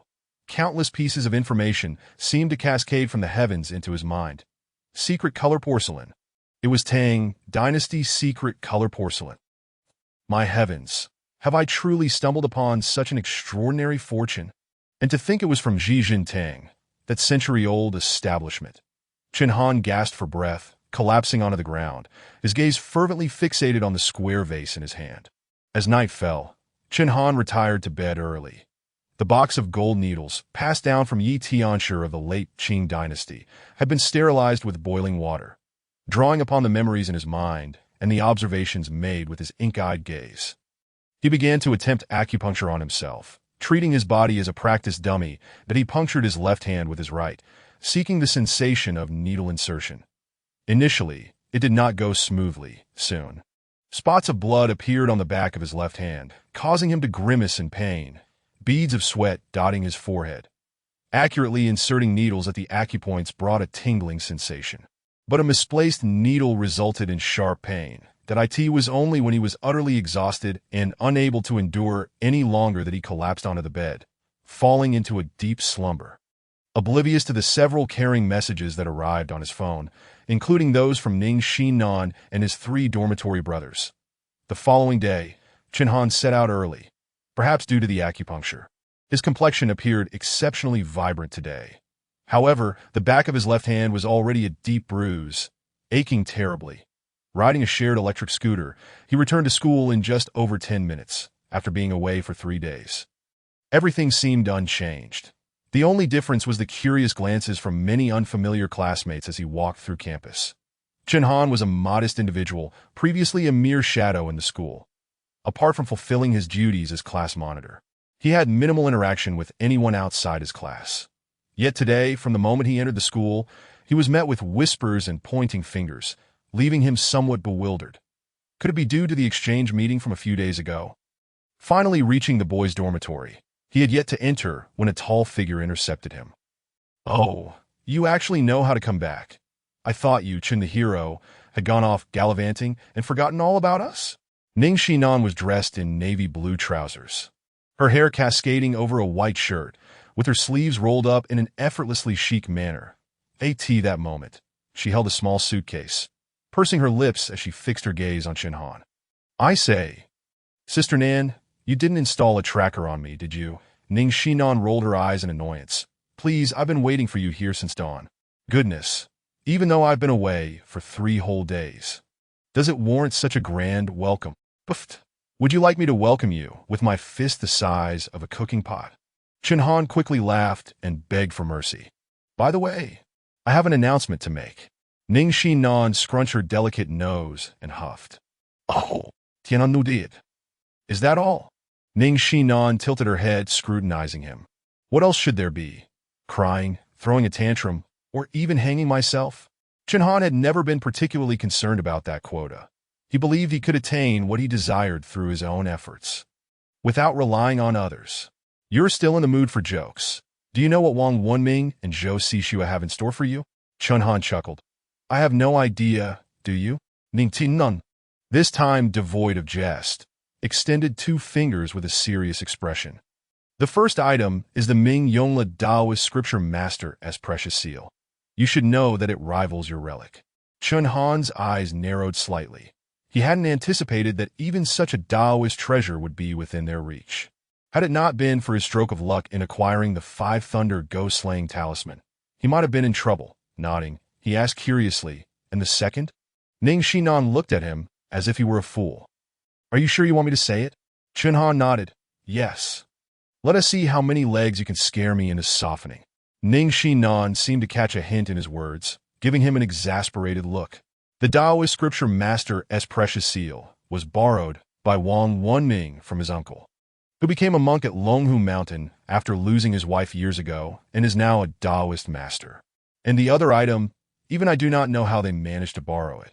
Ning Xinnan's expression turned grave, enunciating each word. The original pages of the Yongle Didayan, Chapter 31. "What are they up to?" Chen Han's smile faltered, and he cleared his throat. "Wow, they're truly going all out, aren't they? Original pages of the Yongle Didayan? That is a national treasure. Are they really planning to use it against me? Or is it overkill? Please, don't act so innocent." had you not stumbled upon the Ming Dynasty sealed relic and those heavenly strings. They wouldn't have gone to such lengths to borrow treasures. They could simply pull something from their homes and crush you like a mosquito. Chen Han was left in disbelief. Am I to be blamed for this? Ning Xinnan waved her hand, adopting a serious tone. All right, enough of this banter, but I haven't tea at breakfast yet, and am starving. Here, take this, the rest you'll have to leave to fate. What is this? Chen Han curiously accepted the box. Realizing it was surprisingly heavy, it dawned on him that this must be a treasure she had specifically brought for their duel. Sister Nan, trust me, if I ever need your help, I won't hold back. Although Chen Han felt a warmth in his heart, he declined Ning Xinnan's kindness. The contents of this box were surely beyond his imagination and value, given that she had already presented him with the Taoist scripture master as precious seal and the original pages of the Yongle Dadayan. It was evident that the items within this box, while perhaps not surpassing those two treasures, would surely be of significant worth. Despite knowing a bit about Ning Xinnan's background, Chen Han did not wish to accept such a profound favor, especially since he believed the items he already possessed were sufficient for the impending challenges. Don't just throw it away if you refuse. Ning Xinnan gave him no opportunity to respond, tossing it at him as she walked away, leaving behind a captivating silhouette that took his breath away. Oh dear, how touching. I'm about to cry. A teasing voice emerged from behind the wall at the dormitory entrance, unmistakably belonging to Run Mingming. Chen Han sighed lightly and chided with a smile. Get lost, hurry up, and help me carry this stuff upstairs. Your task today is to keep a close watch on this box that if it gets lost, I won't be able to compensate even if I sold you. Brother Han, where have you been these past few days? Ren Mingming had already emerged from the shadows of the previous days, regaining his playful demeanor. Do I need to report my whereabouts to you? Has someone turned you into a spy? Hiss! Ren Mingming gasped.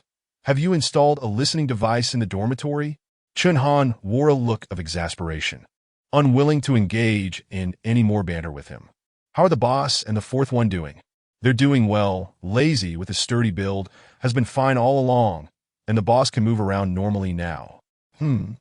What about Wang Wenming and Zhou Sixue? They haven't come looking for trouble again, have they? Ren Mingming, swaying as he carried the box, replied, No, they just sent someone to relay a message, saying that at 10 o'clock this morning, it is a must-attend event in the grand auditorium.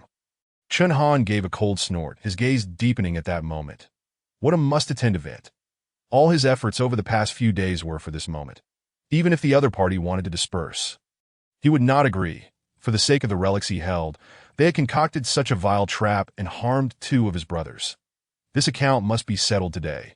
The Taoist scriptures and the remnants of the Yongle Dadayan. Very well, they all need to be compensated. Chen Han had already made up his mind.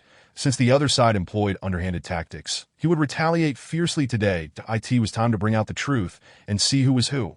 If he lost, he could simply start over. With the Mo family heritage behind him, he felt invincible. He feared no one. Upon returning to the dormitory, he found that Fu Yong and Zheng Lei had already changed into proper casual attire. Such dressing was reserved for formal events, indicating their seriousness about today. The two nodded solemnly to Chen Han. Let us go, brothers, it's showtime. Chen Han waved his hand with a grin, realizing he was not fighting alone after all. At this very moment, just past 9 o'clock, the auditorium of the school was already brimming with people.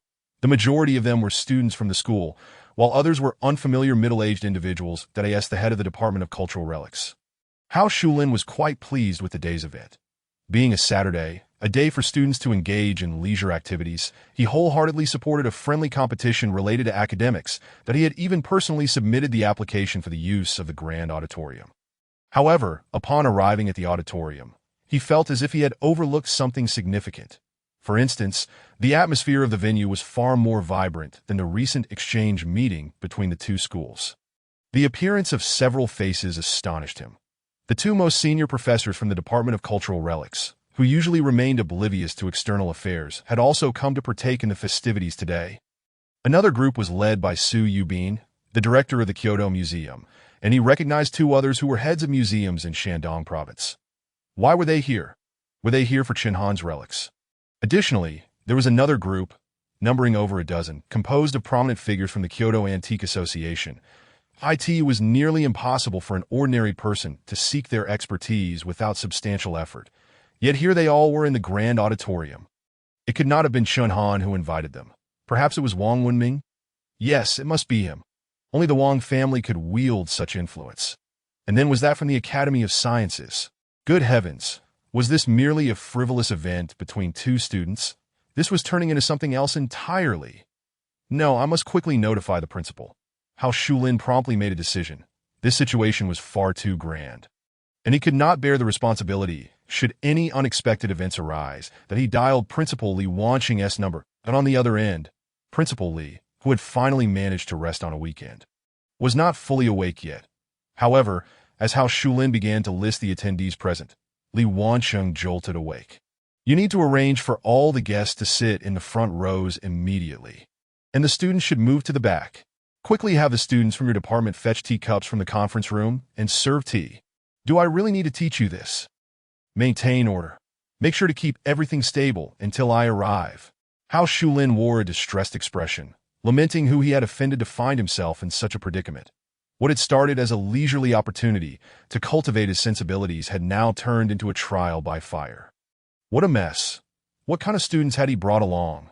At this moment, Hao Shulin felt like crying without tears, wishing he were back in his bed, sleeping in rather than being here. Chapter 32.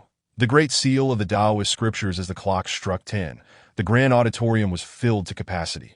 The first two rows of the audience were occupied by a diverse array of external guests, predominantly older individuals with graying hair. Even Principal Li Wanqing and Department Head Hao Shulin had been relegated to the corners. At this moment, Zhou Xixue, dressed in a royal blue suit, gracefully ascended the stage. Thank you to all the leaders, esteemed teachers, and fellow students for joining us on this weekend, which should be a time of rest, to witness this treasure contest. I am Zhou Xixue, and today I will be competing alongside Chen Han.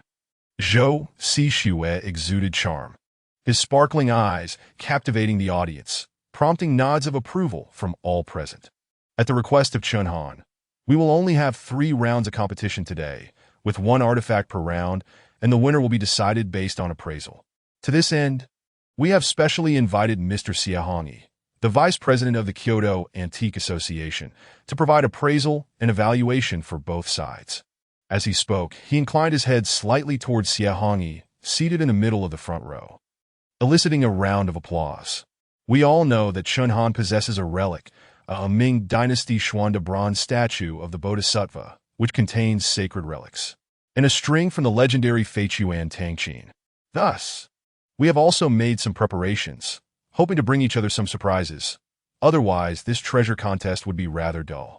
Zhou Xixue's lips curled into a playful smile as he spotted Chen Han among the crowd and waved amicably. To those unaware of the details, it might seem the two shared a cordial relationship, and today was merely a friendly exchange.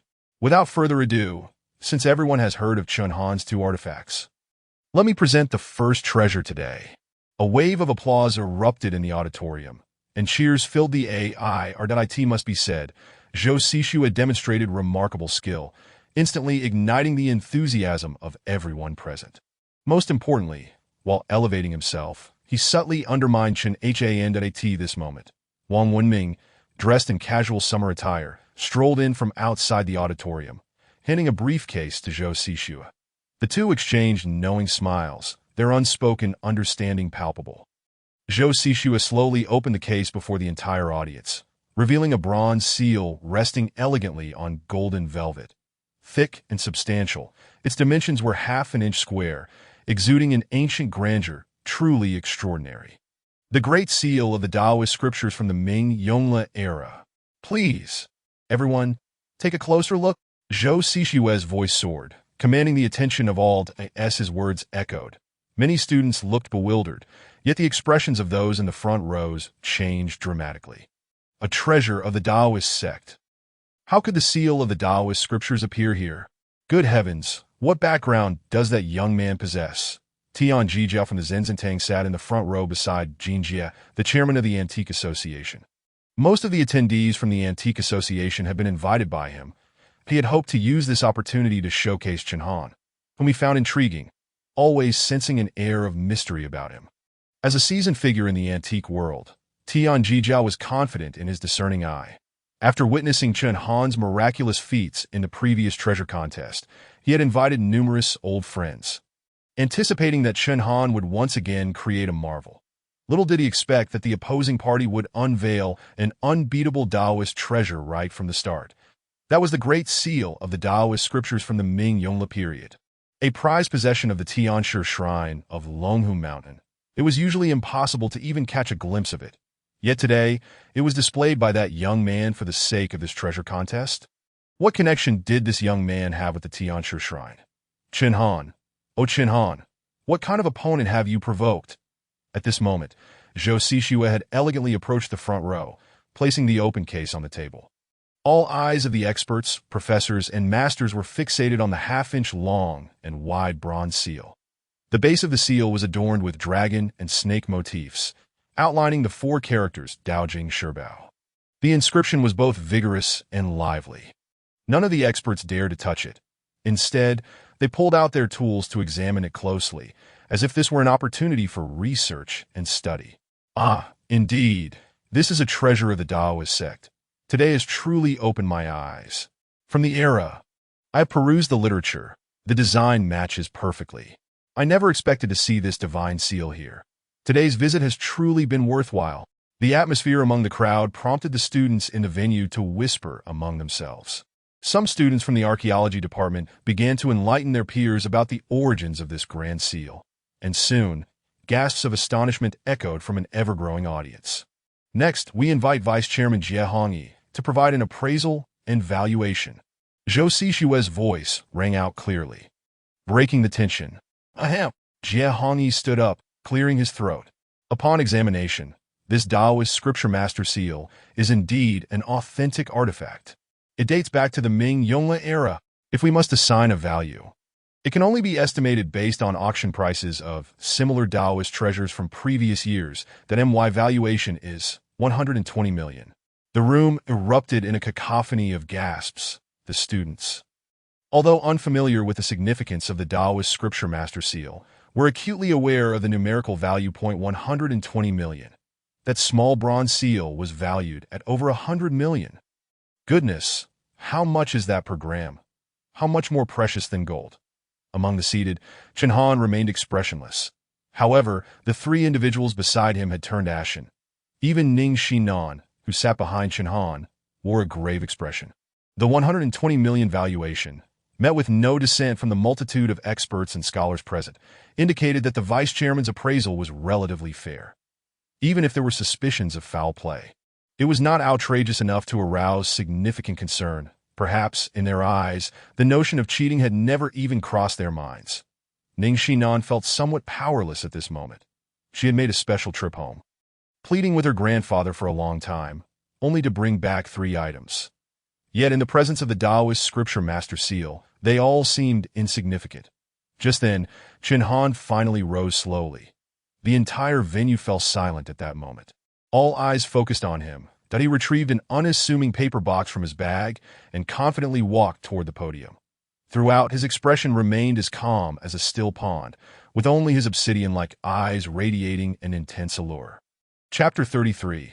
Keep your eyes wide open, Chen Han. Ning Xinnan rose anxiously, her mouth opening in a silent gasp. What was he doing? He even brought the items I prepared for him. What on earth was in that shabby box? Was he planning to use that to compete against the Ming Yongle Taoist scripture master seal? Stiffened in her seat, she could only return to her bewildered state when Ren Mingming finally spoke. It's over. Now there's no chance of breaking even. What I had prepared for him was a gilded Buddha statue from the Ming Yongle period. The Ming Dynasty revered Buddhism. And it was only after Zhu Di ascended the throne that he issued a decree to honor the great Emperor Xuanwu as the Northern Polar True Martial Emperor, claiming divine guidance for his rebellion during the Jingnan campaign. This was also a significant reason for the Taoist resurgence post-Yongle. However, due to Zhu Di's heavy-handed approach, he never severely suppressed Buddhism. The gilded Buddha statue I prepared was one of the few surviving Buddhist sculptures from the Yongle era. To compare the strength of this statue against the Taoist scripture master seal was akin to contrasting the status of Buddhism and Taoism during the Yongle period. What's the point of this? Zhou Xiao has already outdone him. Do you think Chen Han has lost his mind? Doesn't he realize his own limitations? This is typical of someone from a small town, ignorance and fearlessness. But Chen Han's relic hasn't even been appraised yet. What do you know? There are plenty of relics, but that Taoist treasure seal is one of a kind. Can it be compared? Chen Han paid no heed to the murmurs around him. Nor did he concern himself with anyone's gaze that as he passed the first row, he nodded slightly at Tian Jiajia as a greeting. When he brushed past Zhou Xixue, Zhou Xiao flashed a courteous smile and gestured elegantly for him to proceed. Without a sidelong glance, Chen Han strode directly to the podium, grasping the microphone in that moment. He shed his previous self-doubt and naivety, resembling a sword unsheathed, radiating confidence, even in the presence of the second-generation heirs of the capital. The volcanic vigor he exuded showed no signs of faltering. Ning Xinnan below was visibly taken aback. Was this really the same timid individual she could easily manipulate? Why did he suddenly seem so unfamiliar? And dare she say, somewhat charming. In the front row, two senior professors from the archaeology department were engaged in hushed conversation. Oh, it's this little rascal. I have a vague recollection of him. Professor Zhang Yuqing brushed his thinning white hair and murmured. He primarily focused on research related to artifact appraisal and occasionally delivered public lectures within the department. The other professor, Yang Ji, portly and sporting short, graying hair, wore thick glasses for his severe myopia. He specialized in antique restoration and nodded slowly in agreement. Yes, I remember him as well. He seems to be a class monitor who sometimes borrows materials from me. What a clever boy. To have consecutively uncovered two treasures from Pan and Yuan. This is a first for me that I'm curious to see what surprises he has in store today.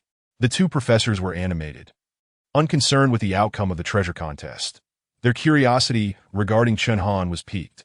Chen Han's piercing gaze swept across the entire assembly as he began to speak loudly. To return a favor is only proper. Since Zhou Xiao has presented a Taoist treasure, I too shall offer a Taoist artifact for discussion today. Regardless of the outcome, we shall consider it a shared experience, ensuring the Taoist community's dignity remains intact. Upon hearing this, the venue erupted into a fervor of discussion. Chen Han did not linger, his gaze fixed on Zhou Xixue and Wang Wenming seated beside him. I would like to inquire, Zhou Xiao, Wang Xiao, do you recall the agreement made prior to this contest? Zhou and Wang exchanged glances, each finding endless mockery in the other's eyes. If Class Monitor Chen is worried we might resort to trickery, he is welcome to restate it publicly. Zhou Xixue smiled, shrugging his shoulders. Good. Chen Han had been waiting for this very phrase.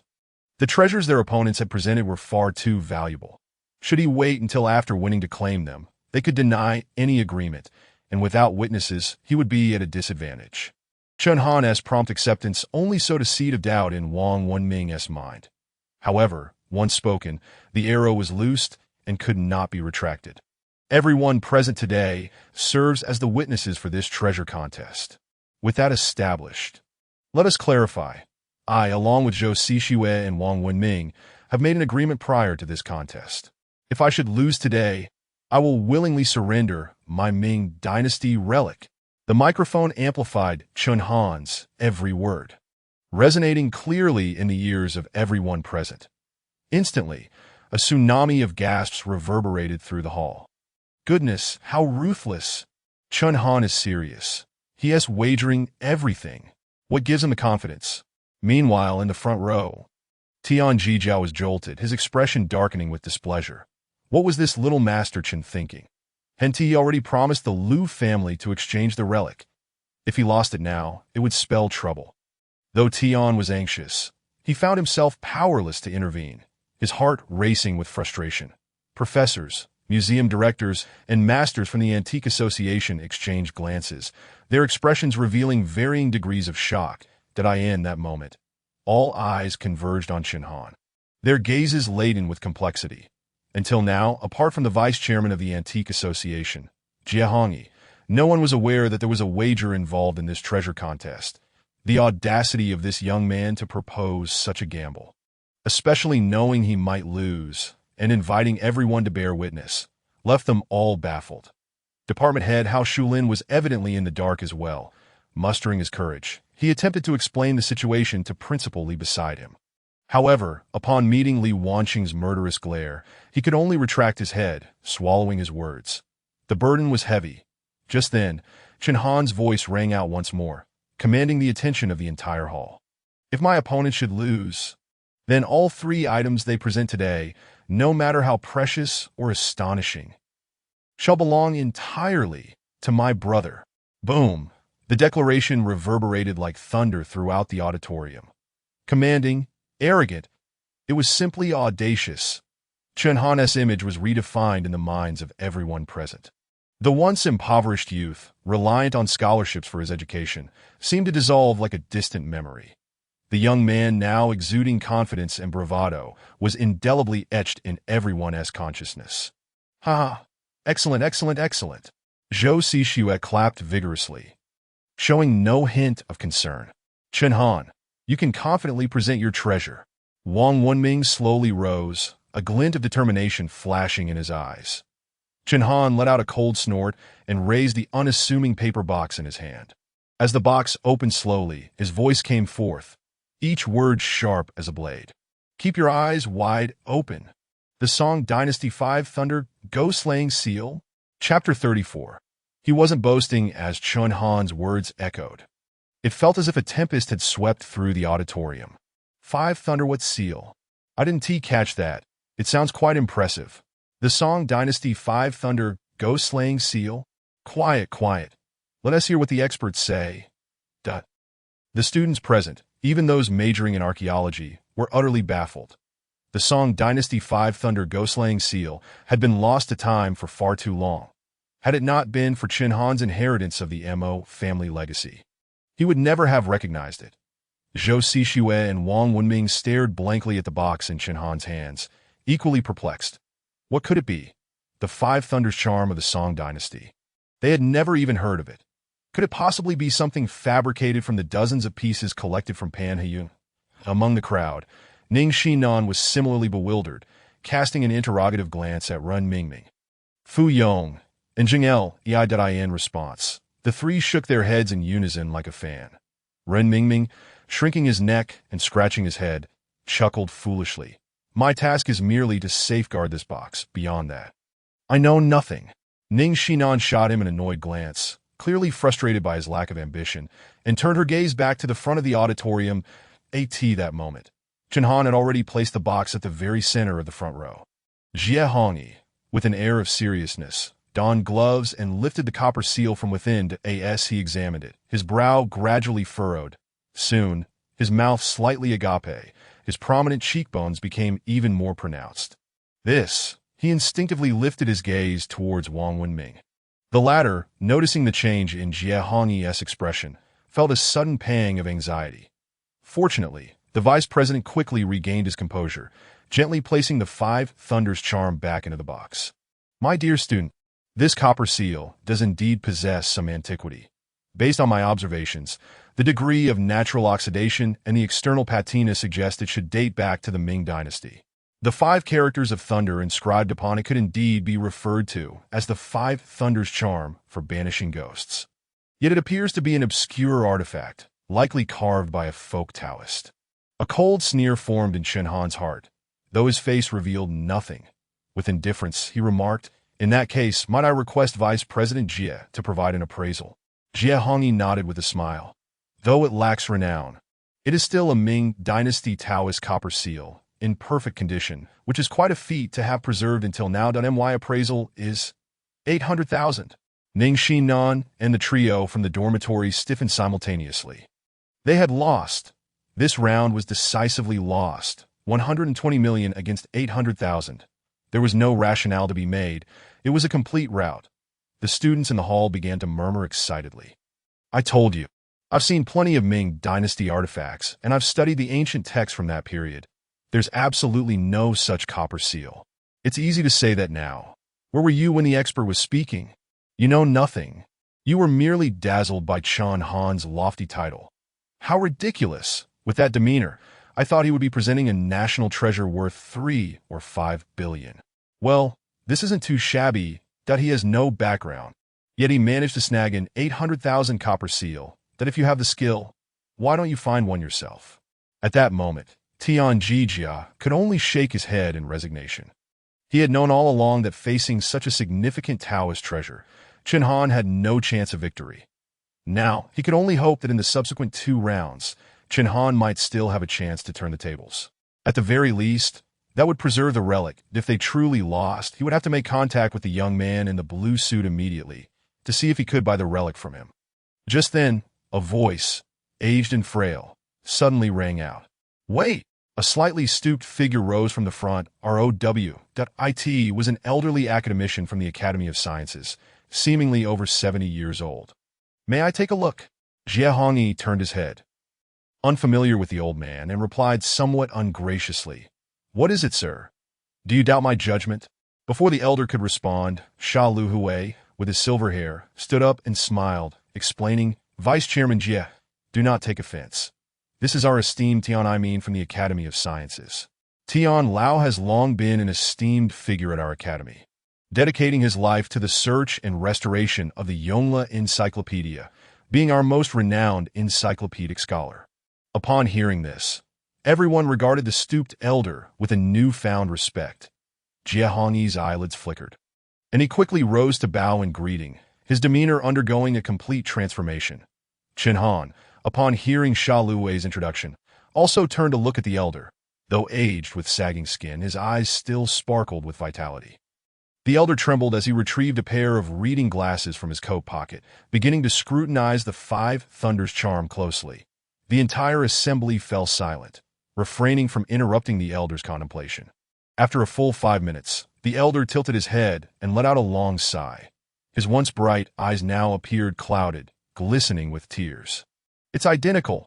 Truly, it is a perfect match. Since there are experts in appraisal present, I would like to ask just one thing. Are you certain this is a Ming Dynasty artifact?" Upon uttering these words, the expression on Jiahongyi's face became a masterpiece of incredulity, a sight to be etched in memory. The chairman of the Antique Association, Tian Jiajia, was momentarily taken aback before reaching out to take the 5 Thunders charm from Jiahongyi. After another round of examination, Tian Jiajia, too, found himself uncertain. It was undoubtedly an ancient seal. Claiming it to be from the Ming Dynasty posed no significant issue, but upon closer inspection of the oxidation, it could very well be even older. With the southern and northern Song dynasties having a strong Taoist inclination, could it possibly be from the Song dynasty? That would certainly be a blow to his vice chairman. However, in the present moment, there was no time for such considerations. Tian Lao was a venerable academician from the Academy of Sciences, not someone to be trifled with. Since the matter had escalated to this point, all should be based on facts. With this thought in mind, Tian Jiajia slowly spoke. "This copper seal is at least from the Ming Dynasty, and could be traced back to the Song dynasty." "Exactly, haha, that's it." Tian, the old academician, suddenly burst into laughter. "This seal is precisely the 5 Thunders charm for banishing ghosts from the Song dynasty. As that young fellow stated, word for word, this 5 Thunders charm is recorded in the Taoist section of the Yongle Encyclopedia. A treasure beyond compare. I, the old man, consider myself fortunate to have encountered the real thing. Truly fortunate." The elder murmured, his gaze fixed fervently on the copper sealed AT that moment. The hearts of all present had been shaken to their core, irretrievably lost in disbelief. Chen Han had not been boasting. The 5 Thunders charm for banishing ghosts from the Song dynasty. It was not a fabrication. This was a genuine artifact from the Song dynasty, a treasure beyond measure. It could be traced and was recorded as a significant treasure in the National Treasure. The Yongle Encyclopedia, Chapter 35. "You little rascal, are you going to smash it with money?" Tian Jiajia practically leaped from his seat, his excitement beyond words. The thrill of such an astonishing turnaround was something he had never experienced in a lifetime of attending major auctions. "How about it? Old Jean, old Lou, I told you our Master Chun is remarkable. Today was truly worth it." In that moment, Tian Jiajia was no longer the epitome of elegance and composure. He felt as if he had reverted to 18. Meanwhile, Jiahongyi, seated in the very center of the front row, appeared ashen. His gaze was fixed on Wang Wenming, who was likewise staring back at him. the look in his eyes rife with skepticism and a hint of menace. Jiahongyi felt a wave of despair wash over him. How could anyone have anticipated such a turn of events? What on earth was this Five Thunders charm for banishing ghosts? Even the vice president of the Antique Association had never heard of it. Who would have thought he would encounter such a misfortunate old man who happened to appear at this moment? He could forfeit his own dignity, having made a blunder, as it was not the first time. However, having accepted Wang Wenming's favor, if he were to botch this up and it became public knowledge, his life would be over. Most critically, there was that damned wager. If he caused young Master Wang to lose 3 significant treasures, the Wang family would likely intervene to that point. He wouldn't even know how he would meet his end. Jiahongyi felt a surge of fear, suddenly beset by a strong urge to urinate, causing his legs to tremble involuntarily. Ming Xiao, what should we do? Zhou Xishue's voice quivered, evidently shocked by the recent turn of events. Let us observe the situation. The appraisal hasn't been concluded yet. Just then, Chen Han's voice fell upon Jiahongyi's ears like a death knell. Then I would like to invite Vice President Jie to provide a new appraisal. The playful tone in his voice was apparent to all. It was as if everything that had transpired, including the initial request for Jiahongyi's appraisal, had been orchestrated by Chen Han himself. This thought sent chills down their spines, making them regard Chen Han as though they were peering through a fog. This. Observing Jiahongyi's pained expression, Chen Han sneered disdainfully. I want to make things difficult for the vice president. How about this? You simply announce the winner of this round. Chen Han wins. Chen Han has emerged victorious. Before Jiahongyi could utter a word, voices from the audience began to rise, led by that rascally Run Mingming. More and more students joined in, the chant of Chen Han's name growing ever louder. Jiahongyi understood the tide had turned. Slowly raising his hand to signal for silence, in the end, he dared not look at Wang Wenming, merely announcing in a subdued voice, in this round, the Five Thunders charm from the Song Dynasty has triumphed. Ning Xinnan was ecstatic, seizing Run Mingming by the head and ruffling his hair vigorously. With a look of disdain, she tossed him aside. Excellent! What a relief! Fu Yong and Zheng Lei clapped their hands together, the pent-up anger of the two brothers finally released. Even if today they could only win this one round, what Chen Han had accomplished for his brothers was more than enough. This was a victory earned with their very lives, a restoration of dignity for the brothers. At that moment, Wang Wenming exhaled deeply, his eyes filled with frost. He could not comprehend how that impoverished fellow could possibly possess such a treasure. He had brought the foremost divine seal of the Taoist tradition in the world today. How could he possibly lose? Is it not to say that from this moment forth, that Song Dynasty's Five Thunder Exorcism seal shall become the foremost treasure of the Taoist sect? No, this matter must be conveyed to my second uncle. Such an item is far beyond the worthiness of that brat Chen Han, that I cannot believe that, once the Taoists take action, he will be able to safeguard that Five Thunder seal. With this thought, Wang Wenming let out a cold snort, his lips relaxing into a more placid expression, his countenance returning to normal. In contrast, Zhou Xishue's complexion was significantly paler, remaining ghastly white even at this moment. Wang Wenming furrowed his brow and cast a sidelong glance at him, speaking in a low voice. What are you panicking about? There are still 2 rounds left, and victory is assured. Zhou Xishue forced himself to take several deep breaths, finally regaining his composure and offering a grim smile. Before the two could continue their exchange, Chen Han approached with a faint, icy smile, walking leisurely toward them. Gentlemen, please proceed. With that, without granting them a chance to respond, Chen Han directly cradled a box and strode toward his seat, clearly indicating that he wished for Zhou Xishue to continue revealing treasures, ready to receive the challenge. Zhou Xishue scoffed lightly, a cold glint shimmering in his narrow eyes. Continue. This time, let us utterly crush him.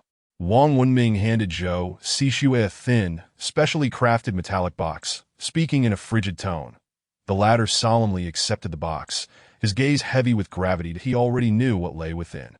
Chen Han was destined to lose. There was no room for doubt. Upon returning to his seat, Chen Han endured the playful jostling of those around him, sensing their exhilaration. Thanks, little brother. Enough of that. Uttering such words disqualifies you from being my brother, Chen Han retorted with a pout. Fu Yong grinned broadly, falling silent thereafter. Zheng Lei clenched his fist and thumped his chest heavily, signaling to remember this moment. Ning Xinnan reached from behind, tugging at Chen Han's ear.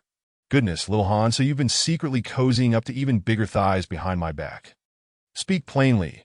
From whom did you acquire that Song Dynasty Taoist seal? Chen Han winced as his ear was pinched, baring his teeth. I stumbled upon it from an old Taoist. Pa, do you think I would believe that? Which old Taoist is foolish enough to sell their Song Dynasty treasure? Exactly. They say the old Taoist is clever, not a fool, Ren Ming chimed in, far away in the eastern city of the capital. The old Taoist, sunning himself on a rooftop, suddenly sneezed twice in quick succession. I truly did not deceive you. Their essay contract, it cost me 2 million. Ning Xinnan smirked, her lips curling with intrigue. Who would have thought? You little rascal are now throwing money around. When will you toss him my way? Chen Han hurriedly begged for mercy. Fortunately, at that moment, Zhou Sixue ascended the stage once more, rescuing him from his predicament. At this time, young Master Zhou had regained his suave demeanor, his tone light and easy. I wholeheartedly concede the first round. Congratulations to class leader Chen Han, that I hope the second round can also bring us surprises. As he spoke, he lifted the metallic briefcase slightly, a smile curving his lips. The contents within are far too precious for me to unveil on stage, due to the necessity of not exposing it for too long. I can only conduct a brief appraisal. Thus, I invite all experts and teachers to take a look simultaneously, and I will have the cameraman project the footage onto the big screen. These words tantalized the audience. Zhou Sixue descended from the stage, nonchalantly arranging for the camera, before positioning himself in the center of the front row, laying the box flat on the table. Following the method taught by Wang Wenming, he unlocked the case. With a click, the box opened to reveal its contents. As the metallic box opened, the large screen in the auditorium displayed the image within. It was a page of ancient, yellowed paper, the corners somewhat damaged but not severely, neatly inscribed with elegant, tiny characters that a sense of antiquity and scholarly charm wafted forth from the box. Elder Tian of the Academy shuddered, pointing at the screen. The Yongla Encyclopedia. Indeed, it is the Yongla Encyclopedia. This page.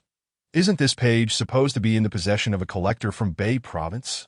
The elderly man's voice trembled with excitement, but he had dedicated his life to studying the Yongla Encyclopedia and was so familiar with it that he recognized the authenticity of the centuries-old page without needing to see the physical object, merely from the magnified image. Ning Xinnan poked Chen Han with her finger. See, I was right. Hurry and open my box. I'll retrieve something for you. Chen Han remained silent, gently shaking his head. Chen Han, are you lacking in wits? Is it so shameful to use my belongings? Those 2 treasures were borrowed. What are you worrying about? Ning Xinnan grew anxious, unable to comprehend why Chen Han repeatedly rejected her. Winning that round was merely a stroke of luck. Having spent 2 million to stumble upon such a monumental find, could it be that he could find 2 more treasures on his outing? Sighing deeply, Ning Xinnan exhaled, her breath brushing against the back of Chen Han's neck, tickling him and carrying a faint fragrance. Chen Han discreetly placed his hand behind him, resting it on a piece of oracle bone. Ning Xinnan paused, her eyes widening in surprise. Is that oracle bone script? Seemingly understanding Chen Han's intent, Ning Xinnan's worries dissipated in an instant as she leaned in closer to whisper in his ear. Speaking at such proximity, her soft breath caressed Chen Han's ear, sending shivers down his spine, causing goosebumps to rise. Yes, rest assured. The simplicity of his words surprisingly brought her considerable comfort. Unbeknownst to her, Chen Han had changed. He had become composed, decisive, and even a bit self-assured. Yet it was this transformation that imbued his every word with conviction, compelling others to believe him unreservedly.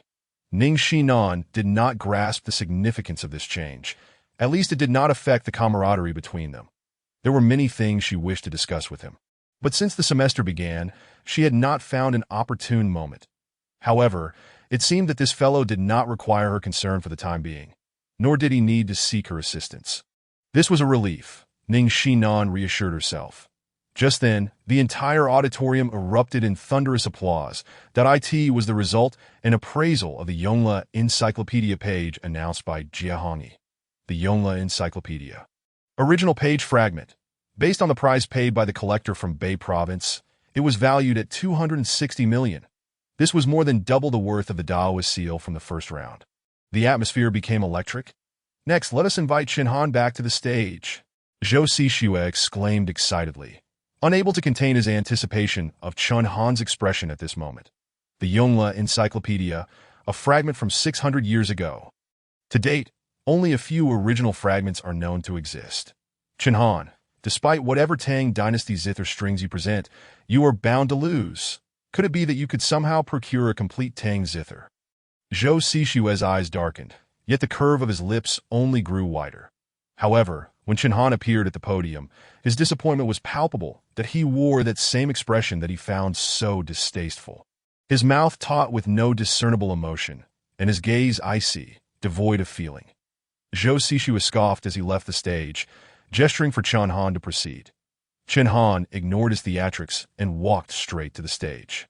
To everyone's eyes, it appeared that he had brought nothing with him this time, unlike the first round when he at least carried a box.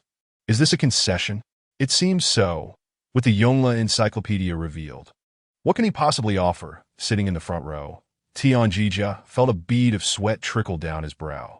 His expression tightened once more, and for some inexplicable reason, he felt a premonition that Chen Han would not easily concede defeat. This young man had the potential to create a miracle once more. What could he possibly present? The opponent had the Yongle Encyclopedia, a treasure that even his century-old Jijin Tang would not dare to covet. If Chen Han could triumph in this round, Tian Jiajia privately vowed to regard this young man as a distinguished guest of Jijin Tang for all his life. At the other end of the front row, two elderly professors exchanged glances.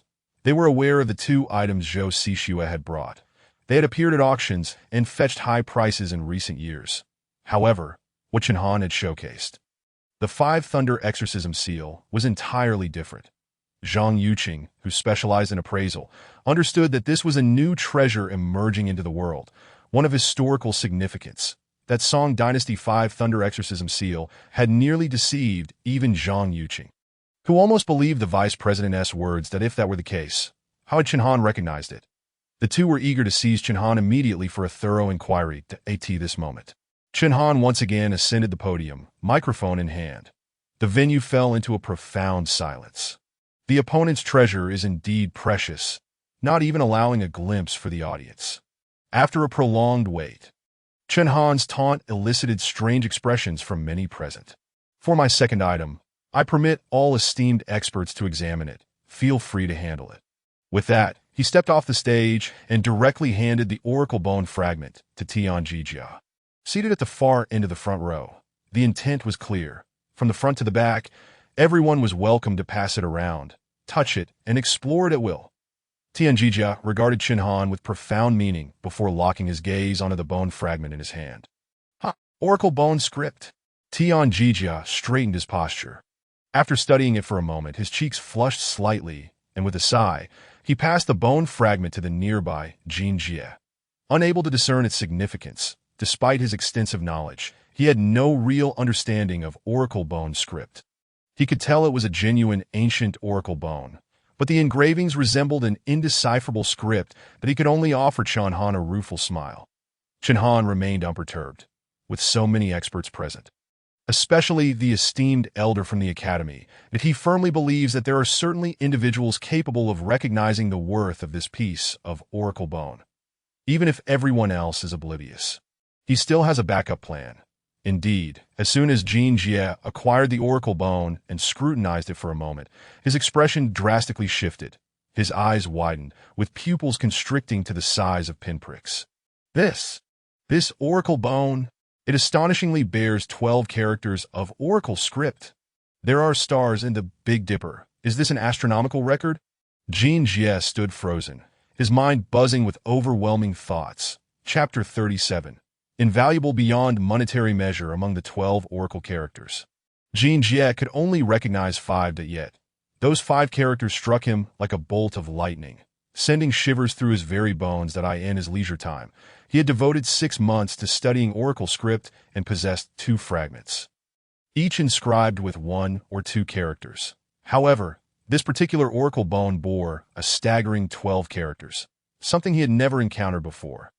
Even in previous auction records, no oracle bone had ever contained such a multitude of characters. In the realm of oracle script research in the country, over 4,000 characters are known. Tian Jiajia had memorized many of them during his studies, yet he found himself unable to grasp even half of the characters before him. If even one of these characters fell outside the known 4,000, it would represent an exceedingly significant discovery in the realm of cultural relics and archaeology, an explosive revelation. Tian Jiajia dared not ponder further. His abilities only allowed him to assess the situation to this extent. His demeanor had never been so grave. Slowly, he extended the oracle bone, handling it with utmost care, to the next individual. At this moment, the atmosphere was hushed, with everyone left in bewilderment. The 2 esteemed masters from the Antique Association, after examining the treasure, had fallen into silence. What could this mean? Was the artifact flawed, or had they been unable to ascertain its value? Everyone suppressed their curiosity, quietly observing the experts in the front rows. As the artifact passed from one expert to another, not a single person spoke. The students in attendance could no longer contain their impatience, buzzing with discussion. What is happening?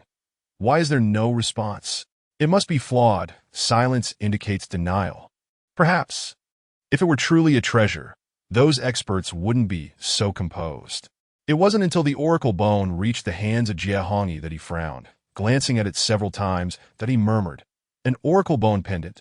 How could there be so many characters? It must be a mere replica." Tiske, the earthy smell is quite authentic. He nonchalantly passed the bone to the next person. When the oracle bone arrived at the Academy of Sciences, their demeanor was markedly more cautious. Some even pulled out portable magnifying glasses to examine it closely. Finally, an elderly academic's voice erupted with excitement, reverberating through the hall. "This is indeed genuine. This oracle bone dates back to the oracle script of the Yin ruins. Good heavens, it actually contains 12 characters from the Yin ruins. Where on earth was this discovered?"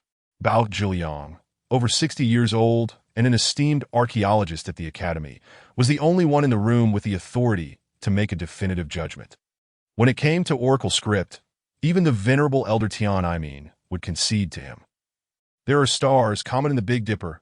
Shaman Jiang, evening descends. There's one character I cannot identify. I can't believe there's a character I cannot recognize."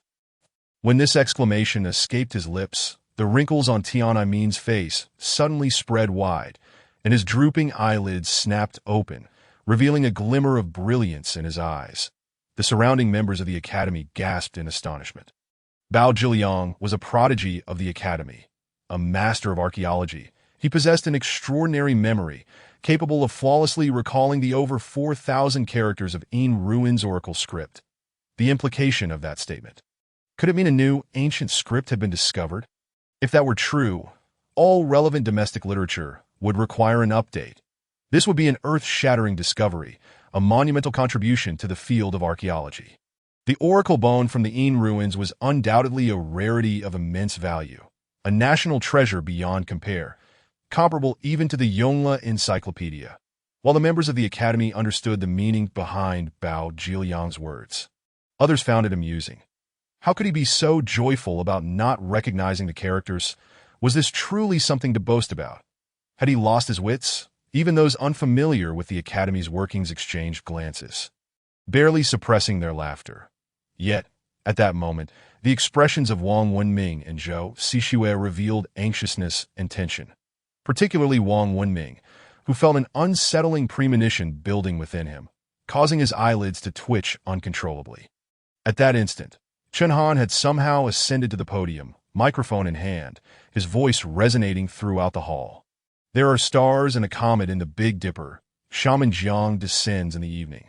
Over 3,000 years ago, a comet passed by. Shaman Jiang invoked the gods, and this inscription recounts that event." How could you possibly?" Bao Zhiliang gasped, the oracle bone slipping from his grasp onto the table. This scene made everyone's scalp tingle. "Esteemed academician, am I correct in my assertion? Chen Han inquired with a smile, his tone steady.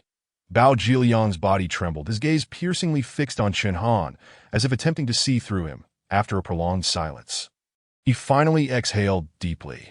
Shaman Jiang, so it is indeed Shaman Jiang, precisely, during the reign of King Wu of Shang, the one adept in astrology and divination was indeed Shaman Jiang. My heavens, this is the earliest record of an astronomical phenomenon.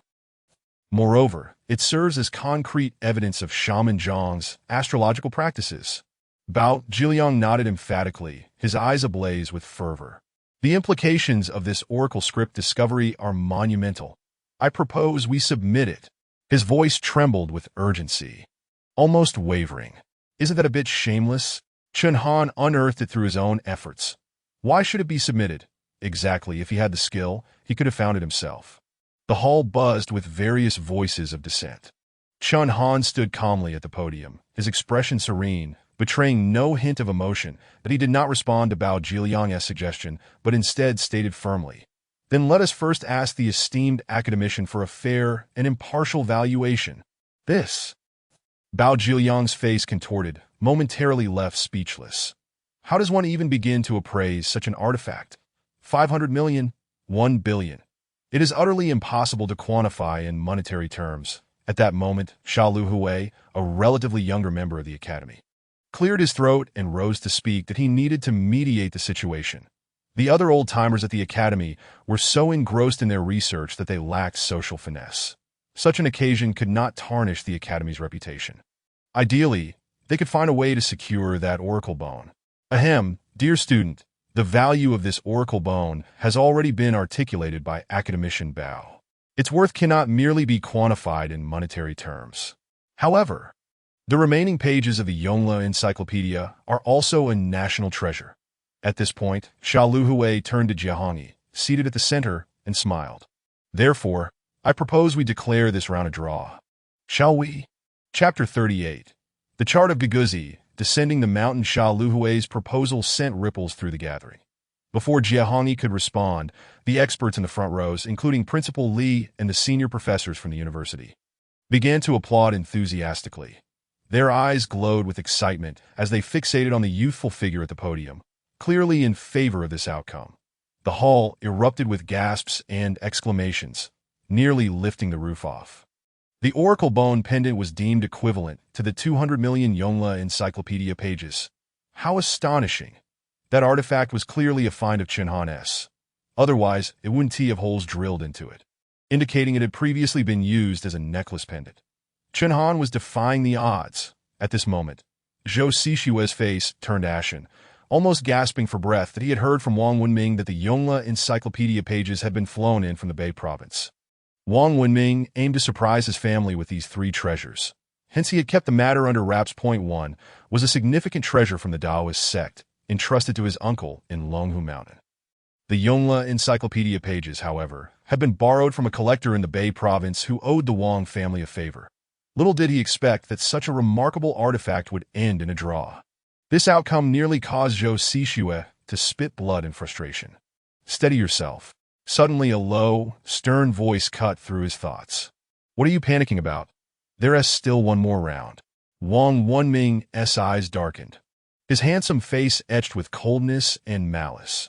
Although Jiahangi had yet to pronounce a judgment, it was clear from the current situation that he could not go against the tide of experts and professors present.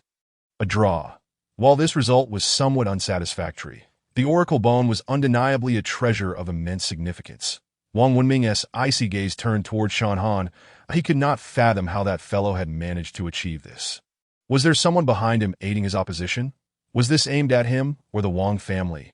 Over the years, the Wang family had certainly made many enemies. Contemplating this, Wang Wenming felt a sense of calm wash over him.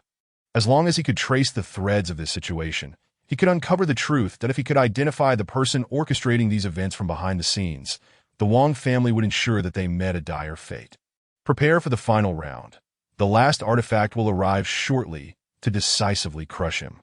With a cold snort, Wang Wenming settled back into his chair and resolutely closed his eyes, choosing to disregard everything occurring around him. Regardless of who stood behind Chen Han, he held firm confidence that in the end, This treasure would undoubtedly be his. When that time came, the precious relic would rightfully belong to him. This was not the end. Both Chen Han and those backing him would pay a price. Certainly at this moment, Chen Han had already stowed away the oracle bone and returned to his seat, that a minor incident had transpired in the interim, as the venerable academician Bao Zhiliang, despite being over 60 years old, clung fiercely to the oracle bone. Refusing to relinquish it, he insisted that Chen Han submit it, albeit for a price, as the academy would reward him handsomely. Ultimately, Chen Han merely agreed to consider the proposition. Bao Zhiliang solemnly warned him that this oracle bone was a national treasure that could not be taken abroad. This made Chen Han chuckle inwardly, finding the old academician's adorableness amusing. Did he truly fear that Chen Han would abscond with the oracle bone? Upon returning to his seat, he was again subjected to a barrage of scrutiny. This time his classmates, sitting nearby, fixated their gazes on him, eyes alight with excitement, confusion, envy, and even admiration. Yet, Chen Han appeared oblivious, lifting his gaze towards the podium. Zhou Cixue had once again ascended the stage, his face still adorned with a smile, though everyone could discern that it was a forced grin. The earlier bravado of Zhou Cixue had dissipated, and he spoke with a notable humility. Next, I shall present the third treasure. Just then, a middle-aged figure emerged from outside the auditorium, cradling an exquisitely crafted, large golden box. Under Zhou Cixue's careful guidance, the box was gently placed before Jiahongyi. It was a substantial celestial box. As the lid slowly opened, those nearby who were privy to the spectacle gasped in astonishment, their mouths agape and eyes wide. Blue and white. Yuan blue and white large jar. This is the Yuan blue and white jar depicting Guqin descending the mountain. My heavens. This is the Yuan blue and white that once fetched an astronomical price at auction. Blue and white porcelain has a history of over 1,000 years since its inception in the Tang Dynasty, with Yuan blue and white holding the highest value and being the rarest in existence. The appearance of this porcelain caused Chen Han's eyelids to twitch involuntarily. That it was breathtaking. The Guqin descending the mountain motif on the large jar was a masterpiece among the surviving Yuan blue and white porcelain. The porcelain glaze was as smooth and fine as a maiden's skin, with vibrant hues of blue ranging from deep to light. The overall composition was harmonious and naturally flowing, vividly depicting Guqin seated in a chariot pulled by a tiger and a leopard descending the mountain. It was simply magnificent. Jiahongyi, unable to contain his admiration, exclaimed, his eyes filled with envy and longing. What a revelation! What a revelation! This treasure was auctioned for over 200 million back in 2005, acquired by a mysterious figure in our country, and has not been exhibited since. Tian Jiajia and other members of the Antique Association nodded in fervent agreement, their eyes ablaze with desire. Even Su Yubin from the museum, seated in the second row, along with visitors from the Lu Province Museum, rose and craned their necks, eager to catch a glimpse. Opportunities to witness such a rare artifact were exceedingly scarce. Even the museums of the two provinces did not possess such a flawless blue and white jar. After a moment, Jiahongyi finally diverted his gaze from the jar and spoke aloud. This Yuan blue and white jar depicting Guqin descending the mountain was auctioned in 2005 for 230 million. Its current value is at least 300 million. This figure once again propelled the treasure contest into a frenzy.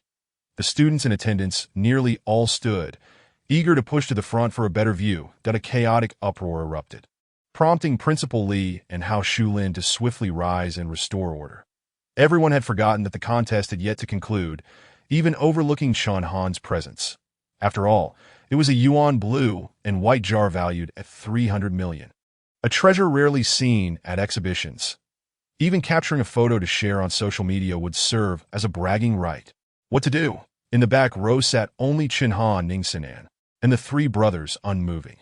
Ning Xinnan wore a troubled expression, her brows knitted tightly. She had never anticipated that the final treasure presented by the opponent would be a Yuan blue and white jar. The treasure she had prepared in her box now seemed insignificant in comparison. This moment, Chen Han was also furrowing his brows, conflicted over whether to present the chicken cup or the Tang Dynasty's secret color porcelain square bottle. Chapter 39. Three treasures remain. For nearly 5 minutes, The scene remained in disarray. That it was only when Principal Li personally took the stage, microphone in hand, and sternly admonished the crowd that order was finally restored. Ahem. Ahem. Ahem. Dear students, you are all university students. This is not a market. Please maintain decorum and appreciate with civility. Principal Li was drenched in sweat, his back soaked through. However, with so many dignitaries present, he felt it inappropriate to lose his temper and could only endure. Taking a deep breath, Li Wanqing gestured towards Chen Han. Come, Chen Han, continue to present your treasure. While speaking, he managed to force a rather unflattering smile in his eyes. Chen Han's status was now on par with the young masters of the Zhou and Wang families. While donations to the school were welcomed, Chen Han was poised to become a sensational figure, capable of drawing immense attention to the institution. Just that morning, he had viewed clips from the treasure appraisal event, which had garnered hundreds of thousands of views. In today's world, attention equates to resources. Chen Han ultimately retrieved a rectangular paper box from his bag and walked slowly towards the podium. Li Wanqing handed him the microphone. He also patted Chen Han's shoulder. This is my third treasure. I hope it will not disappoint everyone. Chen Han's voice, though not loud, resonated with strength. His dark, ink-like eyes swept across the audience. When they landed on Wang Wenming and Zhou Xixue, he deliberately intensified his gaze, sharp as a knife. His eyes briefly lingered on Tian Jiajia. A nearly imperceptible smile graced his lips. Setting down the microphone, Chen Han paced to the front row and, before all present, opened the box. Inside was an object wrapped in thick layers of tissue paper for protection against impact. No one mocked his cautious approach, nor did anyone rush him. The entire hall held its breath, patiently awaiting as he slowly unwrapped the tissue paper. At last, a hue reminiscent of a clear sky after rain was revealed. Following that, a complete square-mouthed, square-bodied, square-bottomed porcelain bottle emerged before the audience's eyes. Tian Jiajia's eyes widened in disbelief. This was the Song Dynasty Guqin Rose purple glaze square bottle he had obtained from his Zhizhen Tang. He had intended to use this to counter the 300 million yuan blue and white jar. It was over. This was the end. Tian Jiajia's gaze gradually dimmed, and he let out a long sigh. Chen Han was out of cards. Although he continually created miracles, it was impossible for extraordinary treasures to be limitless. Alas, the relic would soon change hands. Chen Han, Tian Jiajia, could have kicked himself. Had he known the treasure contest hinged on the relic, he would have lent Chen Han the finest treasure from Zhizhen Tang. He was disheartened as he glanced once more towards Chen Han. Wait, no, the color of that square bottle was off. Could it be that this was not the one from Zhizhen Tang? It couldn't be. The appearance was identical, and it was unlikely for two pieces of porcelain to share the same shape, but differ in color. That moment, an endless wave of doubt surged within Tian Jiajia, accompanied by a tumultuous storm. What was happening? Could it be that the bottle was not the Song Dynasty Guqin Rose purple glaze? He could no longer contain himself, disregarding the order of the event. He rose and approached Chen Han. The square bottle lay quietly in Chen Han's hand. He produced a delicate, high-powered flashlight and shone it directly into the bottle's opening. Instantly, the bottle emanated a pure, serene azure hue that was utterly refreshing. The color resembled the clear blue of a cloudless spring day, translucent, ethereal, and exquisitely beautiful. This spectacle left the surrounding experts and masters speechless, collectively gasping in awe. Such boundless beauty! Another blue emerges. Could it be? Could it be? As Tian Jiajia drew near, he suddenly stumbled back several paces, his expression one of sheer terror. The front rows erupted in commotion, with Jin Jie, Jie Hongyi, and the other museum representatives all rising to their feet. Each face mirrored that of Tian Jiajia, eyes bulging and mouths agape. Even witnessing the remaining pages of the Yongla Dadayan, where the 300 million yuan blue and white jar paled in comparison to the shock evoked by this small bottle. Throughout history, no porcelain under light had ever displayed such an extraordinary color. Not even Ru Kiln could compare. The porcelain's texture, as thin as a cicada's wing, shimmered under the light, captivating the senses, coupled with the square mouth, body, and base. This porcelain piece was nothing short of a miracle, so extraordinarily rare. Clink! Chen Han's fingers tapped lightly against the bottle. The The sound resonated throughout the auditorium, crisp and melodious, akin to the ringing of a chime. Tian Jiajia, seated closest, trembled uncontrollably, his gaze fixed upon the square bottle in Chen Han's hand, as if in reverence. Indeed, it was a moment of worship. Divine porcelain, the porcelain of completeness. This is the secret color porcelain of the Ming Dynasty. Tian Jiajia nearly shouted, veins bulging on his forehead. Color like the sky. Sound like a chime. It cannot be mistaken. This is a legendary secret color porcelain. Even the National Museum only has fragments of this porcelain. A priceless treasure. A true priceless treasure. With a thud, Tian Jiajia collapsed onto the ground. I've lost. At that moment, the usually composed and elegant Tian boss was shaking all over, tears streaming down his face. The grand hall felt as though a bomb had been dropped. And the overwhelming gasps of astonishment swept through like a tidal wave. Zhou Xixue also fell to the ground. When the words priceless treasure were uttered, his mind erupted with chaos. His legs weakened, his body convulsed. His lips trembled, and his complexion turned pale as he slumped to the floor and on a nearby chair. Wang Wenming's eyes were wide with rage. His entire face contorted in anguish. He suddenly sprang to his feet, ready to storm out in frustration. Wang Wenming, are you leaving in such a hurry when the matter is not yet resolved? A crisp, icy voice cut through the din, silencing the crowd and targeting Wang Wenming directly. It was Chen Han. His obsidian eyes were deep as the night sky, his taut lips sharp as a blade, his expression so frigid it sent shivers down one's spine upon hearing this.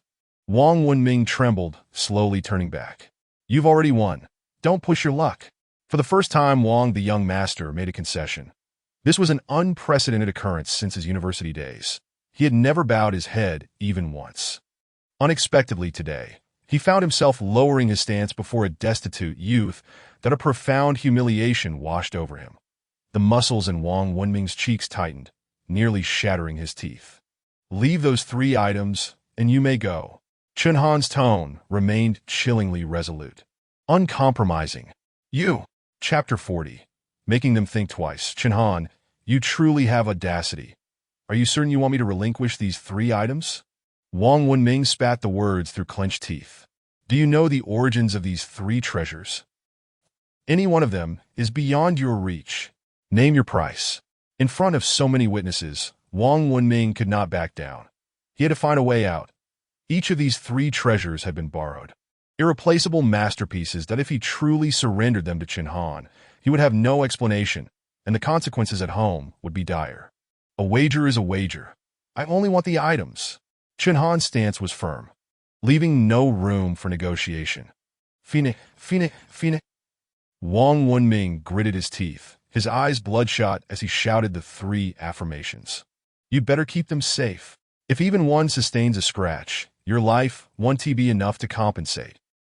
After delivering this grave warning, Wang Wenming no longer wished to utter another word. He turned decisively and strode away. Young master, you cannot do this. Following him was a middle-aged man who had just escorted the yuan blue and white porcelain inside. But no matter how he called out, Wang Wenming remained silent, his figure swiftly disappearing beyond the door. Thank you, Zhou Dasha. Chen Han cast a dismissive glance at the slumped Zhou Xixue, a smirk playing on his lips. He then waved at Fu Yong and his companions, who were hastening toward him. Brothers, secure the items, and let us head back. As Chen Han exited the hall, several figures hurried after him. Chen Han, please wait a moment. The pursuers were Su Yubin, the curator of the Kyoto Museum. Chen Han paused, gesturing for his companions to take the items back to their dormitory. The Ming Yongle Daoist Canon's Great Seal. The original pages of the Yongle Encyclopedia and the Yuan blue and white porcelain jar depicting the descent of Guqin. All 3 treasures were irreplaceable. Once his companions departed, Chen Han smiled and nodded at Su Yubin. Greetings. How may I assist you? Allow me to introduce myself. I am Su Yubin, the curator of the Kyoto Museum. These 2 gentlemen are Curator Xie and Deputy Curator Chen from the Shandong Museum. Tian nodded in acknowledgement. Fully aware of their intent, which revolved around the sacred silk strings of the guqin he possessed. It is regarding the ancient guqin strings you presented at the recent exchange meeting. The two colleagues from Shandong Museum expressed great interest. Could we have another look? Chen Han remained non-committal, replying, "The items are genuine. Let us discuss the price directly. If the offer is suitable, I'll part with one." His straightforwardness left the three curators momentarily stunned. That Su Yubin chuckled. "So, Chen Han, what price do you have in mind? 10 million per string? It's a small business. No bargaining." Su Yubin showed no overt reaction to this price, but turned to the two curators from Shandong. After a moment of contemplation, Curator Xie gritted his teeth and nodded. "As long as the strings are authentic, it has settled." Chen Han swiftly jotted down a series of numbers on paper that he then handed it, along with a paper bag, to Curator Xie. "Just transfer the funds to my account. Farewell." With that, he strode away. Su Yubin was left dumbfounded. Was that it? Curator Xie trembled as he pulled out a string that felt as cold as ice from the paper bag, his pupils constricted in shock. "It's real. It's identical to the strings on the Tianfeng guqin." At this moment, Chen Han had already distanced himself, but he was unconcerned about the possibility of a default, as a reputable provincial museum would not stoop to such dishonorable tactics. A degree of trust was essential. Having resolved to sell them a string, he preferred to do so without unnecessary delay. Although the strings could fetch astronomical prices at auction, ensuring the Tianfeng guqin's restoration would be a merit in itself. Lost in thought, he returned to the dormitory. As soon as he entered, three large men rushed toward him, enveloping him in a tight embrace. "Brother, that was exhilarating. What a thrill, a release of pent-up frustration. Absolutely delightful. Chun Lauer, I respect you." The trio shouted joyously, expressing their emotions freely. That moment, a clear voice chimed in from a bed by the window. "You still have the heart to celebrate. Do you know the trouble you've stirred?" Chen Han then noticed the striking figure of Ning Xinnan seated in the dormitory. "Wow! You here too, Ning Ge?" Ning Xinnan scoffed. "Chen Han, do you really dare to keep those three items from Wang Wenming? I won them fair and square. Why should I give them up?" "You!" Ning Xinnan's exquisite face flushed with anger, her tightly pressed lips a testament to her ire. "Return them at once. Those three items have significant implications. If you hold on to them, you'll invite immense trouble." Chen Han scoffed. "Not a chance. Nan Ge, which side are you on? You want me to return such valuable items?" Ning Xinnan urged, setting aside the other two. "That Taoist canon's great seal is a sacred relic of the Longhu Mountain Tianshi lineage, borrowed by Wang Wenming and his uncle. If you don't return it, the entire Taoist community will be alerted. I couldn't care less. Do you really want to go against the entire Taoist sect?" Ning Xinnan's words sent a chill through the other three in the dormitory. Chen Han, unfazed, grinned. "What? Do you think those self-important priests can curse me?" Ning Xinnan's brows knitted in concern. "The Zhang family of the Taoist sect has a lineage spanning 63 generations. Do you know why the current Taoist leader is surnamed Wang? What does it matter what his surname is?" Chen Han waved dismissively, clearly unwilling to engage in that debate. Ning Xinnan felt overwhelmed. "Are you even listening to me? Chen Han, this isn't a joke." Heaving a sigh, Chen Han finally ceased his jesting demeanor, his expression turning serious. "Nan Ge, do you think returning them will ensure they let me off the hook?" "No, they that they orchestrated a scheme just to obtain a single relic, severely injuring both the boss and the fourth. Having suffered such a significant setback at my hands today, Wang Wenming and Zhou Xixue will undoubtedly seek revenge." Before Ning Xinnan could retort, Chen Han continued solemnly, "With these three items in my possession, at the very least, I can make them think twice." Hearing this, Ning Xinnan fell silent. The other three gazed at Chen Han as though they were looking at a stranger. When did their brother, the second son, start to think so strategically, with such meticulous foresight? "I will take the items today and place them somewhere they cannot find. Moreover, I will spread the word that if any one of you is harmed in the slightest, I will destroy one of them." At this moment, Chen Han's expression turned somewhat sinister, his voice cold enough to send shivers down one's spine. Chapter 41. Traversing centuries of time. As Chen Han exited the school gates, he carried a massive backpack on his back and held two boxes in hand. Inside the boxes were the Taoist canon's Great Seal and the original pages of the Yongle Encyclopedia. The blue and white jar had been wrapped in a bedsheet and stuffed into his backpack, and no one could imagine that this seemingly unremarkable young man was currently in possession of items worth over $1 billion. After leaving the school, Chen Han hailed a taxi, taking a longer route back to Shueihua Bay that he had to tread carefully. Ning Xinnan had already thoroughly briefed him on the Wang family situation, an absolute behemoth. In Kyoto, they were among the top echelons, untouchable. However, Wang Wenming's family was merely a branch of the Kyoto Wang clan, which was the only silver lining for Ning Xinnan. But for Chen Han, it made no difference whether it was the Wang family, one of the four great clans, or Wang Wenming's family. Both were beyond his reach. Upon arriving at Shueihua Bay, he received a text message. 10 million had been transferred. It was the remittance from the Shandong Museum. Remarkably efficient. Almost immediately, a call from a Kyoto number followed. Chen Han pondered for a moment before answering. Hello, Chen Han here. This is Su Yubin from the Kyoto Museum. Have you received the remittance? Director Su. I have received it. Thank you for your concern. By the way, Chen Han, you are aware that your school will be visiting the museum next Monday, aren't you? Chen Han was taken aback. No one from his department had informed him. It seemed Su Yubin had deliberately given him a heads up. He chuckled. Then I'll trouble you, Director Su. You're being too formal. We are like old friends. Oh, and there's one more thing I need to discuss with you in advance. A group of foreign students will be joining the visit as well. If it's convenient for you, please bring along a couple of artifacts for them to appreciate our domestic university students' demeanor. Without giving it much thought, Chen Han readily agreed. Sure, that's no problem. After hanging up the phone, he placed the 3 precious items he had just acquired on the 3rd floor of the villa. He then turned and descended to the courtyard to check on the status of the Phoenix Eye vine. To his delight, the transplantation had been quite successful. The plant was thriving, and the leaves that had initially wilted were now vibrant once more. Chen Han fetched several wooden sticks of thumb-thick diameter to construct a trellis for it to climb. Once winter arrived and the weather turned cold, he would only need to set up a sunshade to ensure its survival through the season. He had made plans with a few friends from the dormitory to go out for dinner and karaoke in celebration that evening.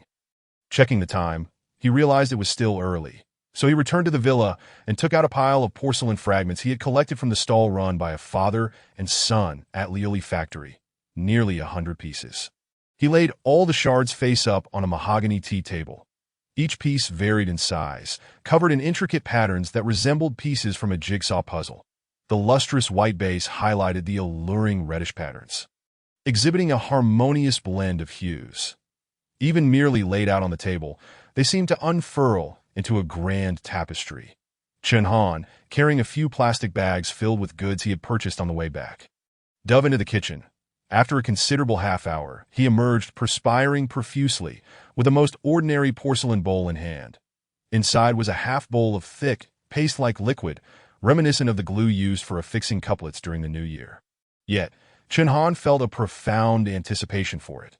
This was a remarkable restoration technique passed down from his esteemed master, specifically designed for mending porcelain.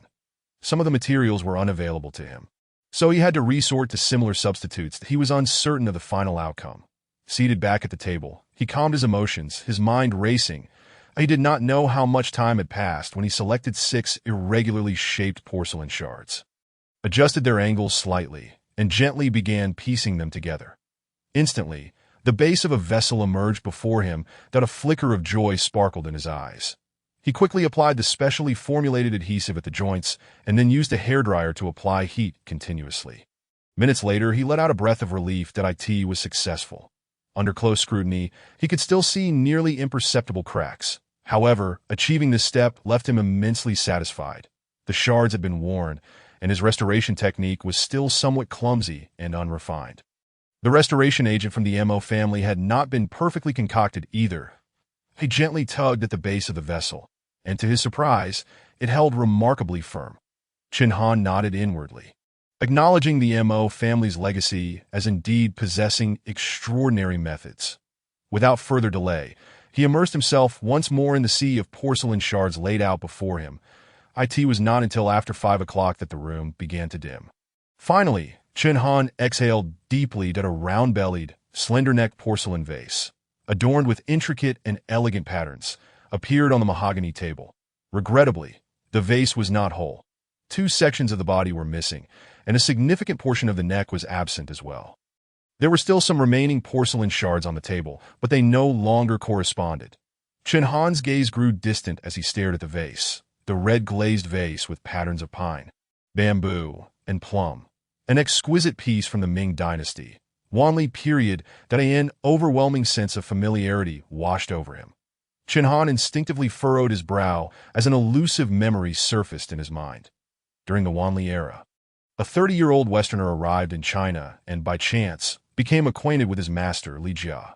This Western man was exceptionally intelligent, a true genius, with profound knowledge in religion, mathematics, astronomy, and geography. That as their friendship deepened, they learned from one another, sharing language, religious beliefs, and experiences, each gaining significantly. Master Li Jia granted this Westerner the title Taishi during his time in China. However, he was better known by his name, Matteo Ricci. Suddenly, Chen Han's hand shot forward, seizing the vase, his eyes fixating intensely on a particular area. Amidst the crimson patterns, a stunning scene unfolded amongst the clusters of bamboo leaves.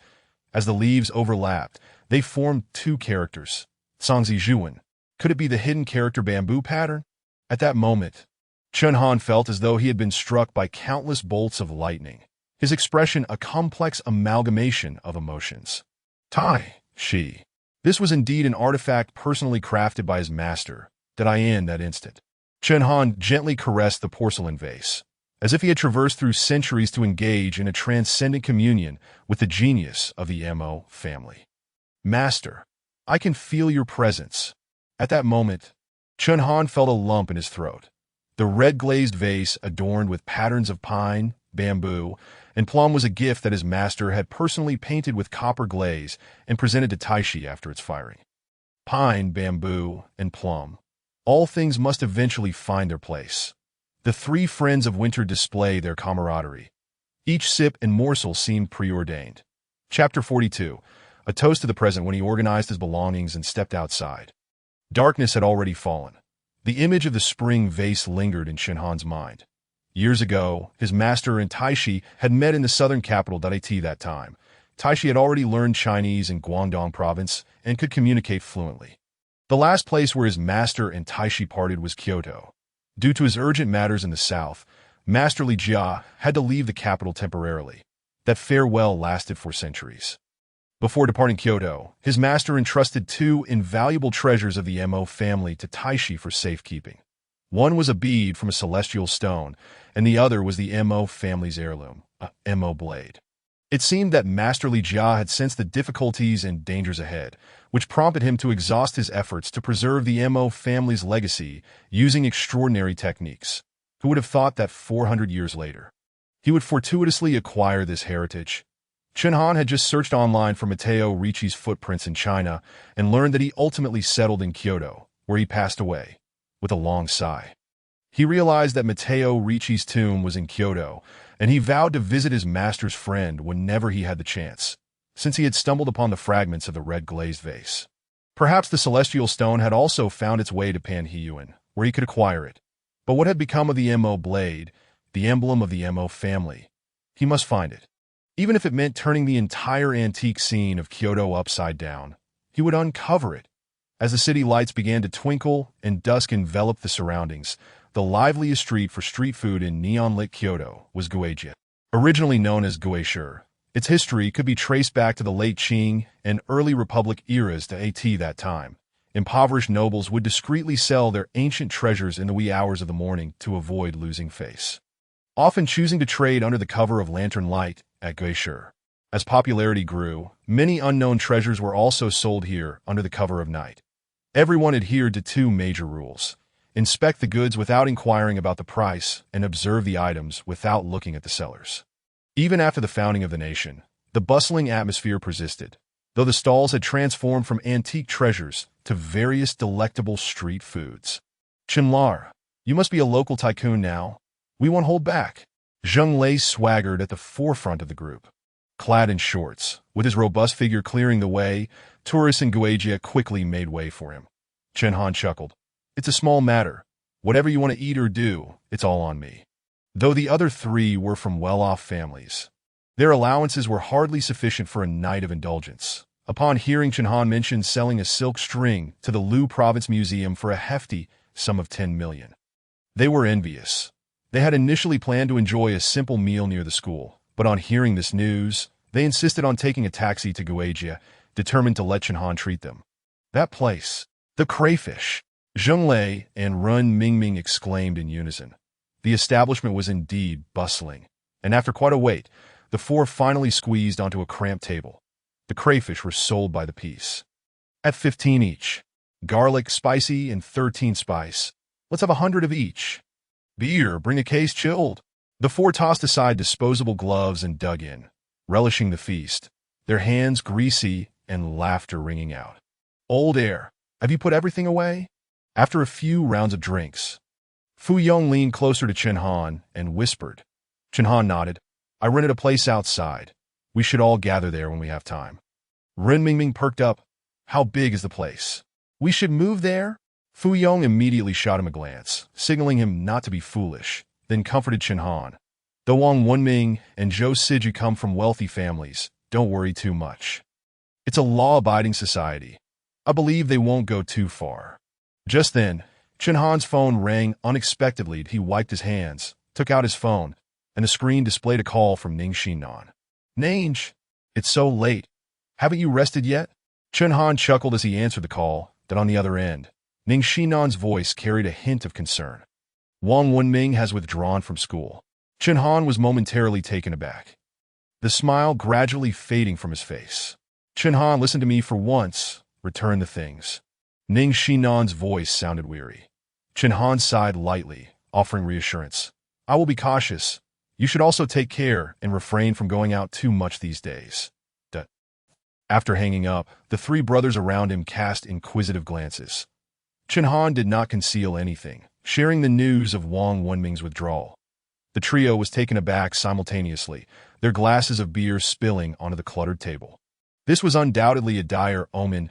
No one would believe that Wang Wenming withdrew due to a loss of face, but if he was merely a toothless wolf while in school, after his withdrawal, he would become a beast returned to the forest, unrestrained by any scruples. What lay ahead for Chen Han was an even greater uncertainty and extreme peril. Fortunately, he had ensured that Ning Xinnan conveyed a message right after the conclusion of Doubao. Believing that with those three treasured items involved, his three brothers would likely not encounter immediate danger. Come, let us drink to our heart's content tonight, and afterward we shall sing. Chen Han, not wishing to dampen the spirits of his comrades due to this matter, raised his glass with a loud proposal. Fu Yong clenched his teeth, determination gleaming in his eyes. To hell with it, brothers stand together through thick and thin. Let's get it done, Zheng Lei succinctly declared, his spirit soaring, a fire igniting in his gaze. The two had endured injuries from previous altercations, their pent-up frustrations still simmering. They had witnessed everything Chen Han had done for them, etched in their hearts.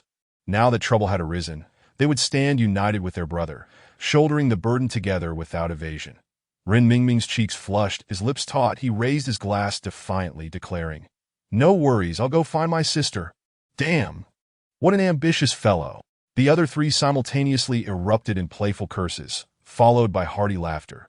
The earlier tense atmosphere dissipated in an instant. After indulging in food and drink, the quartet entered a cave named the Star of the Avenue, located near Ghost Street. The decor was quite grand, with the first-floor hall spanning at least 500 to 600 square meters.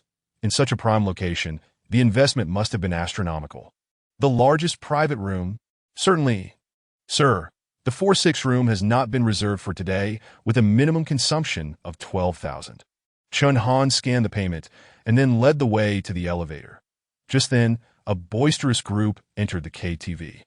Swaggering towards the elevator, at the forefront was a scar-faced man in his 40s, his shirt unbuttoned at the collar, revealing tattoos on his chest that evoked a sense of dread. Chen Han had been in a daze, but as the group approached, he suddenly caught a whiff of an unmistakable odor, instantly shaking off his stupor. Grave scorpions. Chapter 43. He jumped from the building. The term grave scorpions refers to grave robbers in the northwest region. Chen Han identified them by their accent. deducing they had just emerged from a tomb. The earthy stench mixed with the lingering smell of decay was unlike any ordinary body odor. Before receiving his inheritance, Chen Han had never encountered such a scent. Yet at that moment, as the odor reached him, a precise judgment formed in his mind. Among the group, there were 4 men accompanied by 2 flamboyantly dressed women. The leader was the scar-faced man. "Boss, this haul is pitiful. You only brought 2. Not enough to go around." The scar-faced man's gaze was icy, his lips curling in disdainful mockery. "Damn it, don't rush. You won't be shortchanged." Beside him was a gaunt young man, carrying a bulging canvas backpack, his expression sycophantic as he eyed the 2 women. The other 2 men were far more discreet. Though each had a woman in their embrace, their attention drifted elsewhere. Surveying their surroundings, ding, the elevator arrived. Just as Run Mingming was about to step in, Chen Han abruptly pulled him back. "Let us sit for a moment." The stench from the grave scorpions was unbearable, and he felt it brought ill fortune. Soon, the 4 brothers entered a lavish private room on the 4th floor, measuring over 200 square meters. Even Run Mingming, from a well-off family, was visibly excited. Before long, a server brought in an array of drinks and snacks, foreign liquor, red wine, and beer. Chen Han poured himself a glass of foreign liquor, engaging in a drinking duel with Fu Yong. Zheng Lei belted out "Loving You Alone" in the dark alley, his voice a cacophony that could shatter eardrums. Ren Mingming, the artistic soul, did not hold back either, showcasing his talent with a series of rock classics, keeping the atmosphere in the room vibrant and exhilarating. That it wasn't until their voices grew hoarse that they reluctantly returned to drinking. Just as the 4 were reveling in their merriment, the door swung open that a burly figure strode in from outside. Before they could discern the newcomer's features, he made a gesture for silence and displayed an identification badge. "Swat!" His succinct command carried a tone of serious authority. The sudden appearance of an unfamiliar individual declaring such a statement rendered everyone in the room devoid of any desire to continue drinking. All 4 recognized the authenticity of the badge, sparking a rush of exhilaration rather than resistance. To that moment, a faint female voice crackled through the man's earpiece. "Target confirmed. All 4 are in room 4-6, with 2 women present. Report your positions." The burly man's voice was deep. 023 in position. "I am in room 4-6. All is normal. Ensure the safety of the civilians. Act according to my orders." The tone on the earpiece was stern. Chen Han's mind raced. He stood up and poured a glass of foreign liquor for the man, lowering his voice to ask, "You're here to apprehend those grave scorpions, right?" The burly man, initially focused on the earpiece, suddenly took a step back, his eyes shining with an intensity akin to a beast fixating on its prey. This reaction startled Chen Han. He hadn't anticipated such a strong response. 023. "What is happening on your side?" The man identified as 023 did not respond, his body taut with tension, as if ready to pounce on Chen Han at any moment. The sight startled the other 3, their alcohol-induced haze dissipating instantly. "Sir, let us speak calmly." Fu Yong quickly intervened, attempting to defuse the situation. Chen Han wore an innocent smile, yet he dared not make any sudden moves, sensing that any shift in his demeanor could lead to immediate repercussions. "Rest assured, we are merely students from Inkstone University." Upon hearing this, 023's expression softened slightly. "I am 023. Everything is fine here. The operation can proceed." After hanging up the earpiece, he fixed a stern gaze on Chen Han, his voice resonating like a bass speaker in the KTV. "How did you know?" Chen Han placed his glass on the table. "I happened to share the elevator with them on the way up and was nearly suffocated by the earthy and foul odors they carried." 023 frowned deeply. "You cannot leave for now. Once the operation concludes, I will need to take your statement." Chen Han felt a wave of despair wash over him, silently cursing his own indiscretion. Truly, drinking had led to trouble. That moment, a signal crackled through the earpiece once more. "Action." 023 gestured for Chen Han to remain, his meaning clear. He was not to leave. He positioned himself at the door, swiftly assessing the situation outside. Moments later, screams erupted from the adjacent room, accompanied by chaotic shouts. "Do not open the door. We cannot assist." As Ren Mingming and Zheng Lei were about to rush out to investigate, Fu Yong shouted, pulling them back that Fu Yong's family had connections in the military, and he understood the significance of that badge better than anyone. Although Chen Han had never seen such a badge, he had heard of the SWAT's formidable reputation.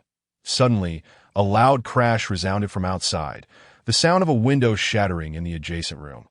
The four quickly rushed to the window, upon seeing the scene. Ren Mingming gasped in shock that a figure had already leapt from the window, landing on the air conditioning unit below. Without a moment's hesitation, the person jumped down again. Chen Han leaned out to look down, his eyes sharpening. Even in the darkness, he could clearly discern the figure's features that it was the scar-faced man, still carrying the enormous backpack. From the window of the adjacent room came furious shouts. He jumped from the building. Everyone prepared to intercept. In a matter of seconds, the scar-faced man had leapt from the fourth floor, using the air conditioning unit to reach the ground. Without a backward glance, he sprinted in a particular direction, his figure vanishing into the night. Zheng Lei and the others retracted their gazes, a mix of excitement and frustration coursing through them. How could they let the criminal escape? Yet Chen Han had no time for further contemplation. His eyes remained fixed on the direction the scar-faced man had fled. Still able to vividly picture his silhouette, his enhanced vision, capable of finely adjusting the muscles and pupils of his eyes, allowed him to see even in the darkness, akin to the world's most precise instrument. At that moment, the scar-faced man had already covered nearly 500 meters, and Chen Han felt a sharp pain in his eyes, tears threatening to spill that if the scar-faced man continued his flight, he would soon escape the limits of Chen Han's vision. Just then, unexpectedly, he halted. After casting a cursory glance around, he unhesitatingly removed his backpack and tossed it into a nearby trash bin. He then jogged a few steps forward. Entering a shop, Chen Han felt a surge of excitement as he forced his eyelids open to read the name of the establishment, Zizul Dao Health Club. Chapter 44. What kind of freak is this? Stop looking. Air is already run off. Noticing Chen Han's gaze fixated on the night outside, Fu Yong patted him on the shoulder and spoke up. The others had lost their interest in drinking, opting instead to turn off the music and settle onto the sofa. At that moment, Chen Han's thoughts had already flown outside. That backpack discarded in the trash bin undoubtedly contained something of significance. The scorpions that had alerted the SWAT team were certainly linked to the items within it. Had it not been for the earlier instructions from the SWAT officer, Chen Han would have dashed into that alley to rummage through the bin without a second thought. This was a once-in-a-lifetime opportunity. The four of them continued to discuss the thrilling events that had just transpired when the door swung open once more. This time, alongside 023, a striking figure entered. The woman appeared to be quite young, in her early 20s. Yet beneath her short hair, the exquisite features of her face bore an air of chill and determination that made her unforgettable after just one glance. Her voice was devoid of warmth, tinged with clear annoyance. Allow me to introduce myself. We are from the Special Operations Unit. What happened tonight requires you to provide a written statement, followed by signing a confidentiality agreement. The woman got straight to the point, revealing her identity without reservation. Special Operations Unit? Chen Han was puzzled. Wasn't it the SWAT team? The other three shared his bewilderment, silently expressing their astonishment. Chen Han scrutinized the woman, noting her practical tactical attire, which suggested she was only a few years older than himself. However, the air of superiority she exuded was something he lacked entirely. Her tone even left him with a feeling of being looked down upon. I'm afraid this room is rented under my name. You barged in during our operation and now expect us to provide statements and sign confidentiality agreements. Upon hearing this, the woman glanced at Chen Han with mild surprise. Then, with a cold smirk, she responded, Our operations have the authority to requisition any location. Cooperating with us is your obligation. Chen Han regarded her silently and replied icily, and after requisitioning, letting the perpetrator escape? You! Not only did the woman's eyes widen in anger, but even 023 stepped forward, glaring fiercely at Chen Han. And what about it? Chen Han scoffed dismissively. Not only did the suspect escape, but the evidence was likely lost as well. A ruthless glint flashed in the woman's eyes. She coldly snorted and prepared to apprehend the insolent Chen Han. Fortunately, 023 stepped in front of her just in time. Who exactly are you? How do you know all this? If you don't clarify, this one team merely be about providing a statement. 023's gaze was fixed on Chen Han like a hawk eyeing its prey. filled with scrutiny. Chen Han remained unperturbed under his gaze, slowly walking toward the window. It's obvious. That scar-faced man jumped down from outside with a backpack. Chen Han's nonchalant tone caused the woman to clench her teeth in frustration as she approached the windowsill to peer outside. Her eyes then locked onto Chen Han as she spoke coldly. You should be grateful I'm currently on a mission. Otherwise, based on your recent remarks, I would ensure you experience the full might of the Special Operations Unit. Her voice was devoid of any emotion. Like a blade of ice. Chen Han chuckled lightly, unfazed. No need to see me off. She was clearly dismissing him.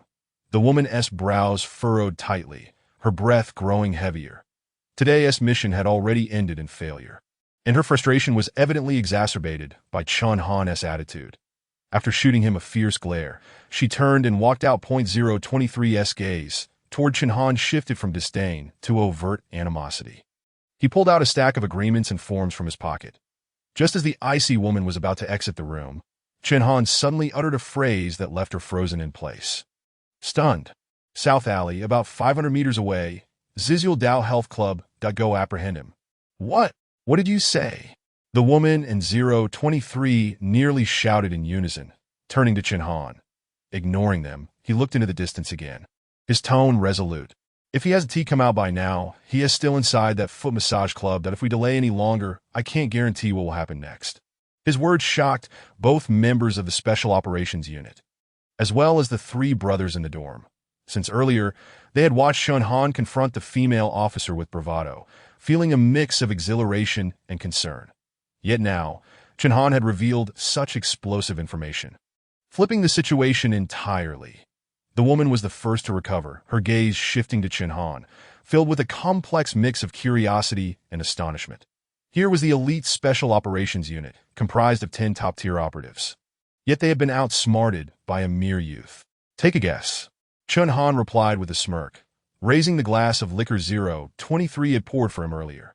Before leaving, the two members of the Special Operations Unit compelled the four brothers to sign a confidentiality agreement. As for the written statement, 023 found himself in a quandary. How could he write it? That the youth had witnessed the suspect entering the foot massage club? Were the Special Operations officers blind? Moments ago, he had personally tested the view from the windowsill.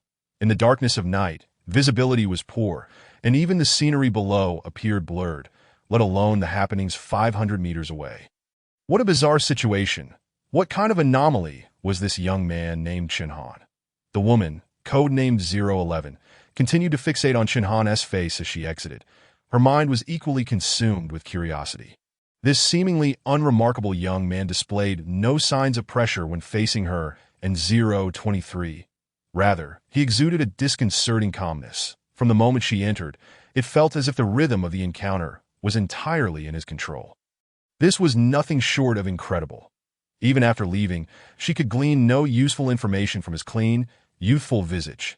Yet the name Chen Han was etched firmly in her memory. Chapter 45. They came knocking under Chen Han's urging. The four of them refrained from continuing their drinking and exited the Dao Guqin Kitavi together. The three pressed him for details about the earlier incident, but Chen Han repeatedly stated, "It's dark in the village at night. I've been accustomed to it since childhood. My night vision is better than others." The three were naturally skeptical of this claim. Could one's vision truly be that exceptional? However, unable to find any other explanation, they relented. "You three head back first. I have to go out again." Chen Han summoned a car for the three, ushering them inside before instructing the driver to set off, that he was reluctant to return. After the capture at the foot massage club, it was unlikely the scar-faced man would readily divulge the whereabouts of the backpack. That was stolen property, and if recovered, it could easily lead to his conviction that I end the darkness. Chen Han moved like a nimble cat, slipping from the street into an alley. After surveying the area and confirming that the Special Operations personnel had departed, he leisurely made his way toward the Zizul Dao Health Club. As he passed the garbage point, he turned around, feigning to urinate, and gently lifted the lid of one of the green trash bins. Indeed, it was still there. Chen Han felt a rush of excitement. Casting a quick glance around to ensure no one was watching, he swiftly retrieved the canvas backpack. That was heavier than expected, and its shape was smooth, likely wrapped in thick, soft material to prevent damage. Paying no mind to its filth or odor, he slung it over his shoulder and hurriedly departed. Just as he exited the alley, two figures, one tall and one short, approached the vicinity of the trash bin. "That kid is clever. If it weren't for him, we wouldn't have discovered this so quickly." The short-haired woman scoffed. "Eventually, it was bound to happen. How could we have missed it? What do we do now? Should we go retrieve it directly?" The burly man, none other than 023, wore a mischievous grin, contrasting sharply with his serious demeanor from the KT. The woman rolled her eyes, retorting, "That would only benefit him. He was so arrogant earlier. And now I intend to teach him a lesson." 023 chuckled lightly. "As long as you're happy, Miss Wang, just don't delay the important matters." This mission was commissioned by 003 from the Shanghai geological team. You know his temperament, right? The woman did not respond but continued to stare at the young figure disappearing at the alley's exit, her smile enigmatic. This moment, Chen Han found himself ensconced in a taxi, headed towards the enchanting Shua Bay, that he resolved not to return to the university tonight. His backpack resting beside him, yet to be unzipped, that he brimmed with anticipation for the treasures it might contain. The vast Northwest, encompassing both Shaanxi and Shaanxi provinces, is renowned for its prolific burial sites, teeming with imperial tombs. The region has long been plagued by tomb robbing, a phenomenon that persists even to this day. Among the myriad of mysterious and peculiar graves that have surfaced, Chen Han had conducted some research. What delightful surprises could the grave scorpions from the Northwest possibly bring him? As night fell, the streets of Kyoto were surprisingly unobstructed, in less than an hour. Chen Han alighted from the taxi at Shueihua Bay. Burdened with a hefty canvas bag, he swiftly entered the community, that he dashed back to the villa, scarcely pausing to sip water before he yanked open the zipper of his large backpack. With a swift tug, the zipper parted, revealing a red plastic wrapping that as he gently touched it, he was surprised to find it surprisingly resilient. Reminiscent of an indescribable toy material, that moment, a sense of foreboding struck him. Without further contemplation, he forcefully extracted the red plastic bag from within. The immense, dough-like texture filled him with despair to know, this cannot be. The scar-faced man, in his desperate flight for survival, would not have abandoned this backpack without something of great value inside. Surely, there must be something, perhaps cocooned within this silicone mass for protection, with renewed hope. He meticulously unsealed the red plastic bag that instant. A refreshing, exotic fragrance wafted into his nostrils. That was an extraordinarily faint yet distinct aroma, tinged with earthy undertones. He carefully unwound the plastic. A colossal, white, flesh-like substance materialized before him. "Ah!" he gasped, his entire being momentarily frozen in place. "Meet Ganoderma, and it's white." Chen Han's heart raced like a roller coaster. He erupted in a laughter. It was indeed the coveted white Tai Sui. It appeared that this specimen weighed a staggering 100 pounds. The journey back had left him quite exhausted. He had anticipated that the contents would be gold, silver, or an array of bronze and jade artifacts. Who could have imagined it would be such a heavenly treasure? The meat Ganoderma, commonly known as Tai Sui, has existed since ancient times, shrouded in mystery. In his ancestral memories, the benefits and applications of meat Ganoderma were exceedingly vast. It was even listed among the treasures for the Liu family. Who would have thought it would come to him unbidden? Divine providence indeed. That moment, Chen Han was so exhilarated that he felt an urge to uncork a bottle of wine in celebration. He carefully extracted the white Tai Sui from the plastic bag and laid it upon the rosewood coffee table, where it commandeered a significant portion of the surface. The cylindrical form remained unscathed, indicating that the scar-faced man had indeed handled it with care. Breathing in the faint earthy scent, coupled with the aromas from the grave scorpions, Chen Han speculated that this remarkable Tai Sui was discovered in the vicinity of a tomb. It was even possible that this divine entity had emerged from within the mausoleum. What an extraordinary grave could it be? With the scar-faced man now captured, further investigation seemed nearly impossible. After a moment of contemplation, he decided to abandon that line of thought. Struggling to transport the white Tai Sui to the third floor, he placed it directly into the bathtub of the guest room, soaking it in clean water. Descending the stairs, he suddenly spotted a rolled-up newspaper containing the fresh goods brought to Kyoto by Luo Laolu. A stroke of fortune. Chen Han casually took the bronze sword wrapped in the newspaper to the first floor and stuffed it into the canvas backpack. Once he completed these tasks, he clapped his hands, feeling considerably more at ease. Should that scar-faced man divulge information, the special agents would not be easily trifled with a plethora of surveillance cameras. Locating him would be a simple endeavor. It's prudent to prepare for the worst. Suddenly, the doorbell rang. Chen Han's heart skipped a beat. Who could possibly be visiting his villa at this hour? No one knew he resided here. Could it be someone from Wang Wenming? Had they found him so swiftly? Suppressing his anxiety, he slowly approached the door and glanced at the visual monitor. That single glance sent shivers down his spine. It was none other than the Special Agent 011. Chapter 46. Let the bullets fly for a while that he had been careless. Just as he arrived home, someone had come knocking. It was evident that the agents had witnessed him retrieving the bag from the trash bin. Collecting himself, Chen Han opened the door. The woman, with a stern countenance, paid no heed to Chen Han's reaction as she brusquely pushed him aside and entered the room. Her gaze immediately fell upon the canvas backpack resting on the rosewood sofa, a hint of derision flickering across her features. "Little thief, did you think you could escape after stealing stolen goods?" Feigning ignorance, Chen Han replied, "What do you mean? Stop playing dumb. Do you know the gravity of this offense? I can arrest you right now. I demand to know on what grounds." Chen Han retorted coldly, "On account of my status as a special agent." The woman scoffed, completely disregarding Chen Han's presence as she surveyed the room. The first floor was exceedingly sparse, allowing her to take in everything at a glance. That a set of brand-new rosewood furniture occupied the space. With only the canvas backpack in sight, without hesitation, she proceeded to the second floor. To her surprise, the second floor was equally bare, bordering on the austere, with only a large student backpack resting on the bed. Unyielding, she ascended to the third floor. At last, she made a discovery.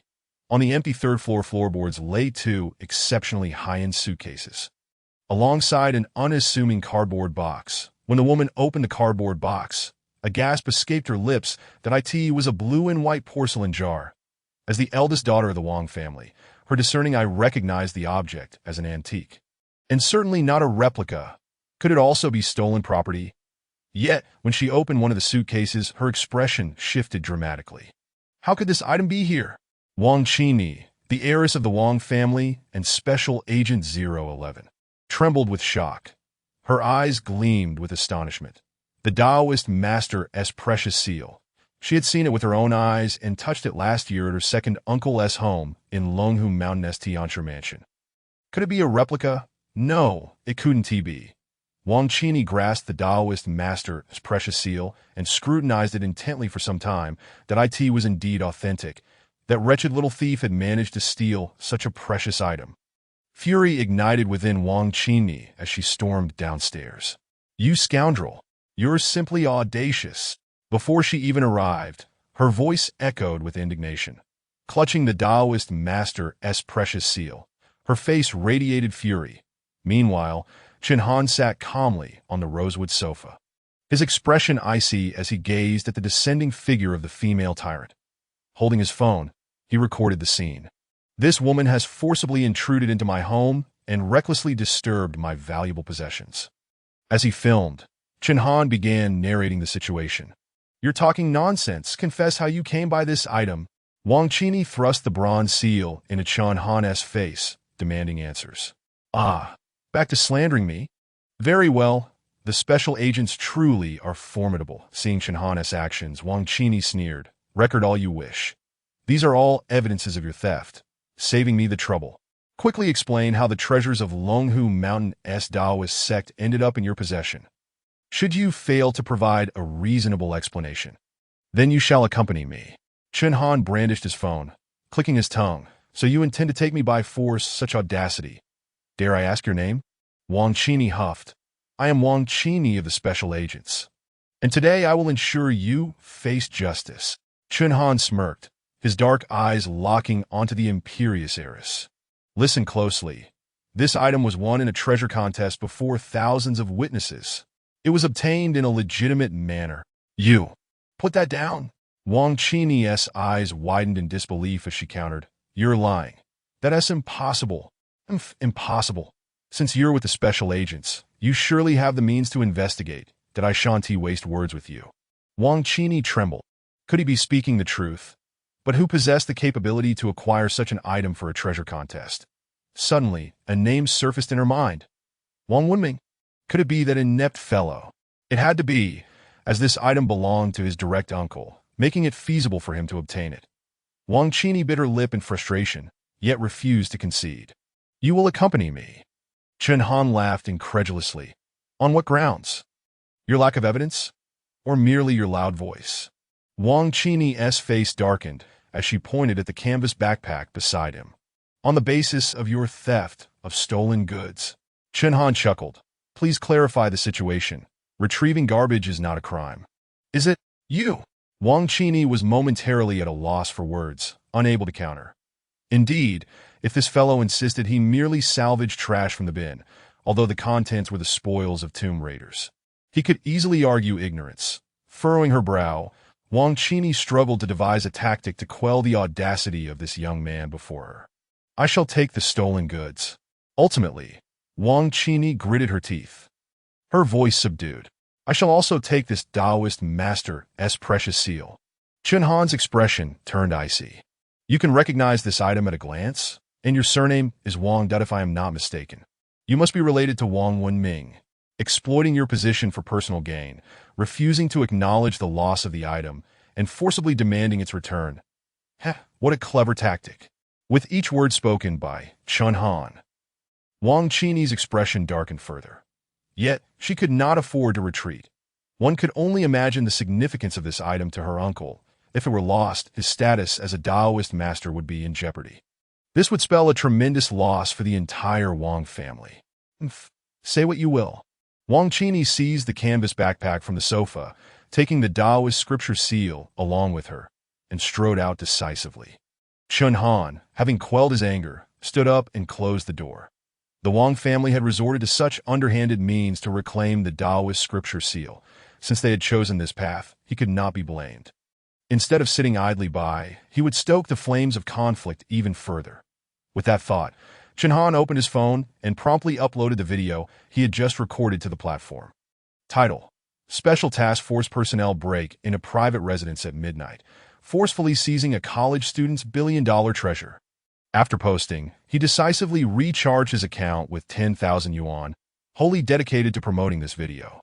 Let the bullets fly for a while. The rest would be left to the unfolding consequences. The video meticulously captured Wang Qini's arrogant demeanor and her self-proclaimed identity. Even the item she took was clearly documented by Chen Han. The Wang family was indeed a colossal entity. If they dared to delete it, he would persist in posting, even hiring others to disseminate it, until they could no longer manage the deletions. An endless chill flickered in Chen Han's eyes. Chapter 47. The barefoot fear, not the shoe before bed. Chen Han took out the rosewood box and practiced acupuncture on himself until he was utterly exhausted, finally lying down to sleep. The next morning, he was abruptly awakened by the ringing of his phone. It was Ning Xinnan. Chen Han, still groggy, answered the call. Nangu, so early? This isn't like you. Chen Han, are you out of your mind? Ning Xinnan's voice thundered from the other end of the line. What happened? What do you mean what happened? The video of Wang Qini. Did you post it? Do you even know who she is? Chen Han rubbed his eyes and replied, a member of the Wang family, part of the Special Task Force. 011. You knew and still made that video public? Are you trying to declare war on the entire Wang family? Ning Xinnan sighed deeply, lowering his tone. Do you have any idea what the Special Task Force is? Chen Han remained silent as Ning Xinnan continued. The Special Task Force reports directly to the highest echelons of Huaxia, handling various bizarre cases that it is shrouded in mystery. Even I have only heard my grandfather speak of it. For Wang Qini to enter the Special Task Force, the Wang family must have invested significant resources. If this affects her future, your situation will no longer be a mere squabble between children of the Wang family. It will genuinely provoke their ire. Listening to Ning Xinnan's words, Chen Han's expression remained calm. I just want to reclaim what is mine. But the video you posted has already skyrocketed in popularity. It's no longer just about getting your item back. Ning Xinnan's voice lacked strength. I'll return home today and ask my grandfather to intervene. Chen Han frowned tightly. No need. None good. I don't wish to trouble anyone with my matters. But the Wang family. Heh, it's nothing. I've already lost everything. The barefoot fear not the shoe. If they want to fight, I shall fight back.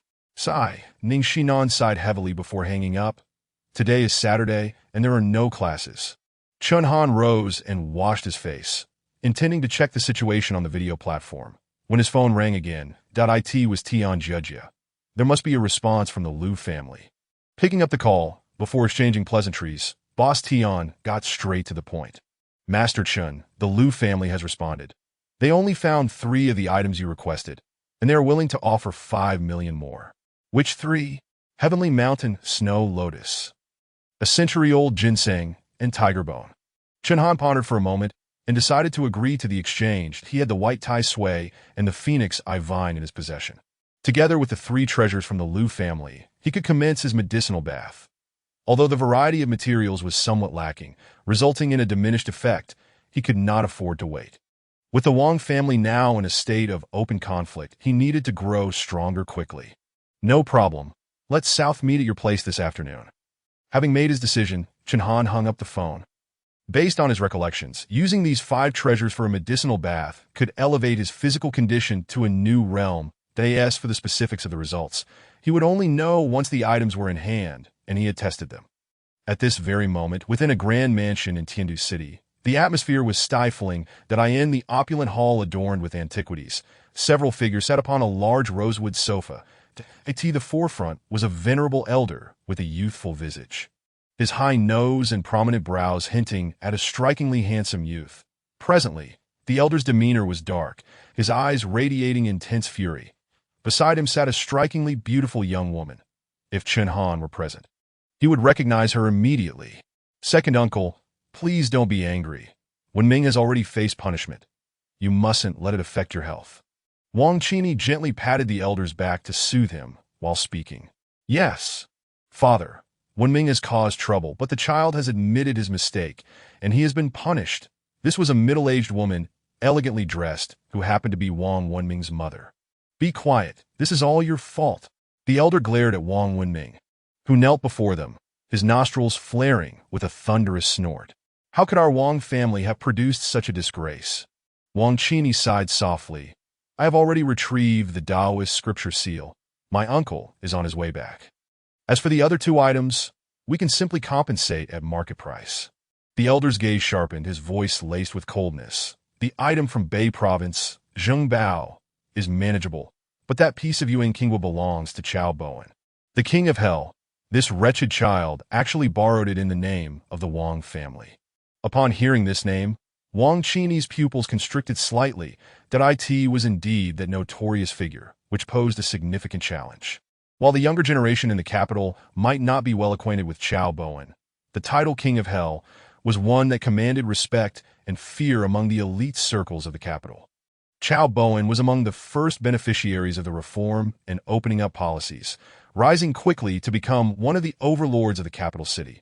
Shrewd and ruthless, his decisive and brutal methods were legendary.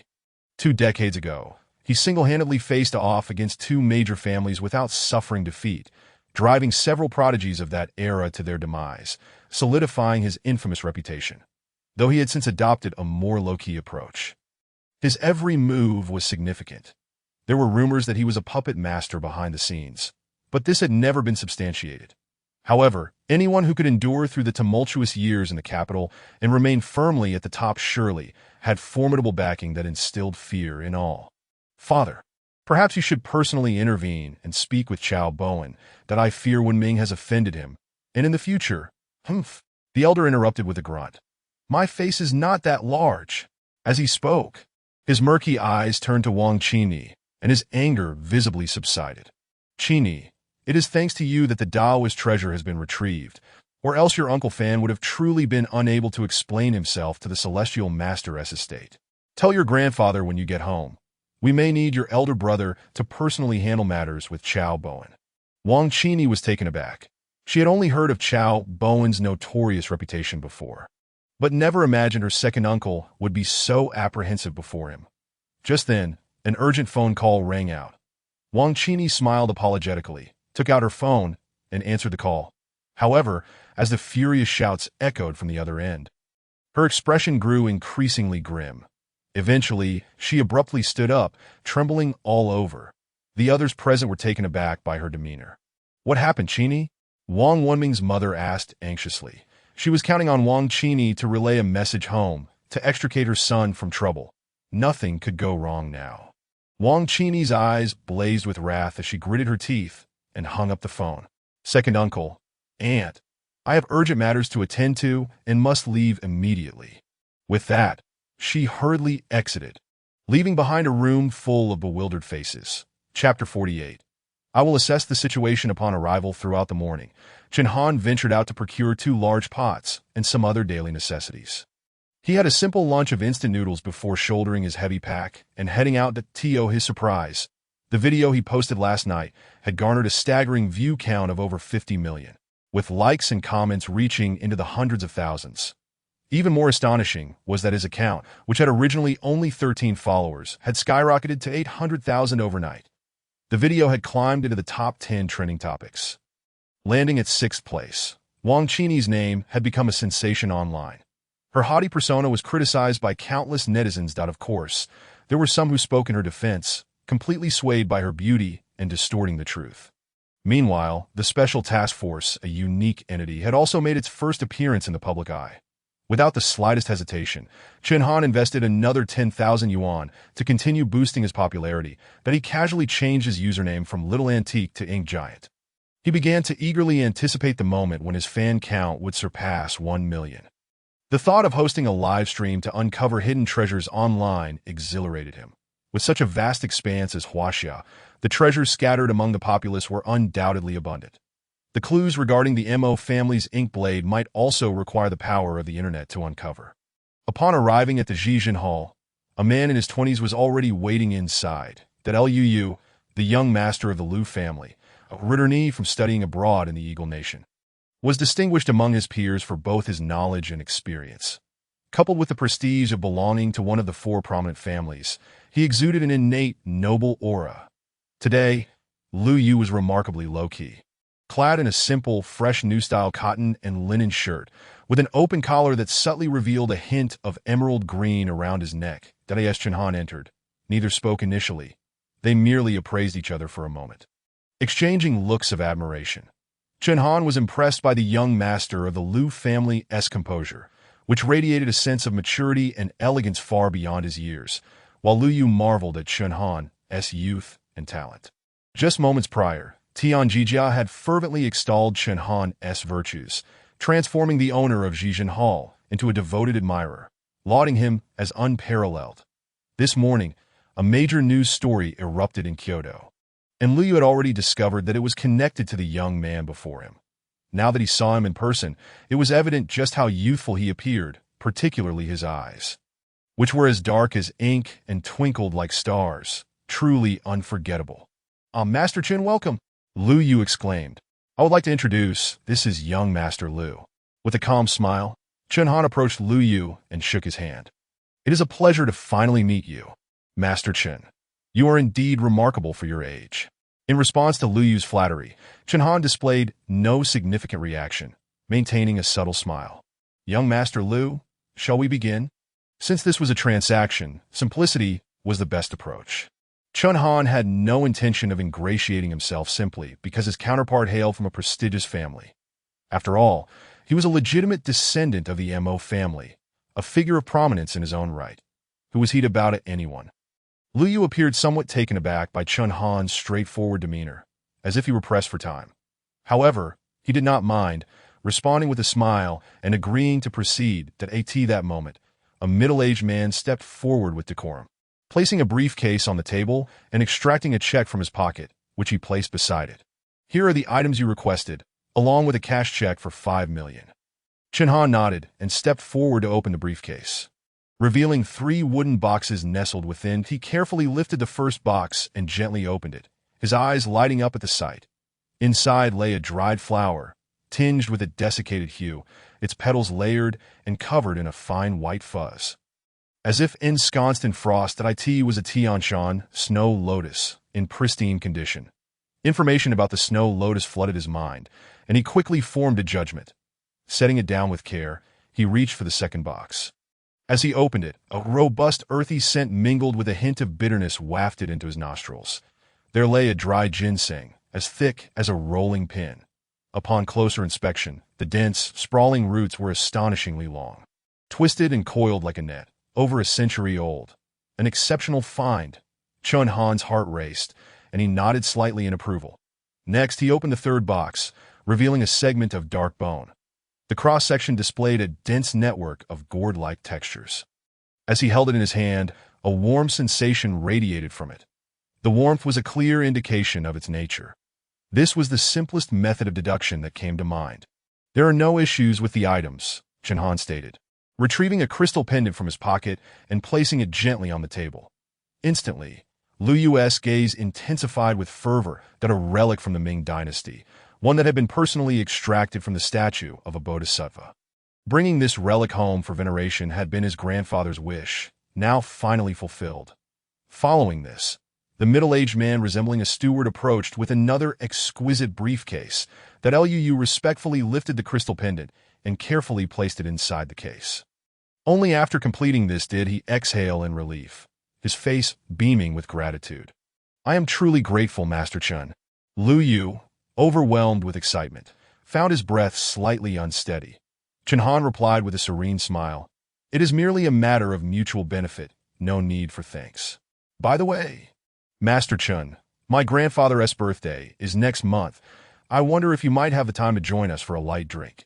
You and this relic seem destined to be connected, as do you and the Lu family." Upon hearing this, Chen Han showed little reaction, but Tian Jiajia was taken aback. The Lu family's ancestral birthday celebration was an invitation extended only to the most distinguished individuals in Kyoto. The rules had been set, allowing only 3 invitations per family, with many smaller families receiving only one. That countless people would vie for the opportunity to attend such a prestigious event, which symbolized status and identity. Not to mention, it provided a chance to meet influential figures from Kyoto's upper echelons. Tian Jiajia himself had no qualifications to attend. Now, the young master of the Lu family was personally extending an invitation to Chen Han.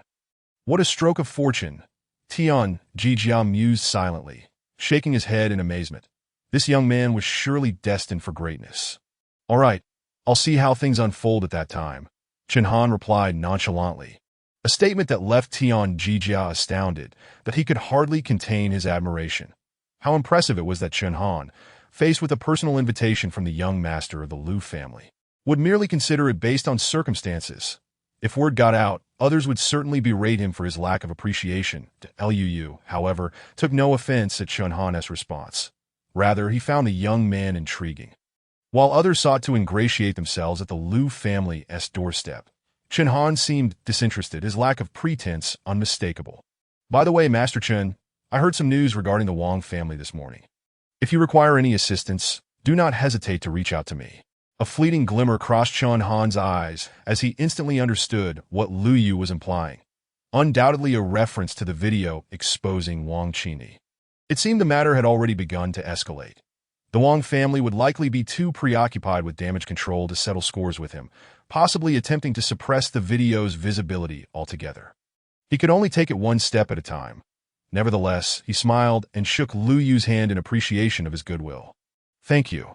I will speak up if needed." Just as Lu Yu was about to take his leave, Chen Han's words prompted him to turn back sharply. "By the way, young Master Lu, you should consider replacing that jadeite pendant you're wearing. It carries heavy funeral energy, which could bring misfortune and shorten your lifespan." Lu Yu's expression shifted with alarm. At that moment, Tian Jijia's eyes widened in disbelief. "If I am not mistaken, you have been wearing it for quite some time, correct? Though the bloodstains on it have been cleaned, those that have permeated the jadeite structure are difficult to eradicate completely. Your pendant has been tainted by the water of the deceased for an extended period. The jadeite has absorbed malevolent energy, rendering it unsuitable for wear." Lu Yu abruptly lowered his gaze, a chill running down his spine as the air in the room seemed to grow colder, but he swiftly removed the jadeite pendant from his neck, staring at it with a strange expression. Chen Han stepped closer, Pointing at one corner of the deep green pendant exhibited an even more intense hue. Initially, Lu Yu had thought this was a natural gradient of the jadeite. But now he realized it was an ominous stain from the blood of the deceased. In that instant, the pendant he had once cherished now filled him with nausea. Tian Jiajia, in a frenzy, retrieved a magnifying glass to scrutinize the jadeite pendant placed on the table. After a prolonged examination, he gasped in astonishment. Goodness, it truly is blood-stained. Lu Yu's complexion paled, his gaze fixed on Chen Han as if he were a creature of legend. He had worn this jadeite pendant beneath his clothing, maintaining a certain distance from Chen Han throughout their interaction, save for their handshake. How had he discerned the pendant's issues? Tian Jiajia, equally astonished, gawked at Chen Han. Master Chen, how on earth did you discover this? Chen Han smiled lightly. Just a keen eye, that's all. Tian Jiajia was left speechless. Was it merely a matter of having a sharper eye? He had scrutinized the pendant for ages with a magnifying glass before arriving at his conclusion, while Chen Han had simply glanced at it and made his determination. Incredible, truly incredible. At that moment, Chen Han's standing in Tian Jiajia's eyes soared to new heights that if Tian Jiajia had previously felt slighted over Chen Han having found a treasure in his establishment, he now felt genuine admiration and a sense of inferiority. How could he blame others for his own lack of discernment? Lu Yu, too, was taken aback that he had heard tales of Chen Han's extraordinary abilities, but he had thought them exaggerated. However, the recent events had genuinely astonished him. This jade piece had been purchased abroad, and it had caught his fancy because it was an antique from Huaxia. He had worn it for nearly half a year, and no wonder I have been plagued by insomnia and vivid dreams lately, awakening each day in a state of lethargy. I initially thought it was due to my discomfort after returning to my homeland. Yet it turns out to be caused by this. At that moment, Lu Yu felt a mix of anger, frustration, and trepidation, cursing the seller from the Eagle Country in his heart. Master Chen, I told you, we are destined to cross paths, and so are you with the Lu family. I truly owe you my gratitude. Otherwise, wearing such a malevolent object, I shudder to think of the consequences. When Lu Yu grasped Chen Han's hand again, the prior sense of estrangement and distance had vanished from his tone. Chen Han shook his head with a smile, saying, "It's no trouble at all. I merely mentioned it in passing. Next month, my grandfather celebrates his birthday. I shall personally come to fetch you, and I hope you will honor us with your presence." The young master of the Lu family coming to collect. Tian Jiajia felt a pang of envy. When he looked up at Chen Han, his eyes were filled with admiration and respect. After Lu Yu departed, Chen Han politely declined Boss Tian's generous offer and did not linger for tea. He was eager to return and prepare the medicinal bath, for nothing else occupied his thoughts as much as this task. Carrying a large suitcase, he opted for a taxi instead of the subway and hurried back to Shuiwei.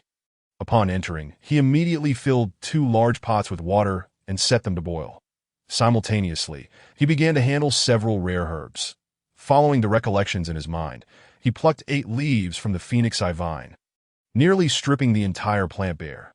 Though it pained him somewhat, there was no alternative. Fortunately, this phoenix eye vine was alive. With proper care, it would grow back. He cut a fist-sized piece from the white tai sui. Alongside the 3 materials provided by the Lu family, he arranged them on the table. For the century-old wild ginseng and Tianshan snow lotus, Chen Han measured out the appropriate quantities according to the required proportions. The tiger bone was exceedingly tough, forcing him to chop off a piece before smashing it as best he could in a stone mortar. Finally, he placed all 5 rare herbs into a blender and ground them into a fine powder. According to the knowledge passed down in his memory, they needed to be pulverized into a powder, and having a blender certainly saved him a great deal of effort. That be why the time he completed these preparations. The water in the 2 pots had come to a boil that he poured the grayish-white powder directly into the boiling water and simmered it over high heat. Instantly, an unusual aroma filled the entire room. Amidst the fishy bitterness, there was a rich fragrance of medicine. Chen Han's eyes burned with fervor as he intently watched the 2 large pots. When he calculated that the time was right, he swiftly turned off the heat and carried the 2 bowls of medicinal liquid to the bathroom. Pouring them into the white porcelain bathtub, as he diluted it with clean water, the originally brown medicinal fluid gradually transformed into a semi-transparent amber hue. Without hesitation, Chen Han shed his clothes and immersed himself in the bathtub. Hiss! The still scalding water made him wince. The stinging sensation coursed through his body, but soon he felt as though his skin had been coated with mint, bringing a cool sensation that penetrated deeply. Reaching his bones, the it sent a shiver down Chen Han's spine. This sensation did not persist long. Suddenly, he let out a muffled groan as a burning feeling emanated from his internal organs, nearly forcing him to flee the water. That on one hand, an icy chill pierced into his body, while on the other, it felt as if he had been set ablaze. The clash of hot and cold caused his heart to race violently, akin to a drumbeat. Ugh! Chen Han grunted in pain, his teeth grinding audibly, yet he resolutely held his ground, refusing to climb out of the bathtub. Chapter 50. Return to Long Hushan. Time slipped by, and Chen Han felt nearly numb, utterly exhausted, until he dozed off in the bathtub. This time he did not dream. When he finally opened his eyes, it was already the next day. Awakening from the icy bathtub, he was astonished to discover that the water had become exceedingly murky, with a layer of greasy filth floating atop. Could this all have seeped from his own body? With a look of disdain, Chen Han leapt out of the bathtub, observing his skin, which had turned pale from soaking. He found it peculiar that after a night in cold water, he did not feel chilly at all, but rather warm all over. Exiting the bathtub, he stretched his limbs, and every joint in his body creaked audibly. He exhaled sharply, boom. He swung his fist suddenly, and the swift motion produced a sound as if cutting through the in that instant. A revelation struck him. Sonic boom. The speed of his punches reached 8 strikes per second, producing a sonic boom. Chen Han's jaw dropped. After a mere nap, he had transformed into something so formidable. The legacy of the Mo family was indeed unfathomable. He could sense that while his appearance had not drastically changed, his body felt brimming with inexhaustible energy. With each movement, he felt as light as a feather, even experiencing a sensation of weightlessness that he had the illusion that if he jumped with all his might, he could soar to the rooftop. Suppressing his excitement, he first took a hot shower and changed into a fresh set of clothes before eagerly rushing into the yard. His mind overflowed with information. An array of techniques and movements surged forth. Chen Han paid no mind to the intricate and convoluted names of the martial arts. He simply followed the memories, mimicking each move as he immersed himself deeper. The once erratic and powerful motions flowed from him with increasing fluidity, as if he had mastered these techniques long ago. Time slipped away from his consciousness, and he became oblivious to his surroundings.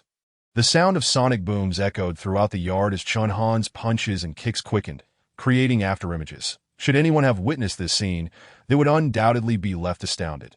This was a martial art so extraordinary that it could not be portrayed even in films, truly awe-inspiring. After an indeterminate amount of time, his movements gradually slowed. He released a long breath, and his once dazed eyes regained their luster. How powerful! This was Chen Han's own feeling and assessment, that he had once believed that the martial arts of ancient China were mere fabrications of novels. Yet, after experiencing it firsthand, he realized that martial arts truly existed. Though it was not as exaggerated as depicted in stories, in his current state, he could effortlessly overpower a dozen robust adult men. This confidence stemmed from the surging power within him and his mastery of those martial techniques. They were, after all, lethal skills, the culmination of a millennium of Mo family wisdom, as well as the essence of his master's lifelong dedication. Now, transmitted through memory, he could grasp it swiftly. An utterly miraculous feat. He wondered what kind of extraordinary methods his master had employed to achieve such a thing. After the intense workout, Chen Han had only broken a light sweat. In the past, he would have been drenched. After a brief rest, he intended to practice again. Suddenly, 2 figures barged into the yard. It was Wang Qini and the brawny Special Operations Unit 023. Chen Han maintained an impassive expression and coldly remarked, "Does your Special Operations Unit enjoy trespassing on private property so much?" Wang Qini's already grim countenance darkened further upon hearing Chen Han's words. "For a thief, I've been quite courteous," Chen Han retorted, "breaking into my home without cause and framing me. I could record this and send it out." A glint of coldness flashed in Wang Qini's eyes as she stepped forward, preparing to take action, but was intercepted by 023. "Ren Chuanlong, step aside." The man's resolute face bore a bitter smile as he advised, "Let me handle this without escalating the situation." With that, Ren Chuanlong turned to Chen Han, a cold smile playing on his lips. "We meet again." Chen Han remained expressionless, standing still and casting a frigid gaze at the two, showing no inclination to engage. Ren Chuanlong shook his head helplessly. "Let's put this matter to rest. Though your video was taken down, the negative impact it caused is irreparable. You must understand, Chen Han, that taking the stolen goods from the scene was already a misstep on your part." A fierce glint flashed in Chen Han's eyes. His video had been taken down. It seemed the Special Operations Unit intervened. Otherwise, with the Wang family's capabilities, they would scarcely be able to manipulate the largest video platform in China. Noticing Chen Han's silence, Ren Chuanlong continued, "In light of your assistance to the Special Operations Unit during the operation, let us consider this matter settled." At this, Chen Han let out a snort, replying mockingly, "Then how do you account for taking my belongings under the guise of a search?" Ren Chuanlong's brow furrowed. Glancing at Wang Qini, the latter's eyes widened in indignation. "The Taoist treasures rightfully belong to Long Hushan. You have no claim to them." Chen Han scoffed. "Such logic is that of a robber. If that is the case, I shall continue to release the video. If it gets taken down once, I shall post it again. It's merely a matter of lifting a finger." Wang Qini's chest heaved violently, teetering on the brink of eruption. Ren Chuanlong's expression was equally grim. The previous video's tens of millions of views had placed the Special Operations Unit in a highly awkward position, as the most enigmatic force in China. Such a situation had never occurred before. This incident directly alarmed the Special Operations Unit's leadership, resulting in a demotion for Wang Qini to AT this moment. Her new identification number had not yet been issued, but it was evident that it would fall behind. Her previous number, 011, had been earned through tangible merit, despite the Wang family's considerable influence. Should Chen Han continue to release videos, the repercussions could be dire. It would likely lead to consequences far beyond a mere demotion. Return his belongings. Ultimately, Ren Chuanlong sighed quietly and instructed Wang Qini in a low voice. Wang Qini gritted her teeth, her eyes ablaze with fury. "Don't even think about it. I've already returned the item to Longhu Mountain.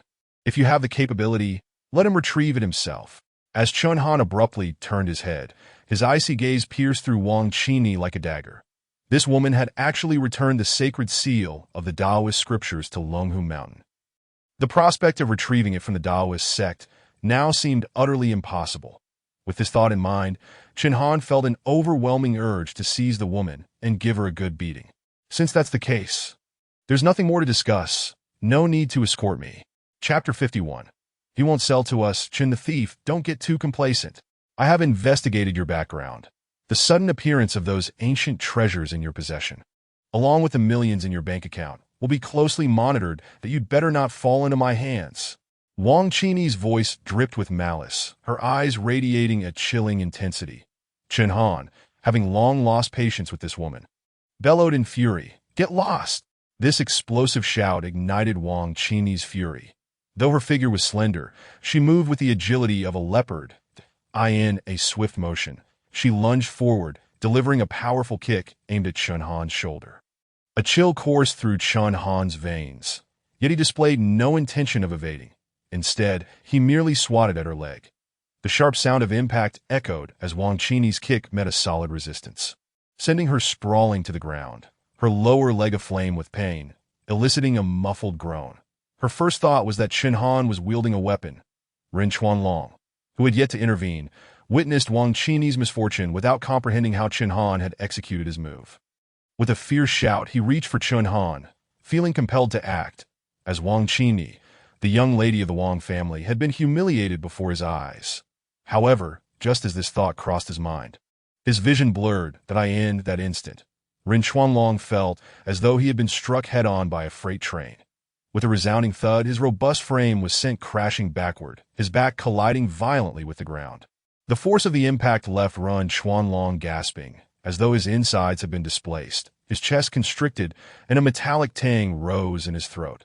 The move executed by the young man was the authentic Taizan Kyo, and it had sent him flying with a single strike. How was this possible? Who exactly was he? Pain etched across his face, Ren Xuanlong stared blankly, momentarily unable to rise. In stark contrast, Wang Qini, who had just regained her footing, stood frozen in shock, her beautiful doe-like eyes wide with disbelief and fear. Both she and Ren Xuanlong were elite operatives, particularly Ren Xuanlong, who had previously been a member of the Wolfang Special Forces, a true master of combat. How could he have been so effortlessly defeated by this young man? What on earth had transpired? This was all too bewildering. Chen Han, however, paid them no mind as he lightly brushed off his shoulder and turned to return to the villa. He had never intended to escalate matters with the Special Forces. But Wang Qini's words and actions had truly tested his limits. Forcing him to return the sacred seal of the Taoist scriptures had compelled him to release a video in retaliation, hoping to prompt her to return it. Yet that woman had chosen instead to return the seal to Longhu Mountain. As descendants of prominent families, the conduct of Lu Yu from the Lu family was infinitely more agreeable. Chen Han pondered how such a woman had come to be part of the Special Forces 011. The more he thought about it, the more dissatisfied he became, even regretting that he had been too lenient in his earlier response. Now that the villa was under the watchful eyes of the Special Forces, keeping his belongings there was no longer a guarantee of safety. After a moment of contemplation, Chen Han resolved to purchase a residence. Utilizing the techniques of the Mo family, he would set up a formidable array within his estate. Without his guidance, anyone who dared to intrude would face dire consequences.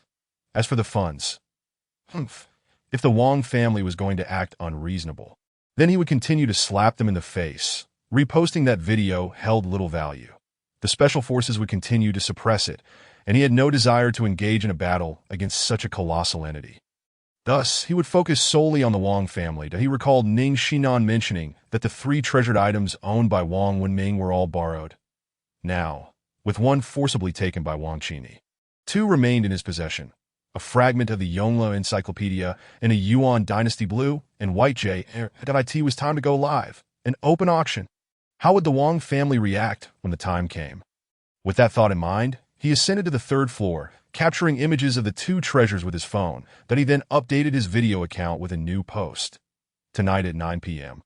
2 treasured items will be auctioned in the live stream. The highest bidder wins. He also included descriptions of the 2 items and added a boost of 10,000 yuan to promote the video. The selling price of these items would undoubtedly exceed 9 figures. With such a fortune, purchasing a luxurious residence would be a breeze. As this video was released, the entire antiques community erupted in fervor. Countless collectors began leveraging their networks to investigate the identity of the individual known as Moju. The Wang family was also alerted to this news promptly. What? How dare he? Wang Dai, the elder of the Wang family, was both astonished and enraged, his cane striking the ground with a resounding thud. In the living room of the Wang family, a middle-aged man with an elegant demeanor and a neatly arranged top-knot sat calmly, unperturbed by the tense atmosphere. His speech was deliberate and measured. No need to rush. The situation is as it is that we will simply buy back the items later. The elder scoffed, directing his ire toward his son, who had taken up the mantle of Taoist priest. Easier said than done. If it weren't for that girl Qini, your precious Taoist artifacts would be on display for auction tonight. How can you remain so composed? Wang Fanyun was momentarily at a loss for words. Only able to manage a bitter smile, in a corner of the sofa, Wang Wenming's mother remained silent, her expression one of profound despair.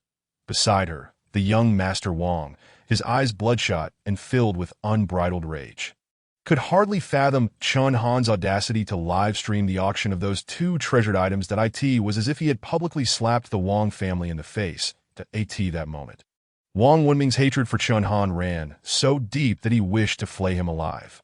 Second brother, go find that brat now. Get him to name a price for those 2 items. And bring them back. He absolutely must not be allowed to auction them publicly. Go quickly. Wang Dai slammed his cane down heavily, his limbs trembling with fury. Just then, the door swung open and Wang Qini hobbled in. No need to go. He won't sell to us. Upon entering, Wang Qini delivered this chilling statement, dousing the room in dismay. I just want to see that fellow. He is doing this on purpose, primarily targeting me. Wang Dai, astute as ever, quickly deduced the underlying cause. Is it because you returned the sacred seal of the Taoist scriptures? Wang Qini sighed softly, glancing at Wang Fanyun, who was clad in Taoist robes, and nodded. Second uncle, there is something I'm not sure whether I should say. Wang Dai tempered his rage. Qini, there's no need for formalities with your second uncle. Speak your mind. After a moment of hesitation, Wang Qini finally spoke, her tone grave. I have investigated Chen Han. He doesn't appear to have any connections. However, his abilities seem entirely incongruent with his background. We must not underestimate him. Chapter 52. The Mysterious Maybach. As Wang Qini's words hung in the air, the atmosphere in the living room became decidedly tense. Wang Dai seemed taken aback. For Wang Qini to express such sentiments indicated the gravity of the situation. Yet, having questioned Wang Wenming, the youth named Chen Han was merely an ordinary person from out of town. Here for his studies, he was said to be an orphan, with even his tuition fees waived by the school. How could someone like him garner such high regard from Wang Qini? Why did the Wang family feel compelled to tread so cautiously around him? Qini, what do you mean by that? At that moment, Wang Fanyun, who had been silently seated on the sofa, interjected, his voice laced with clear skepticism. Wang Qini did not hold back. She recounted the events that had transpired at Shuiwa Bay earlier that day. Hiss! Wang Fanyun inhaled sharply.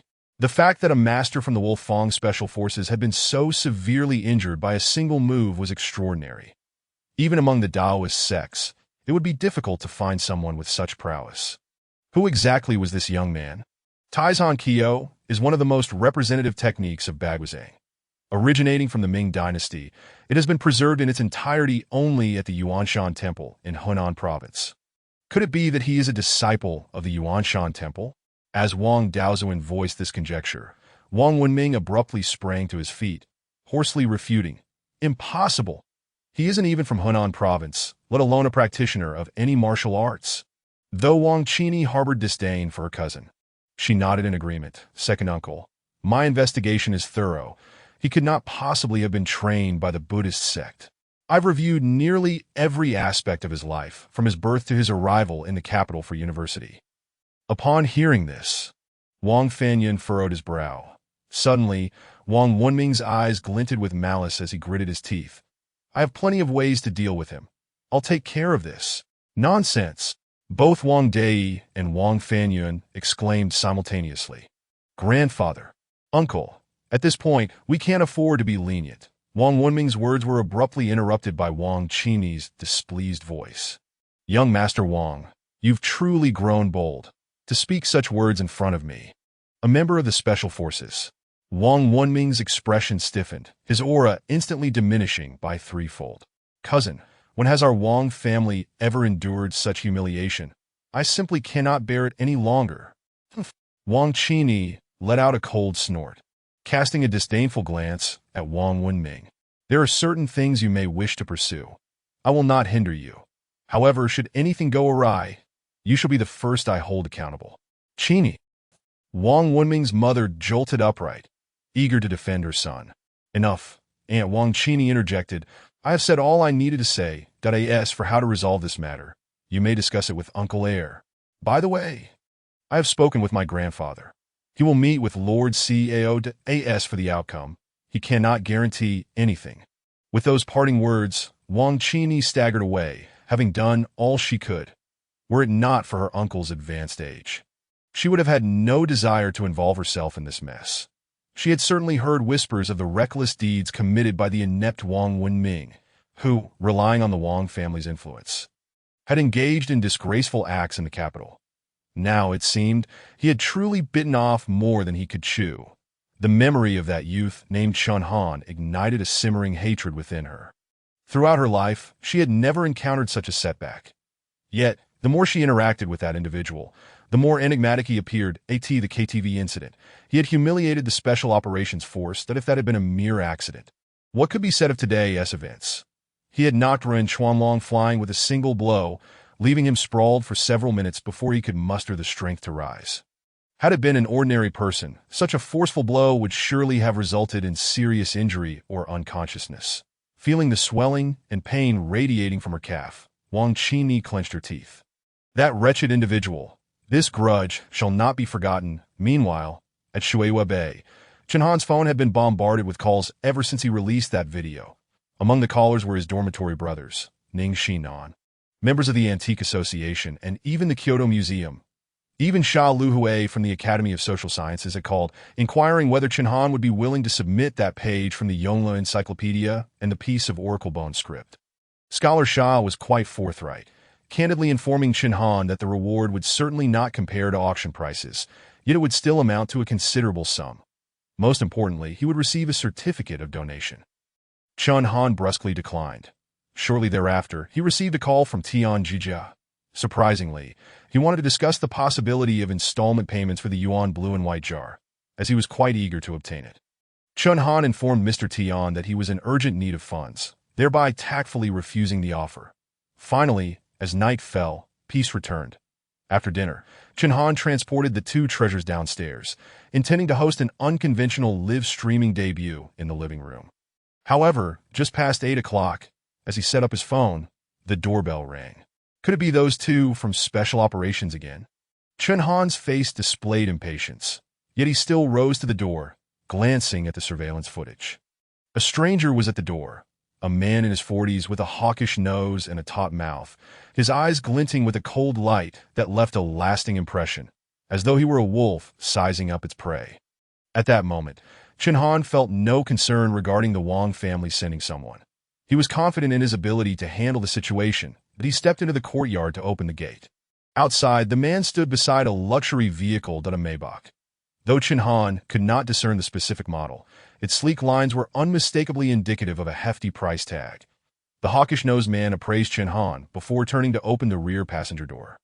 A man in his 60s with an indifferent demeanor stepped out slowly. Bathed in the glow of the streetlight, Chen Han could see the man's piercing gaze and angular jawline. With just a casual glance at Chen Han, an air of condescension enveloped him. "Come in and have a seat," the man said in a deep voice, his thin lips curling into a slight arc. Chen Han froze. "Who are you? Sit with me. You shall not regret it." With that, before the man could step forward, the hawkish-nosed man pushed the gate open. Chen Han felt somewhat speechless. Who was this person, treating his home as if it were his own? Out of curiosity, he did not stop the man from entering. A seat is just a seat. Perhaps he had come to bestow wealth upon him. Upon entering the villa, the man merely surveyed the sparsely furnished interior, consisting of only a sofa and coffee table. Before seating himself, the hawkish-nosed man stood expressionlessly behind him, eyes fixed ahead, observing Chen Han. The man gestured toward the yuan blue and white jar on the table. "You are the first in Kyoto to attempt to sell my possessions. Are you a member of the Wang family?" Chen Han deduced from the man's words. However, the man displayed a disdainful expression, his eyes filled with an innate coldness, his aura subtly intimidating. "The Wang family means nothing." This statement left Chen Han momentarily perplexed. Could it be? Suddenly, clarity struck him. This man was the true owner of the yuan blue and white jar that was lent to Wang Wenming. Realizing this, Chen Han quickly surmised the reason for the man's visit. He was concerned that Chen Han might auction off his yuan blue and white jar. The man spoke again, his tone flat. "Name your price. I will ensure the Wang family sends the money." Having entered the room, Chen Han had yet to take a seat. Now, he scrutinized the grand figure before him, then smiled and spoke. "The time is drawing near. The live stream will commence shortly." The man's expression remained unchanged at Chen Han's words. Yet the hawkish-nosed man slowly advanced, regarding Chen Han with a gaze akin to that reserved for the deceased. In that instant, Chen Han felt a chilling shiver run down his spine, as if he were facing an imminent threat. This individual was perilous. This thought surged to the forefront of his mind. Almost instinctively, Chen Han took a half-step back, adopting a peculiar stance, his entire body tensing in preparation. This shift in posture caught the hawkish-nosed man by surprise. As he realized that the pressure he had exerted on Chen Han had inexplicably dissipated. Conversely, Chen Han now stood as taut as a drawn bow, his obsidian-like eyes gleaming with an unsettling brilliance. The scene unfolding was also noted by the man seated on the sofa. His expression remained impassive, momentarily lost in thought. No one could discern what was transpiring in his mind. After a long pause, he raised his eyelids, regarding Chen Han with intrigue. "Name your price," Consider it a favor owed to you by Chow Bowen. This statement caused the hawkish-nosed man to shudder, disbelief evident in his eyes. His master, the one who had never shown weakness, was conceding. If word of this spread, it would surely leave the entire city of Kyoto astounded as the hawkish-nosed man retreated behind his master. Chen Han, maintaining a neutral expression, took a seat across from the man. Chow Bowen, though he had not heard of him, he could sense the man as formidable presence. Otherwise, he would not have uttered such audacious words about the Wang family. By his implication, should Chen Han voice a demand, the Wang family would dutifully deliver the funds. The thought was chilling. If possible, Chen Han had no desire to clash with such a formidable figure. To have such a terrifying character owe him a favor, and to be in a position to demand a sum from the Wang family. This deal was undeniably advantageous for him, as for the live auction. It could easily be cancelled. The value of a yuan blue and white jar was more than sufficient to secure a luxurious residence. 300 million. With that thought in mind, Chen Han gritted his teeth and boldly declared this staggering figure. The man opposite him displayed no sign of reaction. Only his eyes, deeper than the night itself, quietly assessed Chen Han, his thin lips parting slightly. "You're asking for too little." With that, he rose and began to walk toward the door. The hawkish-nosed man swiftly seizing the yuan blue and white jar from the table, following closely behind. Chen Han did not impede their departure. Instead, he pondered the implications of the man's earlier statement. Asking for too little? Was he indicating that no matter how exorbitant the figure, the Wang family would readily comply? 300 million, a number he had only mustered the resolve to utter. In that moment, Chen Han felt a mix of helplessness, followed by a wry smile. His background was evidently too shallow. Even when wealth was offered to him, his lack of insight had squandered a tremendous opportunity. Nevertheless, 300 million was still a considerable sum, especially since it aligned with the expert valuation provided during the treasure appraisal. He would not suffer a loss. As Chen Han escorted them to the door, Chow Bowen had already settled into the vehicle, while the hawkish-nosed man stood guard outside, leaning against the car like a weapon poised for action. The headlights illuminated the distance, indicating that the two had no urgency to depart that moment. Chen Han lifted his gaze, spotting another vehicle speeding into the villa neighborhood. Upon seeing the approaching car, the hawkish-nosed man handed Chen Han a card before opening the driver's door. "The money has arrived, farewell." His voice was peculiar, as if his throat had been damaged, sounding as though it had been scraped with sandpaper. This was the first sentence he had uttered since his arrival, his tone cold and devoid of emotion. Chen Han harbored an almost instinctual wariness toward him. Chilling, icy, ruthless. These were the sentiments Chen Han felt emanating from him. Even in the face of Ren Chuanlong from Special Operations, he had never experienced such a sensation. Chen Han recognized that his earlier triumph over Special Operations Unit 023 had largely been due to their negligence, allowing him to seize an unexpected advantage. Should they face off again, he was confident in his ability to defeat Ren. Yet he knew it would not come easily. The hawkish-nosed man before him, however, was an even more formidable presence than Ren Chuanlong. Chen Han felt an unsettling sense of uncertainty, lacking absolute confidence against him. To have such an individual serve as a chauffeur merely underscored the formidable nature of Chow Bowen. Not once did the rear window of the Maybach open again as it departed. Yet, Chen Han could sense a pair of eyes, akin to the depths of the cosmos, lingering upon him. Another SUV came to a halt by the roadside, only advancing towards Chen Han's villa after the Maybach had left. The visitor seemed somewhat familiar to Chen Han, and he quickly recalled that it was the butler who had accompanied Wang Wenming during the day of their gambling contest. "Good day, Mr. Chen. This is for you." A slender cash check appeared in Chen Han's hand, undoubtedly amounting to 300 million without needing to look. The old butler offered no further words, adopting a humble demeanor as he delivered the item and departed without delay. In Chen Han's possession now was a check and a black card. The card handed to him by the hawk-nosed man was strikingly simple, bearing only a string of gilded Arabic numerals. Upon returning to his residence, Chen Han scrutinized the card, aware that it contained the contact information for Chow Bowen. A smirk curled at the corners of his mouth. The ability to have the Wang family deliver a check of 300 million into his hands within a mere 10 minutes was a power rarely seen throughout Huaxia.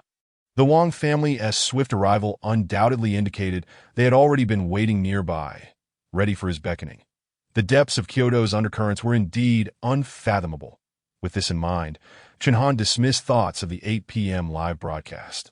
He casually posted a message on his account announcing the auction reschedule and placed a call to Ning Xinnan. "Brother Nan, I need to inquire about someone."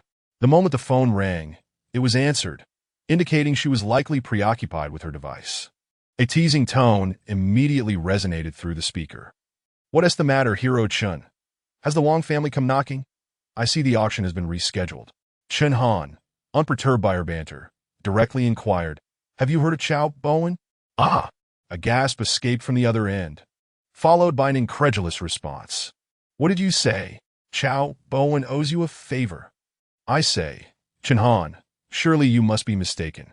That Chow Yama would utter such words." Upon hearing Chen Han's explanation, Ning Xinnan's astonishment was nearly enough to shatter the phone's microphone.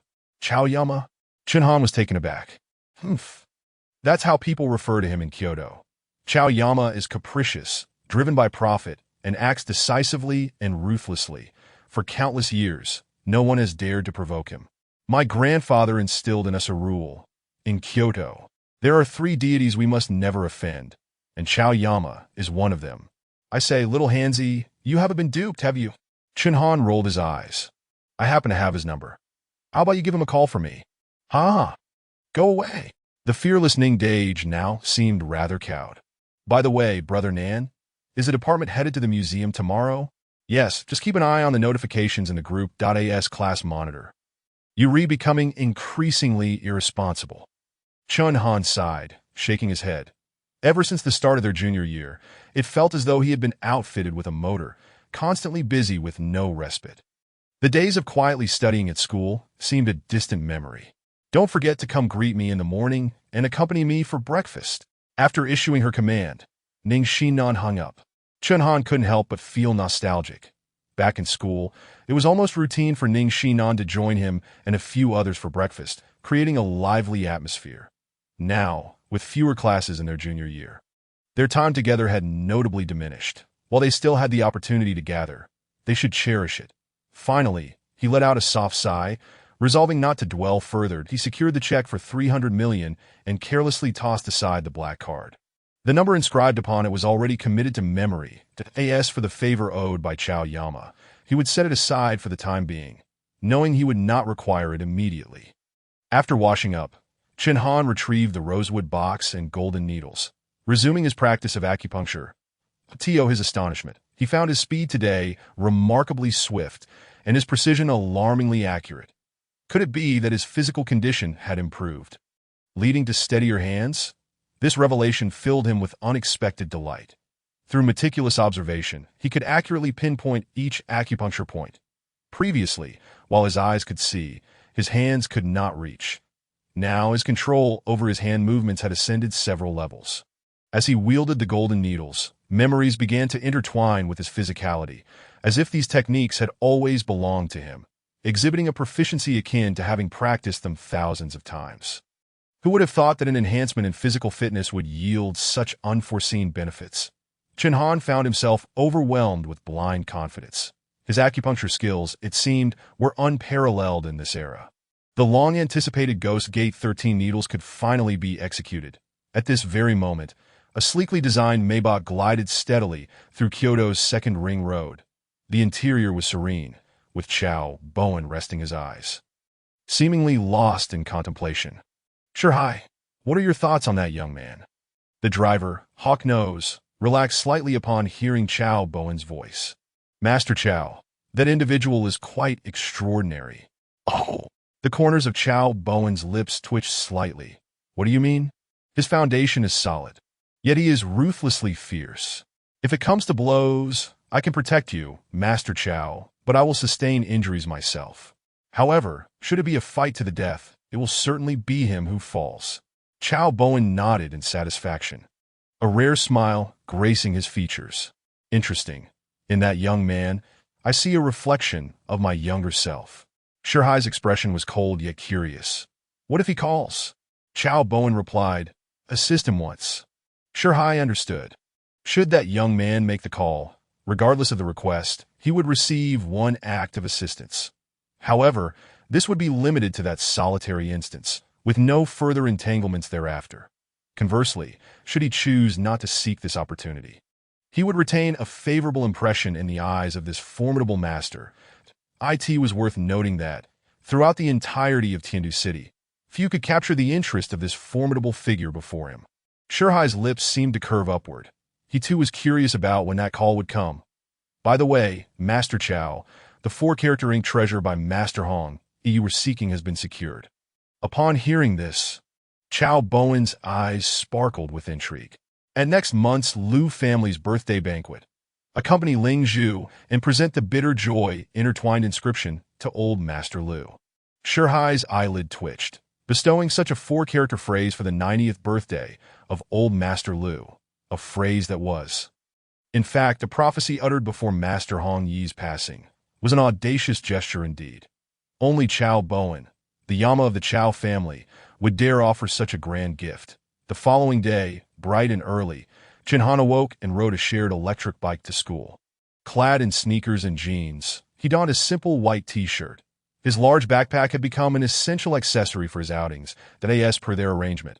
Upon entering the school, Chen Han made a beeline for the cafeteria. Along the way, he was greeted intermittently by unfamiliar underclassmen. Most astonishingly, a girl even approached him, eager to exchange contact information. Had he truly become so popular after just 2 days away from campus? Upon reaching the cafeteria entrance, he found Ning Xinnan standing next to him with a stern expression, causing the previous flurry of attention to dissipate. Ren Mingming seized the opportunity, giving Chen Han a thumbs up when no one was watching. "Hey, Chen Lar, you can't hog all the fun." Listening to Zheng Lei's words, Chen Han feigned innocence that Fu Yong followed suit with a jest. "Our dorm's threshold has nearly been worn down these past few days, while you, my friend, have fled to enjoy peace." With an apologetic grin, Chen Han replied, "If that's the case, you all should just move over. There's plenty of space at my place." The group of friends laughed and bantered as they made their way into the cafeteria. Yet, Ning Xinnan was unusually quiet today, her words scarce. Chen Han was puzzled.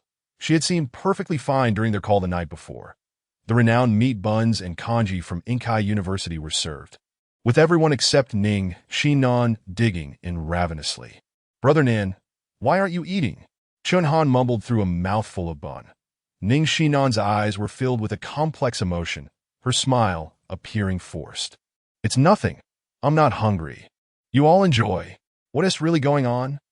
Chen Han swallowed his food and asked with sincerity that he had never witnessed Ning Xinnan in such a state. This girl, who had always been open-hearted and carefree since starting university, seemed burdened today. Could it be? Chen Han's mind suddenly clicked, and he leaned closer to Ning Xinnan, elongating his voice. "Oh, a relative has come to visit. I understand. With a sharp crack, a chopstick struck Chen Han's forehead. "Understand? What nonsense." Ning Xinnan shot him an irritated glance. "Just eat your food." As the other three stifled their laughter, Chen Han rubbed his forehead, wearing a sheepish expression. 9 o'clock sharp, 3 large buses rolled into the school. Nearly 100 students from the archaeology department quickly assembled and boarded, setting off towards the Kyoto Museum. In the back row of one of the buses, Ning Xinnan sat by the window, gazing at the scenery outside. Today, she had opted for an unusually soft ensemble. Beneath her smooth short hair, her fair complexion appeared subtly made up. The spark of her usual spiritedness was replaced by a hint of melancholy in her almond-shaped eyes. "Brother Nan, is there something you cannot share with me?" After observing her for a while, Chen Han finally mustered the courage to ask. Ning Xinnan's gaze remained fixed outside the window, seemingly reluctant to turn back, and she softly replied, "Xiao Han, I must leave the school." "What?" Chen Han was taken aback. "Why? Aren't you just in your 3rd year?" Ning Xinnan finally turned to face him, emotions swirling in her eyes, causing Chen Han's heart to soften. "I will be 20 during the summer vacation. According to my family's tradition, I am required to travel for 5 years. If it weren't for my pleading with grandfather, you wouldn't have seen me this semester." Chen Han stared at Ning Xinnan, unable to discern any jest on her face. 5 years of travel. Why? Ning Xinnan struggled to lift the corners of her mouth, as if hoping to smile beautifully. "It's not just me. Every generation in my family follows this. Chen Han, will you wait for my return? Ning Xinnan asked softly. Gazing at her familiar smile, Chen Han found himself at a loss for words to persuade her to stay. Indeed, what right did he have to ask her to remain? A university diploma? Would she even care? Perhaps it was Chen Han's silence that prompted Ning Xinnan to smile, though her smile was tinged with a hint of melancholy. What's this? Can't even wait 5 years for a brother?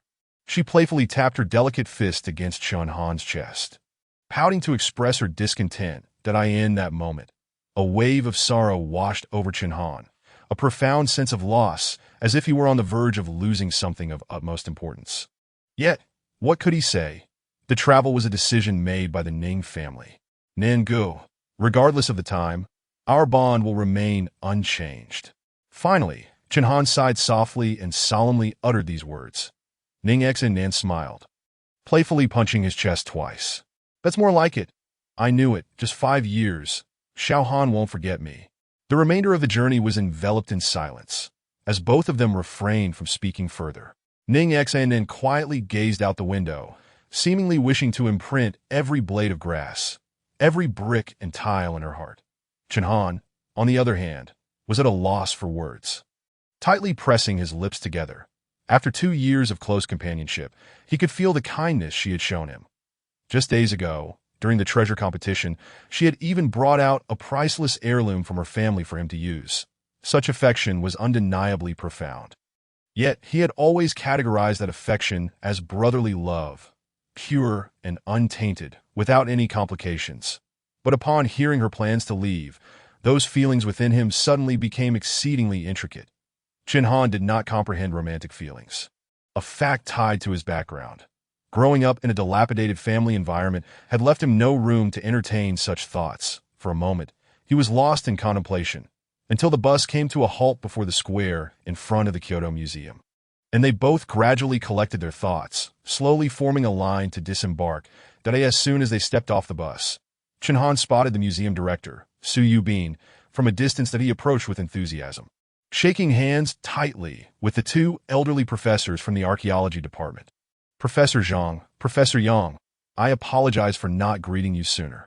Today, aside from the department head, Hao Shulin, the delegation from the school consisted solely of these 2 professors. Zhang Yuqing and the portly Yang Ji stepped off the bus, basking in the honor of being personally welcomed by the esteemed director, their faces beaming with joy that moment. Chu Yao noticed Chen Han, waving warmly. Welcome, Chen Han, come over here. Chen Han was somewhat surprised by Chu Yao's enthusiasm. Their interactions had merely revolved around a single string instrument, and besides, it was the museum that sought to make a purchase. However, as courtesy dictated, he couldn't refuse, so he nodded and approached with Ning Xinnan. Chu Yao's warm reception also elicited expressions of surprise from Hao Shulin and the 2 professors. They wondered when this young man had established connections with the museum. Since the treasure competition, the 2 professors had contacted Chen Han multiple times, urging him to report to them. Yet, he had always responded affirmatively over the phone without ever showing up. When they sought Hao Shulin for him, they learned he was on leave. Today, they had finally caught this elusive young man. Zhang Yuqing's thinning hair was tousled by the wind, revealing his pale scalp that he pointed at Chen Han with a bemused grin. It's so difficult to see you. Kid, I'll make sure to bring you into my studio next time.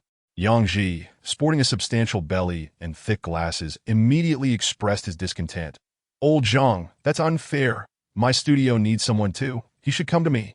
Professor Yang primarily taught the course on antique restoration, and in recent years, fewer students were willing to dedicate themselves to this field. Thus, students willing to join his studio were a rare find, especially one like Chen Han, who also brought his own following. Meanwhile, Hao Shulin couldn't help but feel astonished. The 2 professors were already vying for a student who hadn't even graduated yet. Both professors were graduate advisors, which meant that Chen Han's future academic credentials were practically assured. How enviable that would be for his classmates. It's hot outside. Let's head inside. I've arranged for a guide to take the students on a tour of the museum. Chu Yao had thoughtfully prepared for their visit. Under his guidance, Chen Han and Ning Xinnan did not follow the main group, but instead trailed behind the 2 professors as they made their way to the VIP room. Halfway there, Chen Han spotted another group of young people of various ethnicities touring the museum that he vaguely recalled Su Yubin mentioning that a foreign student group would also be visiting today. It must be them. At that moment, Su Yubin leaned closer to Chen Han and whispered, "Chen Han, do you have any knowledge of religious artifacts?" Before Chen Han could inquire, Su Yubin continued, "I know you've acquired two treasures. One from Buddhism and one from Taoism. I suspect you have a profound understanding of historical and religious artifacts. To be honest, among the group visiting today, one is a descendant of Matteo Ricci. He is carrying a family letter from back in the day, requesting our museum to return the sacred text his ancestor brought across the sea." Chapter 56. An Ancient Dagger. Upon hearing this, Chen Han's eyelids twitched. Could it be a descendant of his esteemed master? Matteo Ricci arrived in China in his 30s and ultimately passed away in Kyoto, but historical records did not clarify whether he had descendants. It was possible that this individual was not a direct descendant, but rather a distant relative of the Ricci family. With that thought, Chen Han understood. Matteo Ricci's purpose in coming to China was to spread his faith. And it was not surprising that he carried sacred texts with him. It was astonishing that such items had survived to this day, preserved within the Kyoto Museum. This thought struck Chen Han like a bolt of lightning. Was there a possibility that the ink blade had also been collected by the museum alongside Ricci's relics? This notion sent his heart racing, and he did not hasten to respond to Su Yubin's question, but instead eagerly inquired, "Director Su, does your museum possess many items related to Matteo Ricci?" Su Yubin shook his head, candidly stating, "Not many. Our museum was established in the 15th year of the Republic, primarily focused on royal collections from the Ming and Qing dynasties. Items like the sacred texts carried by Matteo Ricci were gradually collected from the public later on." Chen Han lowered his voice and quietly asked, "Among the items in Matteo Ricci's collection, is there a dagger?" Su Yubin paused, looking at Chen Han with a puzzled expression that he seemed about to ask something, but ultimately shook his head slowly. "We do not have one in our collection." Chen Han felt a twinge of disappointment. Sighing softly, it seemed that finding the ink blade would indeed be no simple task. "By the way, Director Su, can't you simply reject the request from Ricci's descendants for the return of the sacred text?"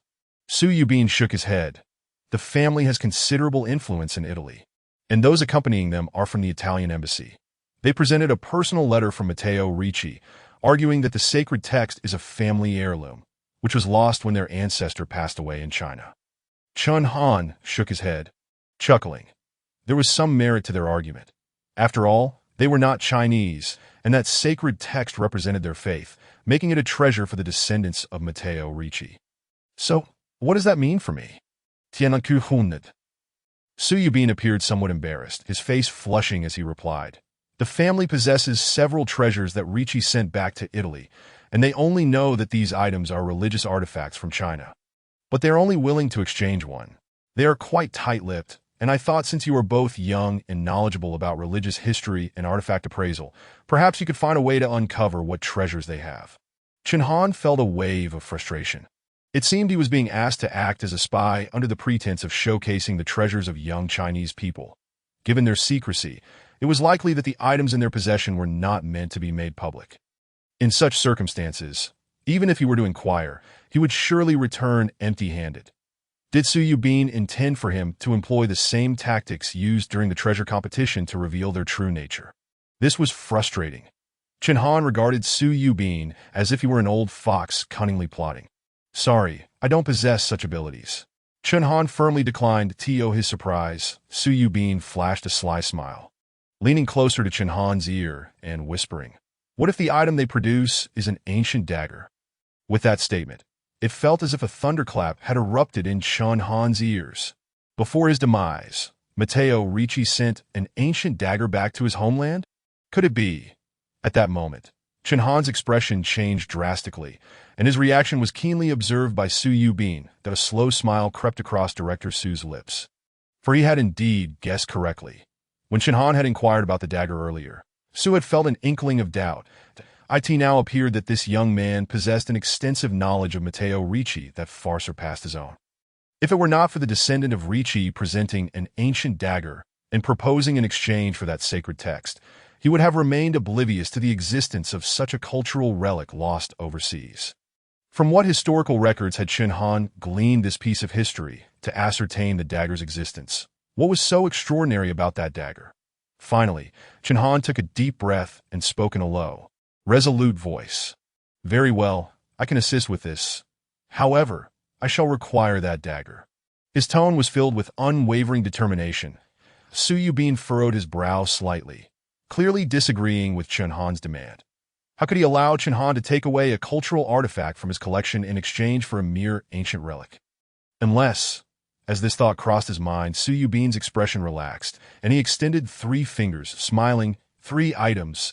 Chen Han, if you can manage to retrieve 3 items from the Italians, you may take that ancient dagger. But the other 2 must remain in our museum's collection. Nearby, Ning Xinnan, Hao Shulin, and 2 professors simultaneously curled their lips at this statement. The esteemed director of the Capital Museum was being rather shameless in making such a demand. 1 item in exchange for 3? It was evident that he was attempting to exploit Chen Han, implying that if he wanted the dagger, he would have to make a sacrifice. Chen Han possessed several treasures, and the director was undoubtedly aware of this, having witnessed both treasure duels firsthand. What a lack of shame!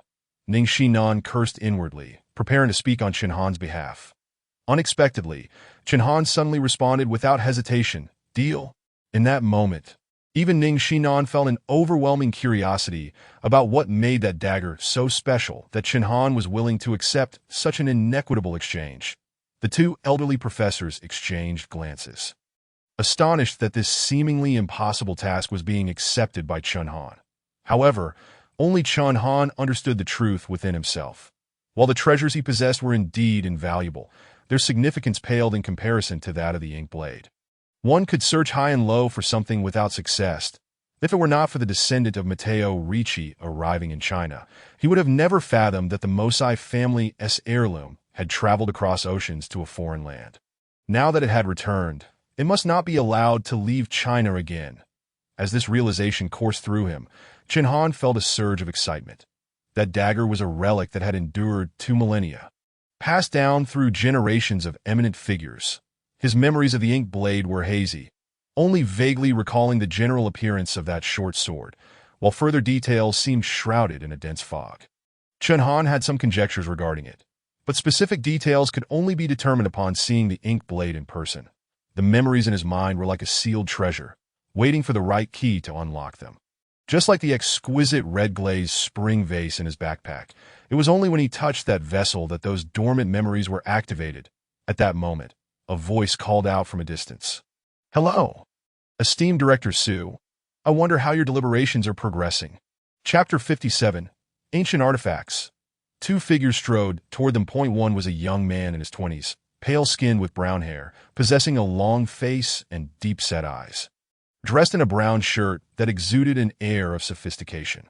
Although his Chinese was not fluent, he communicated without difficulty, indicating he had put in considerable effort. "Esteemed Director Su, I wonder how your deliberations are progressing."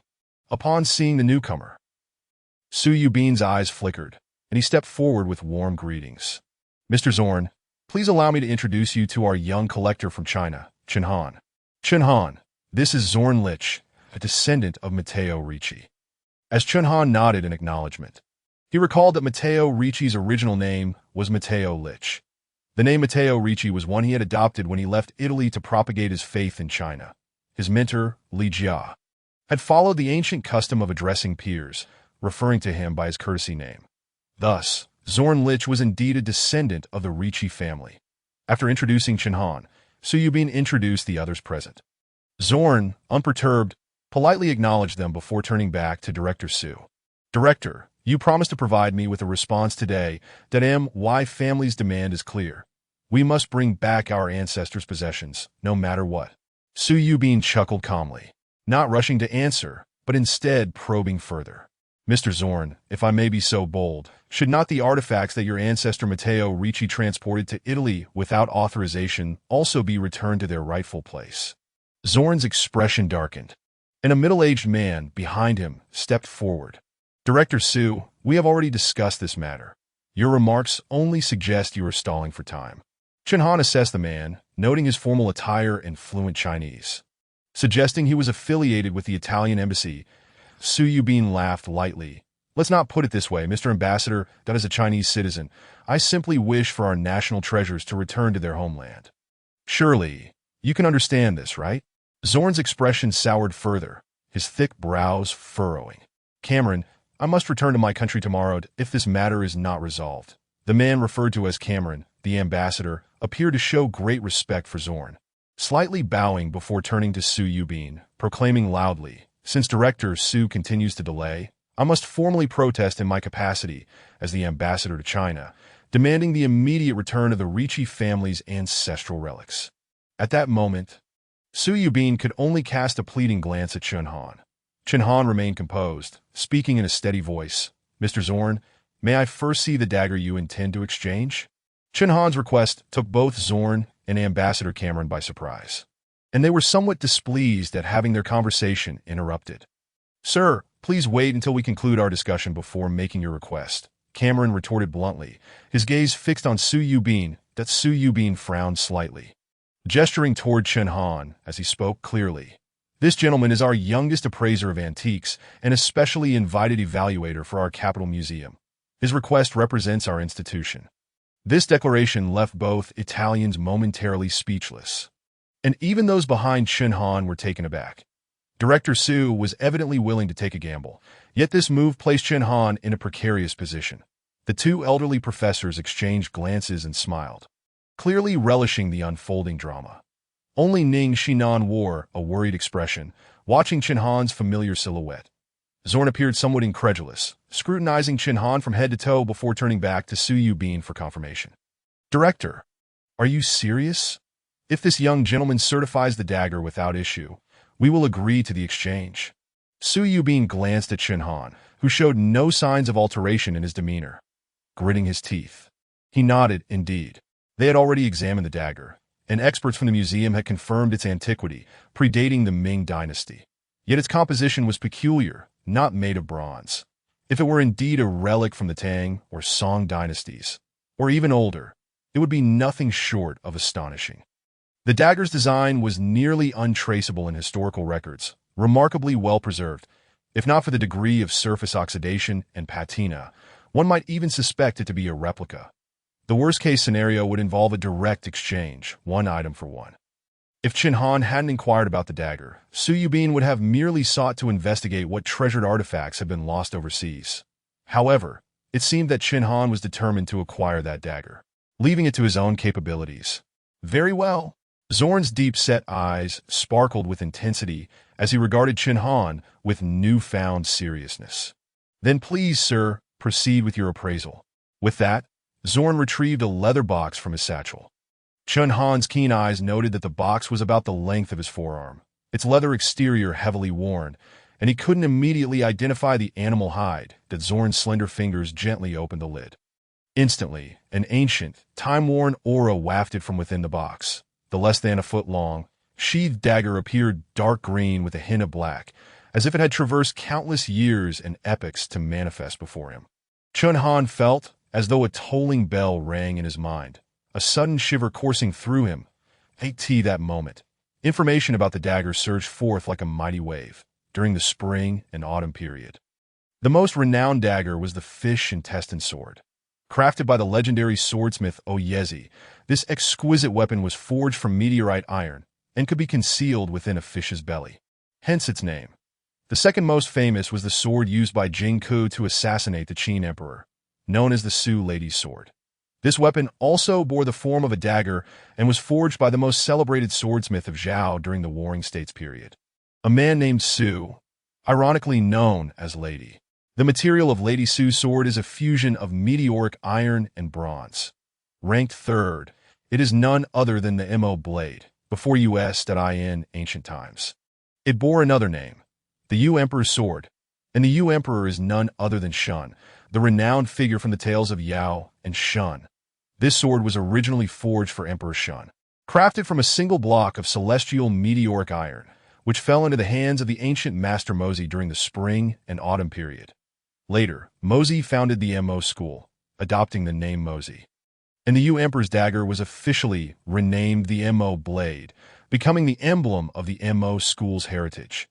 Chen Han stood frozen, absorbing the torrent of information swirling in his mind at this moment. He felt a profound tremor of the spirit. He had not anticipated that the Mo blade would possess such a remarkable pedigree. This was the very sword of Emperor Shun, one of the 3 sovereigns at the dawn of Chinese civilization.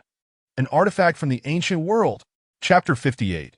Unraveling a Secret. The dagger, forged from celestial meteoric iron, exhibited a deep azure hue, glistening with a lustrous black sheen.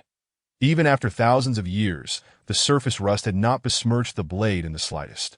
Chen Han's keen eyes discerned, through the layers of rust, traces of its ancient craftsmanship. It transcended the mere refinement of bronze, revealing steel patterns, an extraordinary miracle. Historical records trace the earliest accounts of steel production back to the spring and autumn period. The Lady Su's sword, for instance, was forged by incorporating meteoric iron into bronze, yielding a steel quality that rendered the dagger even more resilient and sharp. The Mo blade before him might potentially predate this phenomenon by at least 15 centuries. It was utterly unfathomable. Chen Han's hands trembled with excitement as he slowly reached toward the box before him, as if it contained a piece of smoldering red charcoal. Just then, Zorn abruptly closed the box. "Sir, I believe you have reached a conclusion, have you not?" With the Mo blade vanished from sight, Chen Han's brow furrowed slightly, and he exhaled softly. His eyes, reminiscent of a starry night, turned toward Zorn. "If I am not mistaken, what your family truly seeks is not the sacred text, but rather the secret contained within." Chen Han's tone was not heavy, yet his words caused Zorn's eyes to widen in shock, his mouth agape, as though he could fit 2 eggs inside. "What do you mean?" Zorn instinctively took a half-step back, regarding Chen Han with an expression akin to seeing a ghost. The others present were equally astonished, perplexed by Chen Han's sudden assertion. Only Chen Han himself understood that amidst the explosive influx of information, he had acquired further memories from his master. Matteo Ricci had once told his master that during his voyage to China, he concealed the wealth he acquired along the way in 2 hidden locations. Intending to safely relay this information back to his family, at that time, he had inquired about a secret technique of the Mo school concerning the concealment of inscriptions. Chen Han's mind raced. The Lich family must have received that letter, but had struggled to unravel its secrets. Thus, upon hearing that the sacred text of their ancestor was on display at the Kyoto Museum, they traveled great distances to reclaim it. They must believe that within that sacred text lay hints to the treasure's location. A smile graced Chen Han's lips as his eyes sparkled with insight. Based on his master's memories, he held a 90% certainty that the true secret resided within that letter. "Bring forth that family letter. Perhaps today I can assist the Lich family in unveiling a mystery." At that moment, Zorn's expression had solidified into a mask of disbelief.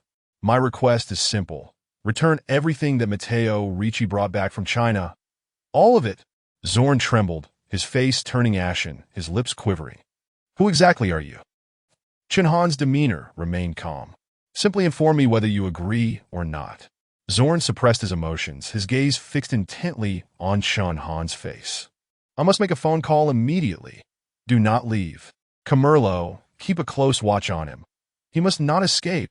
With that, Zorn hurriedly dashed toward an unoccupied corner.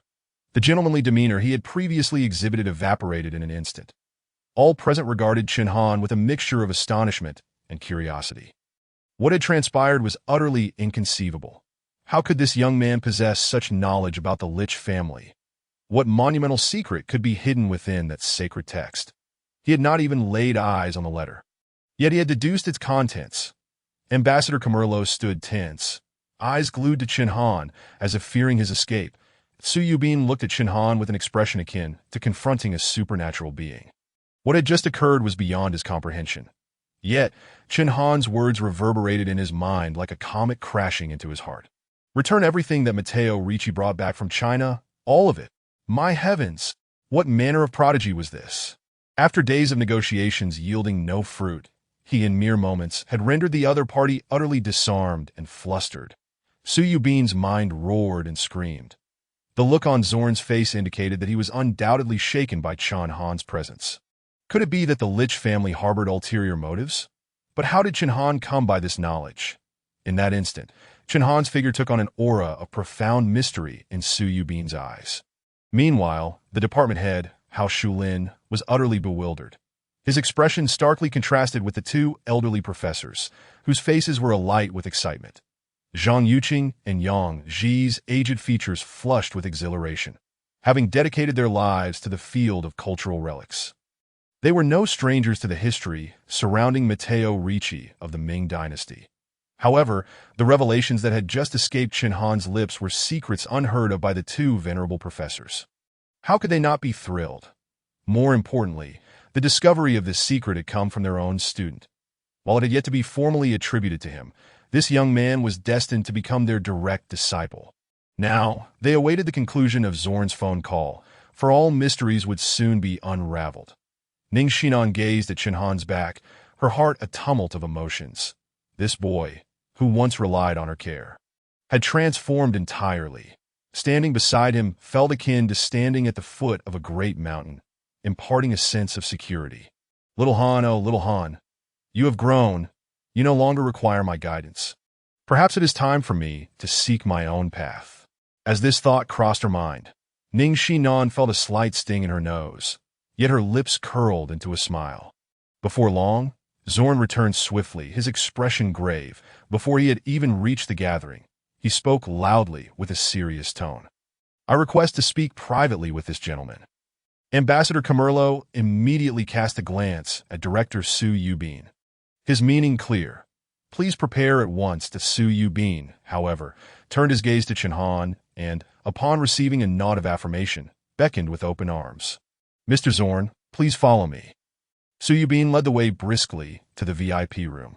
The spacious area, nearing 100 square meters, was adorned with a plush, simplistic patterned carpet and a large circle of upholstered sofas surrounded by coffee tables. Upon entering, Chen Han nodded at Su Yubin. Once Zorn had also entered the VIP room. Director Su slowly retreated, closing the door behind him. Allow me to reintroduce myself, Zorn Lich, Zorn said, approaching before Chen Han had even taken a seat, extending his right hand, his eyes brimming with barely contained excitement. In response to this belated courtesy from the Italian youth, Chen Han merely nodded and shook hands briefly. Chen Han.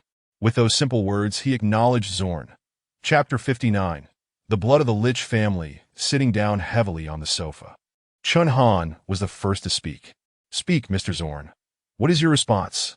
Zorn settled into the opposite sofa, his gaze scrutinizing Chen Han as if trying to discern answers etched on his face. Unfortunately, he was evidently unsuccessful. Before we converse, I hope you can honestly tell me what you know.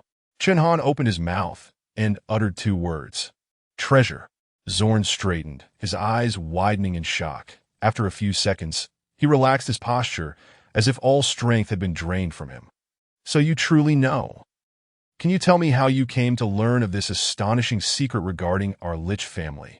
Upon asking this, Zorn had shed the lofty demeanor of a scion of a noble family, transformed instead into a character caught with a compromising secret. Classified information, Chen Han replied with an unperturbed tone. Our interaction is merely transactional. I will assist you in unraveling the treasure's secret, and you shall provide me with what I seek. The items can be given to you, esteemed Mr. Chen Han, but you must first help us unveil the secret. This is the will of the Lich family. In response to Zorn, Chen Han shook his head. I do not trust verbal assurances. Present 3 items as a deposit, with that dagger counting as one.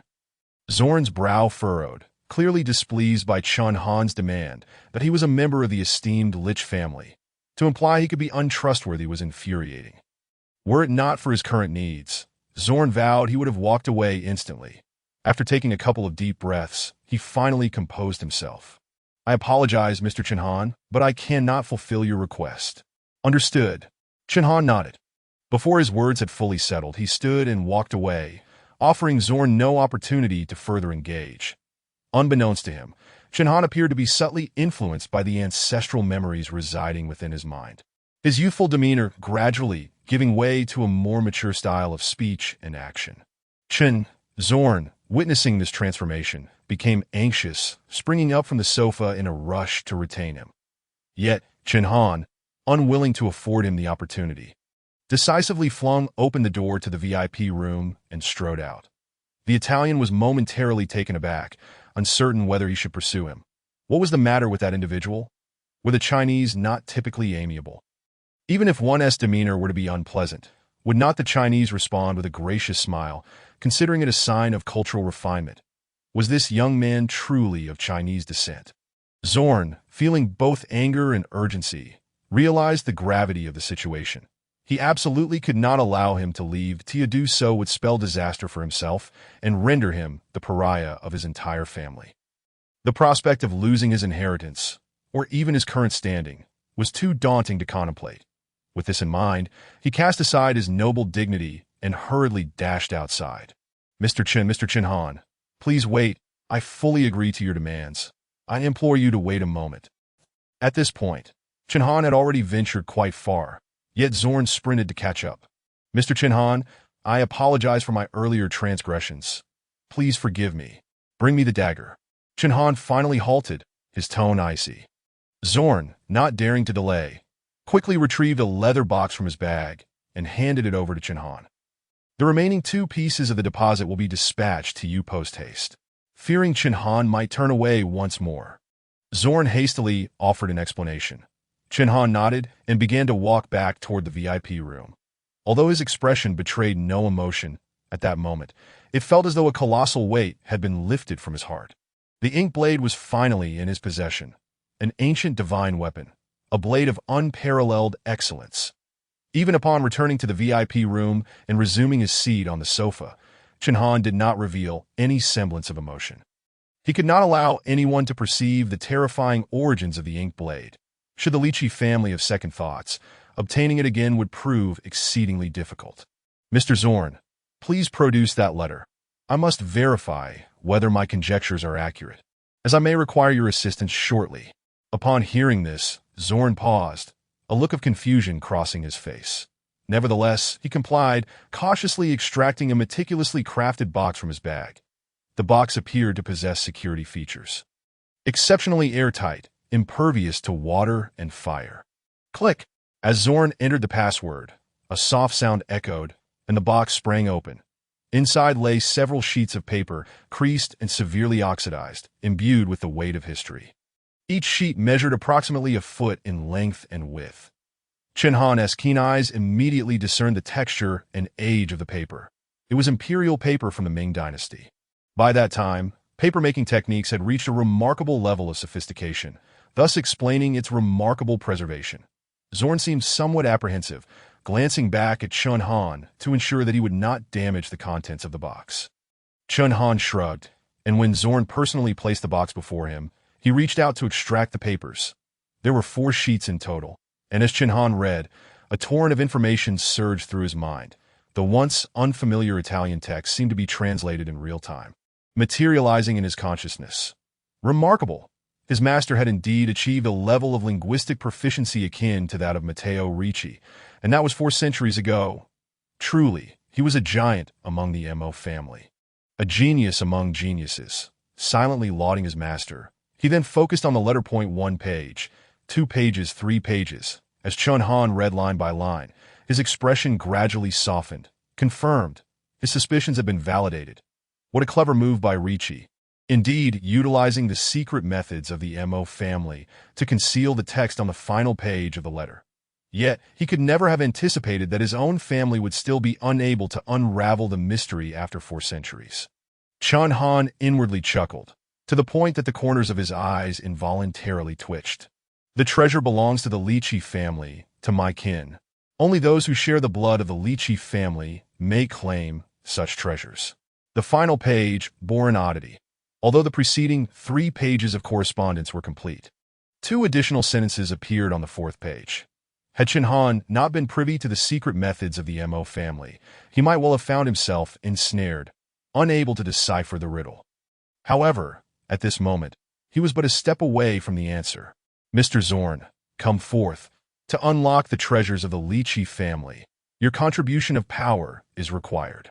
Chen Han produced an antique redwood box from his backpack.